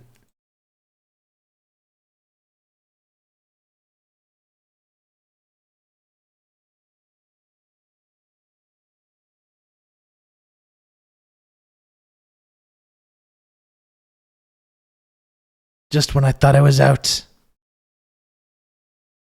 they pulled me back in. Yeah, we've got the Havana Syndrome lady in the emotes. That's the face that someone makes when people dispute this very real phenomenon. Anyway, this bullshit is back in the press. This bullshit is back in the press about Havana Syndrome. 60 Minutes now has an explosive piece here about Havana Syndrome, about how it's real, and it's my friend. Can you please say happy birthday to my friend, Friendly Thug 53? He loves you. Okay. Happy birthday to Friendly Thug 53, who we've never heard from and who we don't even know exists. But thank you. You're welcome. Happy birthday. I love that Havana Syndrome is just hypertension or an ear infection. Oh, it's not. That's not all it is, Mr. Seven Sandy. It's a directed energy attack. Okay? It's real. Even though it's been disputed, and even though even the intelligence community has come out and been like, this is not real, this still persists. And not only does 60 Minutes have this piece about it, now you've got intrepid American journalists. They're holding Karine Jean-Pierre to the fire, holding her feet to the fire for refusing to acknowledge the fact that Russia is targeting U.S. diplomats with a directed energy attack. What if it was? And if it was, I would support either Cuba or DPRK or whoever else having access to that technology. I think if they created that technology, I think that's a genuinely incredible accomplishment that should be celebrated. Anyway, here's this 60 Minutes piece on this very real, very scary directed energy weapon, which has been apparently created by Russia and which has targeted U.S. diplomats and their pets around the world. Let's see this.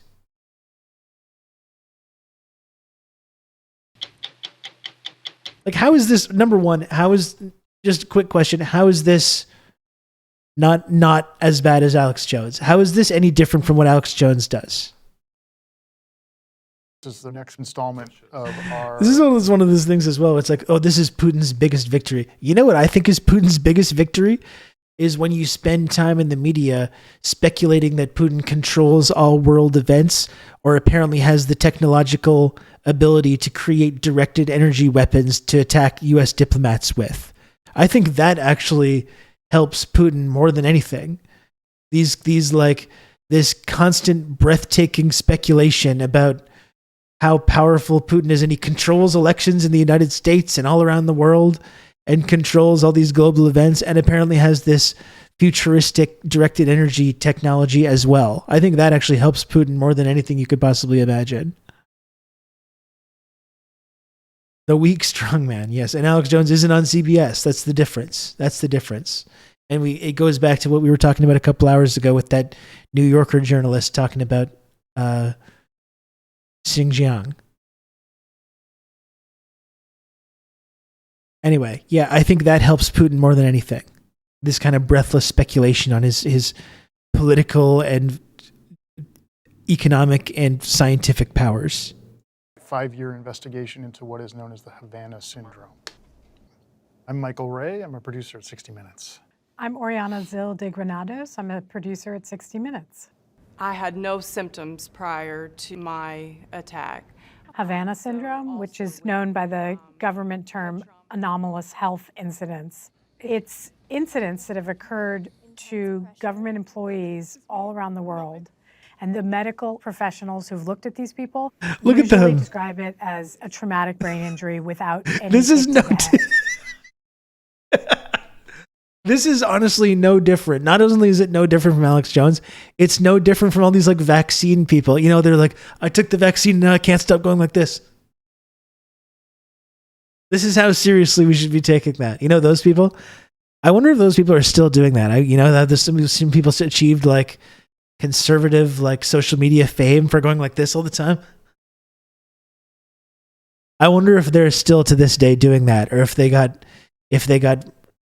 cured by hydrochloroquine or horse deworm paste or whatever it is. I wonder if they're still out there to this day.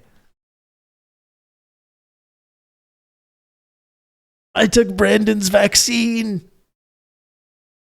Those are great videos. Yeah, I would love to see a follow-up on some of those folks. Anyway, there's no zero difference. Telling us since the beginning, really, that they suspected Russia as one of the lead perpetrators.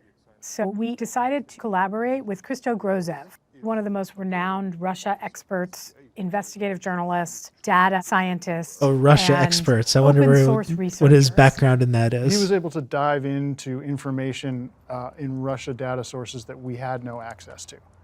Thanks to the Which, of course, the United States government apparently doesn't have access to either. To get a lot of data from the gray market, starting always with open source data, trying to find out what has been published. Open source. They brought the OSINT. This guy It's a global got the operation. OSINT warriors There was some to figure this shit concern today as out. Vice President Kamala Harris continued her tour of Asia. Her flight from Singapore to Vietnam was delayed for several hours because at least one U.S. diplomat had to be medevaced from Hanoi over the weekend after suffering from a mysterious illness, possibly related to the so-called Havana syndrome. I hope, honestly, I think it would be funny if they were doing In that. August of 2021, If the in Vietnamese, Vietnam, the Cubans, 11 people whoever were else reported were being targeting struck with American officials Havana syndrome type just to fuck with them, I would 9 support that. were DOD, Special Forces type of people who were an advance team preparing for a visit by Vice President Kamala Harris. And there were 2 other embassy officials that were hit around the They would deserve it.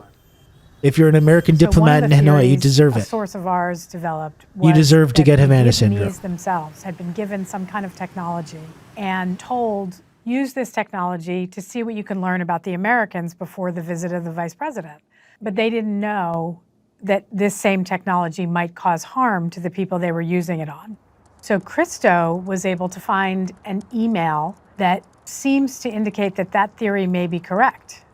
The incidents were in August. This and is the email was insane. from March of that year, and it was sent to very high levels and the equivalent of the Department of Defense in Russia. What is Documents show this? that Russian intelligence lobbied for and received permission from This President is Putin to provide insane. exclusive technology that only the Russians have developed to their friends in the Vietnamese security services.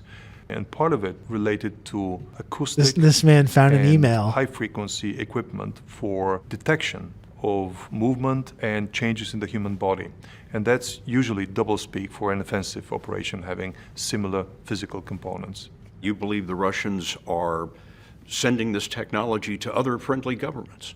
I believe that Russia is assisting other governments with some operations that those governments may want to do on their own, and in this way establishing loyalty from these governments for future operations that Russia may need on their territory. Putin's just got to be If watching I'm this and just wrong laughing his fucking ass about off, Russia honestly. being behind anomalous health incidents, I will come onto your show and I will eat my tie.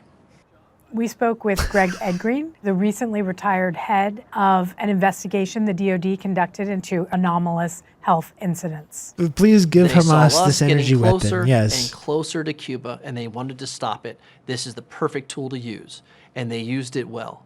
Then they tried to follow up and do the same thing with Vietnam by disrupting Vice President Harris's trip to Vietnam. Why? Because she was there to lay the foundation Who for the benefits? recent comprehensive strategic partnership that was announced between There he is. Hanoi There's and the Uncle United Ho. States. A long-term... Who absolutely fucking wrecked the United States. Not him personally, but obviously contributed heavily to it.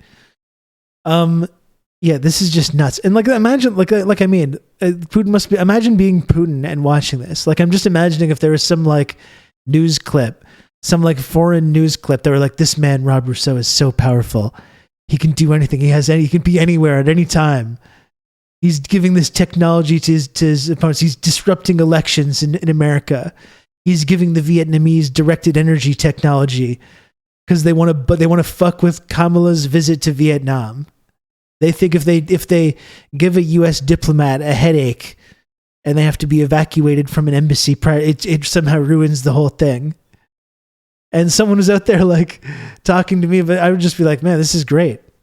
They can't stop talking about me. And I'd be like, yeah, no, I totally did that stuff. No, you're right. Yeah. They're sending in commoners. Quick, get the mild headache gun. We can't, comrades, we cannot allow this Kamala Harris conference in Vietnam to continue. We must give a headache to a U.S. official. Give the Vietnamese the directed energy Havana syndrome weapon. We must give a head. We cannot allow Kamala Harris to proceed to meet with Vietnamese.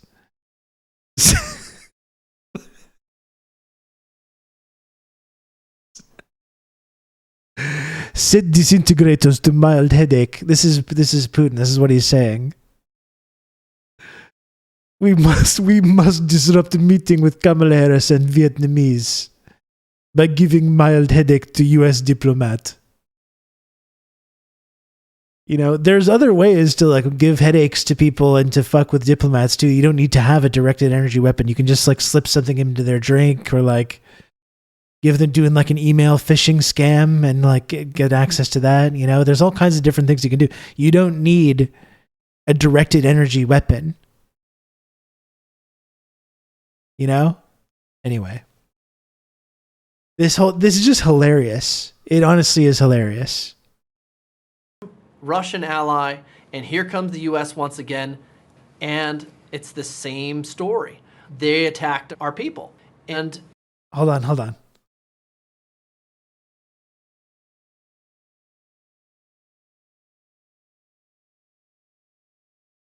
going to go back to the beginning with this guy.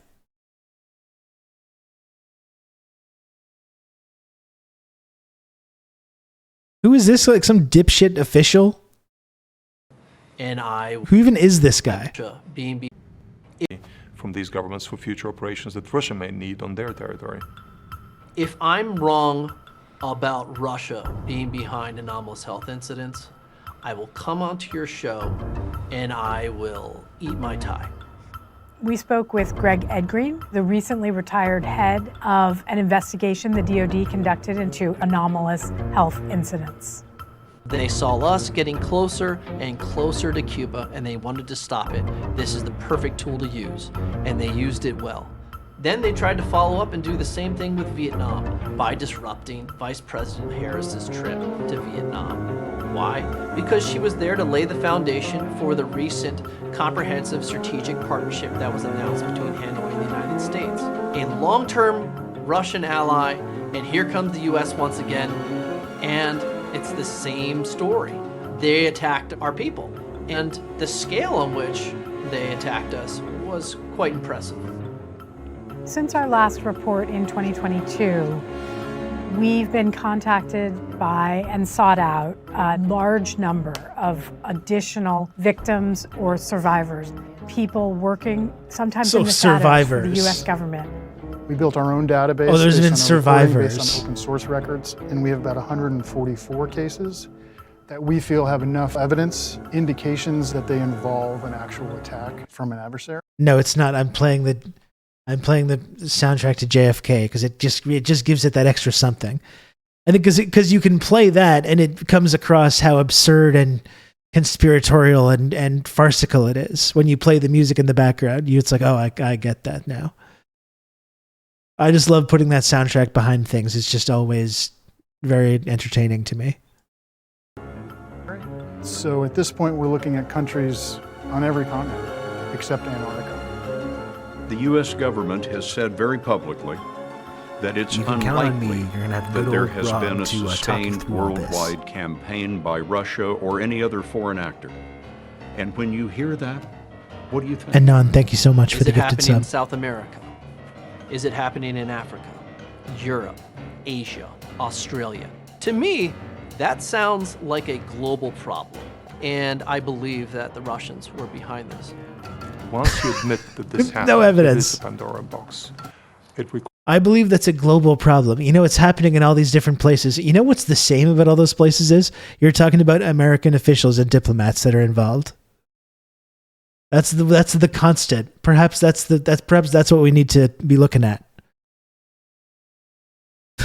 You know, that's the through line, bringing all these stories together. You're all just talking about dipshit American diplomats and intelligence assets.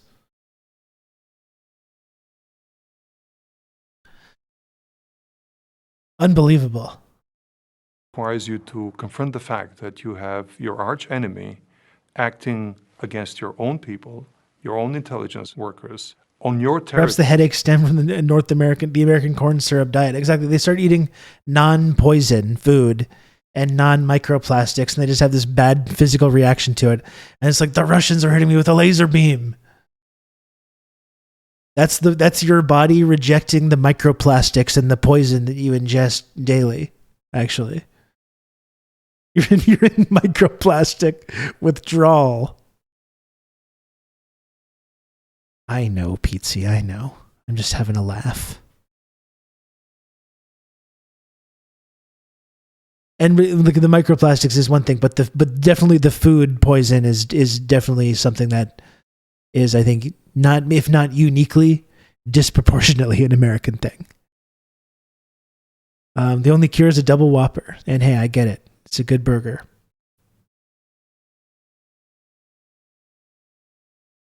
When I go up or down in altitude, I get bad Havana syndrome. Yeah, exactly. When I have a night to myself, a little too much rum, a little too much Cuba Libres, I have a bad case of Havana syndrome the next day. They're reacting to the unleaded water, yeah. Or perhaps it's just some kind of like psychosomatic guilt that you get from being a cog in the United States Empire fascistic killing machine. Maybe that's what's causing it. That's known as a conscience.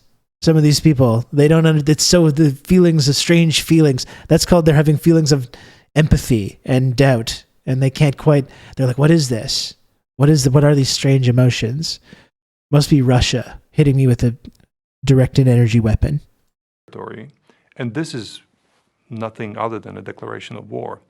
The US government requires a very, very high threshold of certainty before they can admit this, because this is nothing but this medical symptoms of US diplomats, which they have credited with zero evidence as being part of some kind of Russian directed energy weapon, that constitutes a threat of war. Okay? But pumping millions of dollars and giving millions of dollars worth of weapons and training to extremist groups in Ukraine to fight a civil war, to provoke Russia and destabilize Russia, and then continuing to fund that proxy war to the tune of billions of dollars and billions of dollars worth of bombs and weapons. Not a declaration of war on Russia, though, just to be clear. So this evidence-free accusation of a directed energy attack, declaration of war. Our known support for Ukrainian proxies deliberately fighting a war to destabilize Russia and kill Russians, as explicitly stated by U.S. politicians. This is not just something I'm making up. This is something that Lindsey Graham has repeatedly said over and over. It's the best investment we make. They're killing Russians. That's not a declaration of war, though. you know, or NATO just pumping arms into one side of this regional conflict. Not a declaration of war, but this bullshit, absolutely. The action that is required after admitting is second to none. That was absolutely insane. That is insane. What the fuck?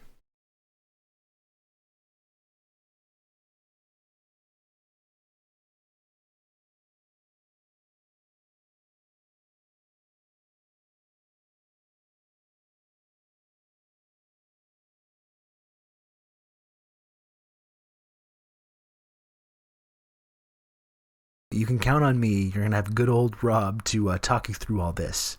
Diego, thanks for the gifted sub. Very much appreciated, Diego. Why advocate for a war anyway? We're already losing a proxy war. Yeah. Carlos Jimenez himself, he's the member of the House Homeland Security, Armed Services, and Select Committee on China. Congressman, this is really startling. These are the people promoting the TikTok man as well. What happened here? Well, not only there, but also in Cuba itself. We believe that the Russians targeted our embassy and the Canadian embassy and affected hundreds of our diplomats in Cuba, giving them some pretty debilitating brain injuries where they can't hear. They have functional, dysfunction. Look, one of the things they told me was if somebody is suffering from Havana syndrome, usually you and I, when we put a finger in front of our face like that, we can see two fingers. Somebody that suffers from the syndrome can only see one. That's Skill just one issue. of the symptoms that they have, and so the evidence is growing that Get the better at Russians are looking at behind it. fingers. And obviously, they could do whatever they want in Cuba since that's their big ally. So, yeah, it's a big, serious problem. It's happening not just in Cuba, but around the world. But how are they targeting Americans? Is there a device that they need to carry this out? What specifically is the weapon? No, we don't know what the weapon is, but it seems No, to be. you don't. I mean, my theory is some kind of directed energy. My theory. My area, theory. No, there. we don't know. We don't know. No, we have no evidence. My theory is that they have a sci-fi laser gun that's doing this, though. That's if you want to just ask me. Oh, okay. Okay.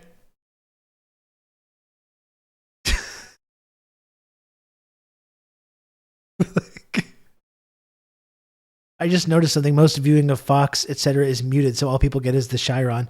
That's a good point. That's an interesting point as well, where you can just do fear mongering about like white replacement theory or like urban crime statistics while you have on your complete nonsense report.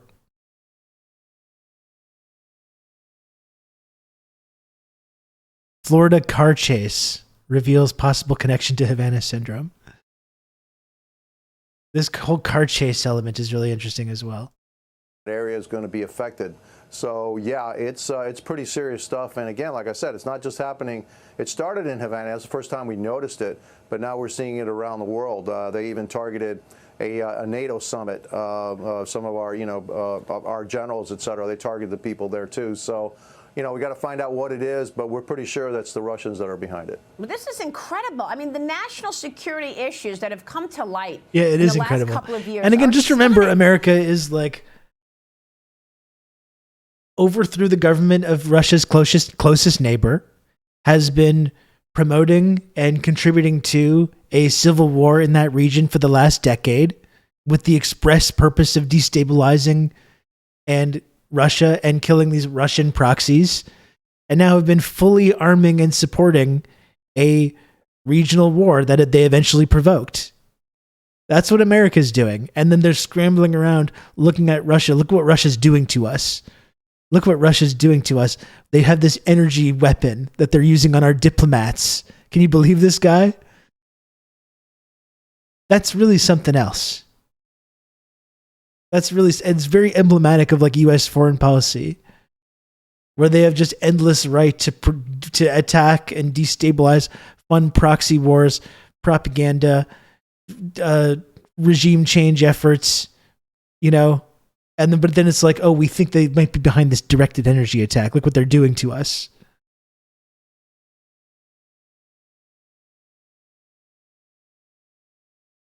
This is truly just amazing. An op-ed in the Miami Herald slamming the Biden campaign's Hispanic outreach. Meanwhile, in Florida, they call it, quote, 3 gringos in Coral Gables launch Biden-Harris Latino campaign. The piece points out that the campaign did not feature any Latinos or any big names at the opening of the Miami-Dade Democrat Hispanic Caucus office. Instead, they sent second gentleman Doug Emhoff, Kamala Harris's husband, Florida Democrat Party Chair Nikki Fried, and Miami-Dade County Mayor Daniela Cava, who introduced the campaign. Congressman, what do you know about this? Yeah, it's really hard to find Hispanics in Miami-Dade. You know, I think I must be the only one. Look, it's par for the course for the Democrat Party. They are, you know, they're blind, they're deaf, they're tone deaf, and so yeah. So I would figure that when you have a Hispanic outreach launching of something like that, you're actually going to have some Hispanics that are going to be involved. Look, the problem with the Democrat Party, and they know it, and this is not joking, is that Hispanics are turning away from the Democrat Party. And there's elements of truth to this. And, it's actually amazing because of like U.S. immigration policy has like prioritized like Latin American communities that are like anti-communist and anti-Cuba. And they've prioritized that so much and this is like on a bipartisan basis that now as like a ethnic group that's like vastly shifting to the right. This idea that it's this group of reliable Democratic voters is no longer anywhere near true.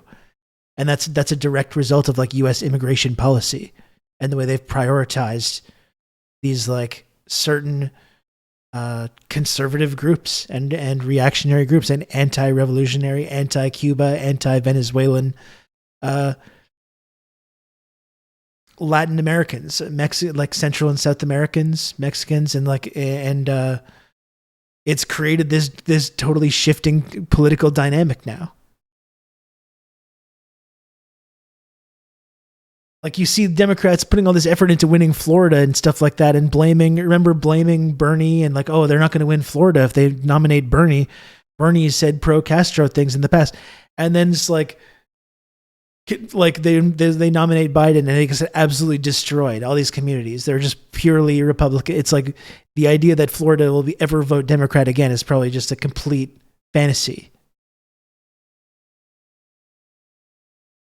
Like they will never win Florida again precisely because of these kind of like immigration policies that they put in place to go after these people in these communities. Joe Biden in particular, more and more Hispanics are saying hasta la vista to the Democrat Party. They know it. They have a huge problem. And the fact that they didn't even have a Hispanic on this is just plain dumb. And the optics are horrible. Well, who's running things over there, Congressman? I mean, everything from bed... So are you still talking about Havana Syndrome or now you're just talking about fucking Democrats? Okay, no, okay, that was the whole Havana Syndrome segment. Absolutely insane segment, and it's great. Like, this is like, we joke around about like Verhoeven. Like, this is really like Verhoeven shit. It really is. With everything America's facing. This like news segment on America's most watched news channel about the Russian energy weapon that's targeting U.S. diplomats. Completely evidence-free. Like, it's honestly wild.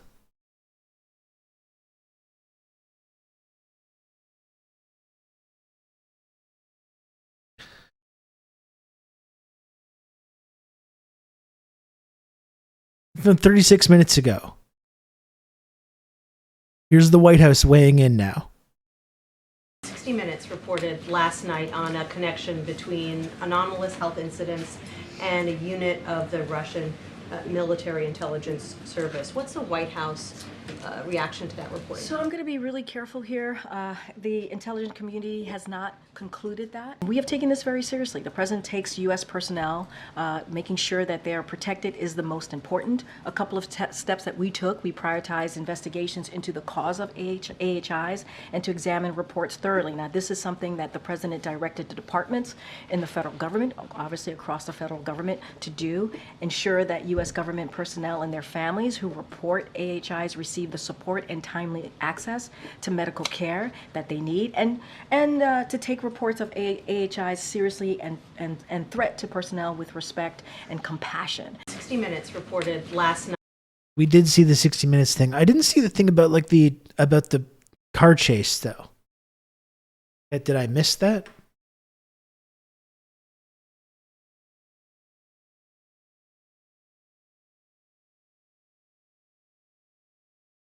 There's supposed to be a car chase element. Okay, it's here. There's more. Okay, here's the segment continues. Oh, fuck. This is long, too. Oh, Jesus Christ. Okay. But random low-level diplomats, not like U.S., not like power, not the president, you know, not Anthony Blinken, not like actual like important figures in the government. No, random low-level diplomats in working in consulates and embassies. Of course, this is this brilliant plot.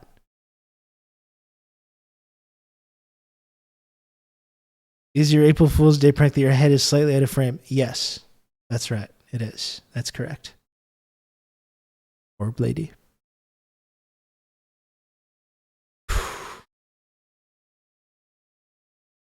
This is the evil plot of Russia working through Cuba and all these other places. We will go after these low-level diplomats. Get the directed energy weapon. We will go after these low-level diplomats and give them severe ear pain. They will be forced into medical retirement. To what end? What does this help? How does this help Russia in any way? How does it even hurt America in any way? We don't know. We don't know. Again, we're not going after the heavy hitters. We're going after low-level cogs in the U.S. State Department and intelligence apparatus. With this brilliant plan, which has taken years, I guess. It's been years we've been talking about this. Apparently, it's not just Vladimir Putin's obsession. What were they stationed in Ukraine for? This is what I mean. It's like they're admitting what was this? So the CIA had people stationed in Ukraine. But that's okay. But Russia being threatened by that, by the United States having people in the CIA stationed in Ukraine, is like, oh my God. Terrifying. It's like you're admitting that you're over there. The CIA is over there in 2014. We know exactly what the CIA was up to at that time, helping to overthrow and destabilize the Ukrainian government. As a direct threat to Russia. But when they act threatened by that, we throw up our hands and be like, oh my gosh. Yes, and Dave, as I've been saying, there's more effective ways to go after these people than with directed energy weapons that gives them headaches. 2014 was the year that a popular revolt over Putin's obsession. That's funny. Putin's obsession, Ukraine. It's like, it kind of seems like it's the obsession of a lot of Westerners as well. That's why we've been directly involved in Ukraine now for decades. The idea that it's just Putin's obsession. Perhaps Putin is obsessed with Ukraine because it's been the launching ground of like every single invasion of Russia in modern history. And maybe they feel it's maybe a little bit threatening to have the top military power in the world spending billions of dollars to arm and train and fund extremist militias there. Perhaps he views that as being some kind of security concern. Putin's obsession with his front yard. But of course, America then policing the Middle East and Central and South America and China, that's all their purview. That's the global Monroe Doctrine. But Putin's obsession with this neighboring territory with a long historical and political connection to Russia is like, oh my gosh, he's obsessed. This guy just can't get over it. And now they're talking about the Euromaidan, which was a coup. Now they're talking about the Euromaidan and talking about this expression of like democratic dissent. He hopes to channel government contracts to make a whole bunch of money into treatment programs. He hopes to make a whole bunch of money getting sweet government handouts to address this fake problem. Thank you, Mr. Hero. As with all spy stories, Much is classified, and what remains Feels like an election year disinfo steroid shot. I think Clavicin has said like, I think he made an important point that it's like, maybe it's about like preparing people for sort of like a new era of warfare. I can think of several scenarios, but it becomes dangerously close to QAnon to theorize about it. You have to be careful. Yeah, I mean, that's... But I mean, I think when you're coming at that speculation from an actual like materialist analysis of the way the United States intelligence agency operates, rather than this kind of like bullshit, absurd, farcical version that the right people on the right use, where they think that like the deep state or some kind of like communist sympathizing like Satanists or whatever. But if you actually have a material analysis of like how the U.S. intelligence agencies operate and like what these kind of psyops are for and what their goals are, then I think the speculation is worthwhile. Like I understand the kind of similarities, but when you actually have an understanding of how these agencies operate and like what American imperialism is, I think you can and should speculate on these kinds of things and the role that the intelligence community or the security state is playing in this or any other big event.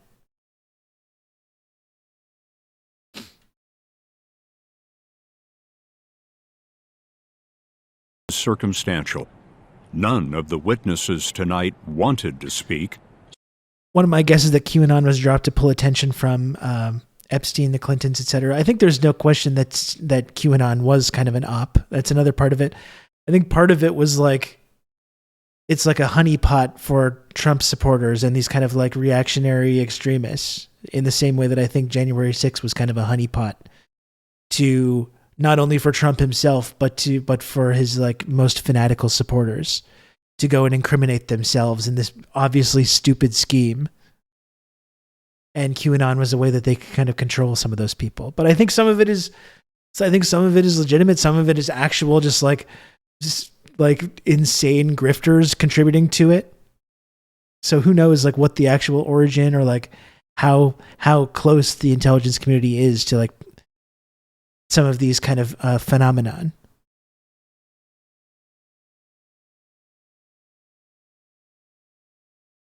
Anyway, just overall, though, this story is absolutely insane.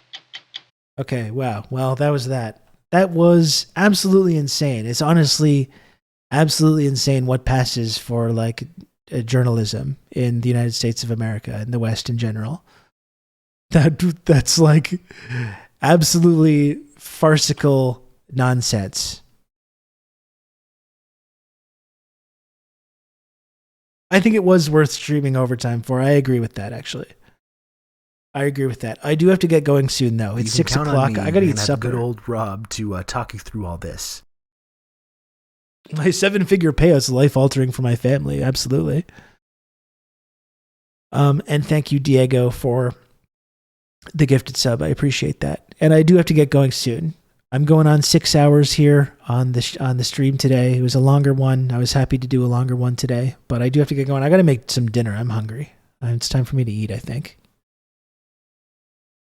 We did make the sub goal, but since I'm going on 6 hours of streaming here today, I'll just remind people again that even though we did hit the sub goal today, which is fantastic, if you can, please do subscribe and support TRRS.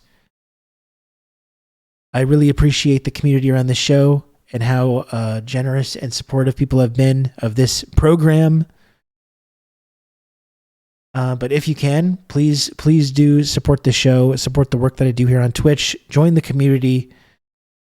Every little bit helps, and I appreciate it a whole lot. What are you going to make? I have some leftover chicken from my dinner last night, which I ate most of. Like I ate quite a lot last night of the meal that I made, but I kept a couple of pieces of leftover chicken. I'm going to make some mee goreng noodles and incorporate the chicken and the few vegetables that I have left into that. Probably throw some green onion on there as well. Well, my throat's getting sore from talking so much. Really talking a lot today. My throat's getting a little sore. Maybe it's Cuba. Maybe it's a Cuban directed energy weapon. Maybe that's the reason my throat is sore. Not the fact that I just talked for the last 5 hours. Who knows? I think I'll include the fried egg as well. I think that's a good idea, Joe. I think that's a good idea. Cuban throat attacks. Why they're calling me the throat goat. Be careful when doing laundry. I got to do a load of laundry too. We don't know what's going to happen. We don't know what's going to happen. We have no idea.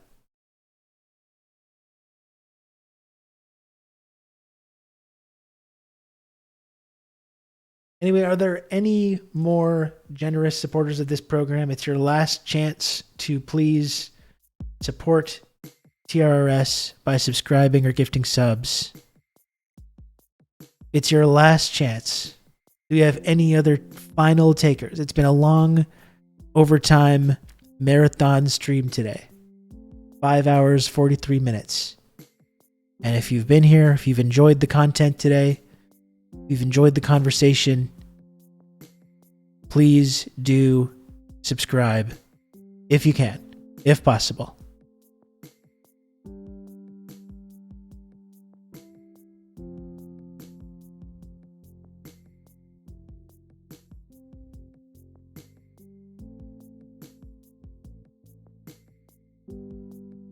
You can count on me. You're going to have good old Rob to talk you through all this.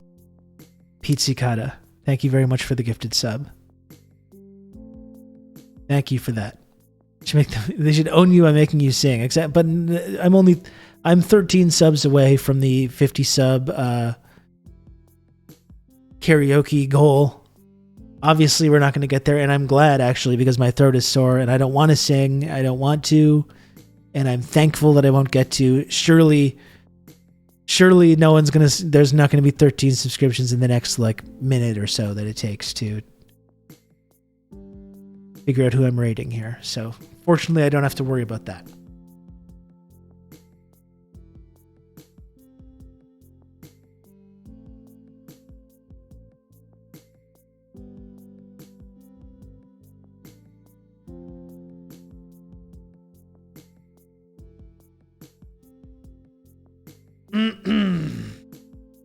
That would be an epic April Fool's Day prank, for sure. Thankfully, that's not what's going to happen.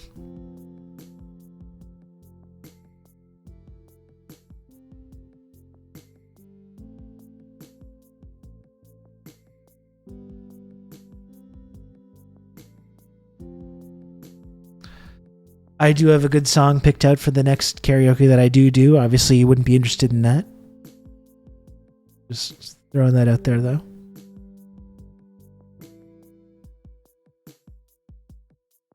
Thank you, Up the Reds. Thanks for everyone for tuning in today.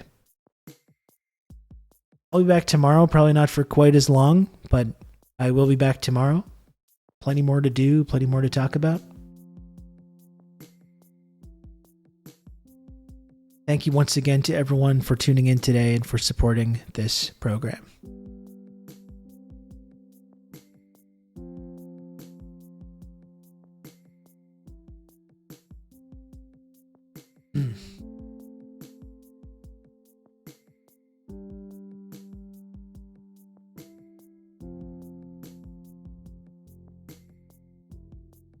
Might watch The Matrix tonight. Isn't it the 25th? Was it the 25th anniversary of The Matrix? That's crazy.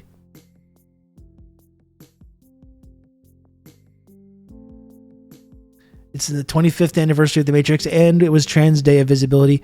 Really, I probably should have watched The Matrix yesterday. I did enjoy Deer Hunter for what it's worth, but may give The Matrix a watch tonight. An absolute classic, masterpiece. I'll see you folks tomorrow.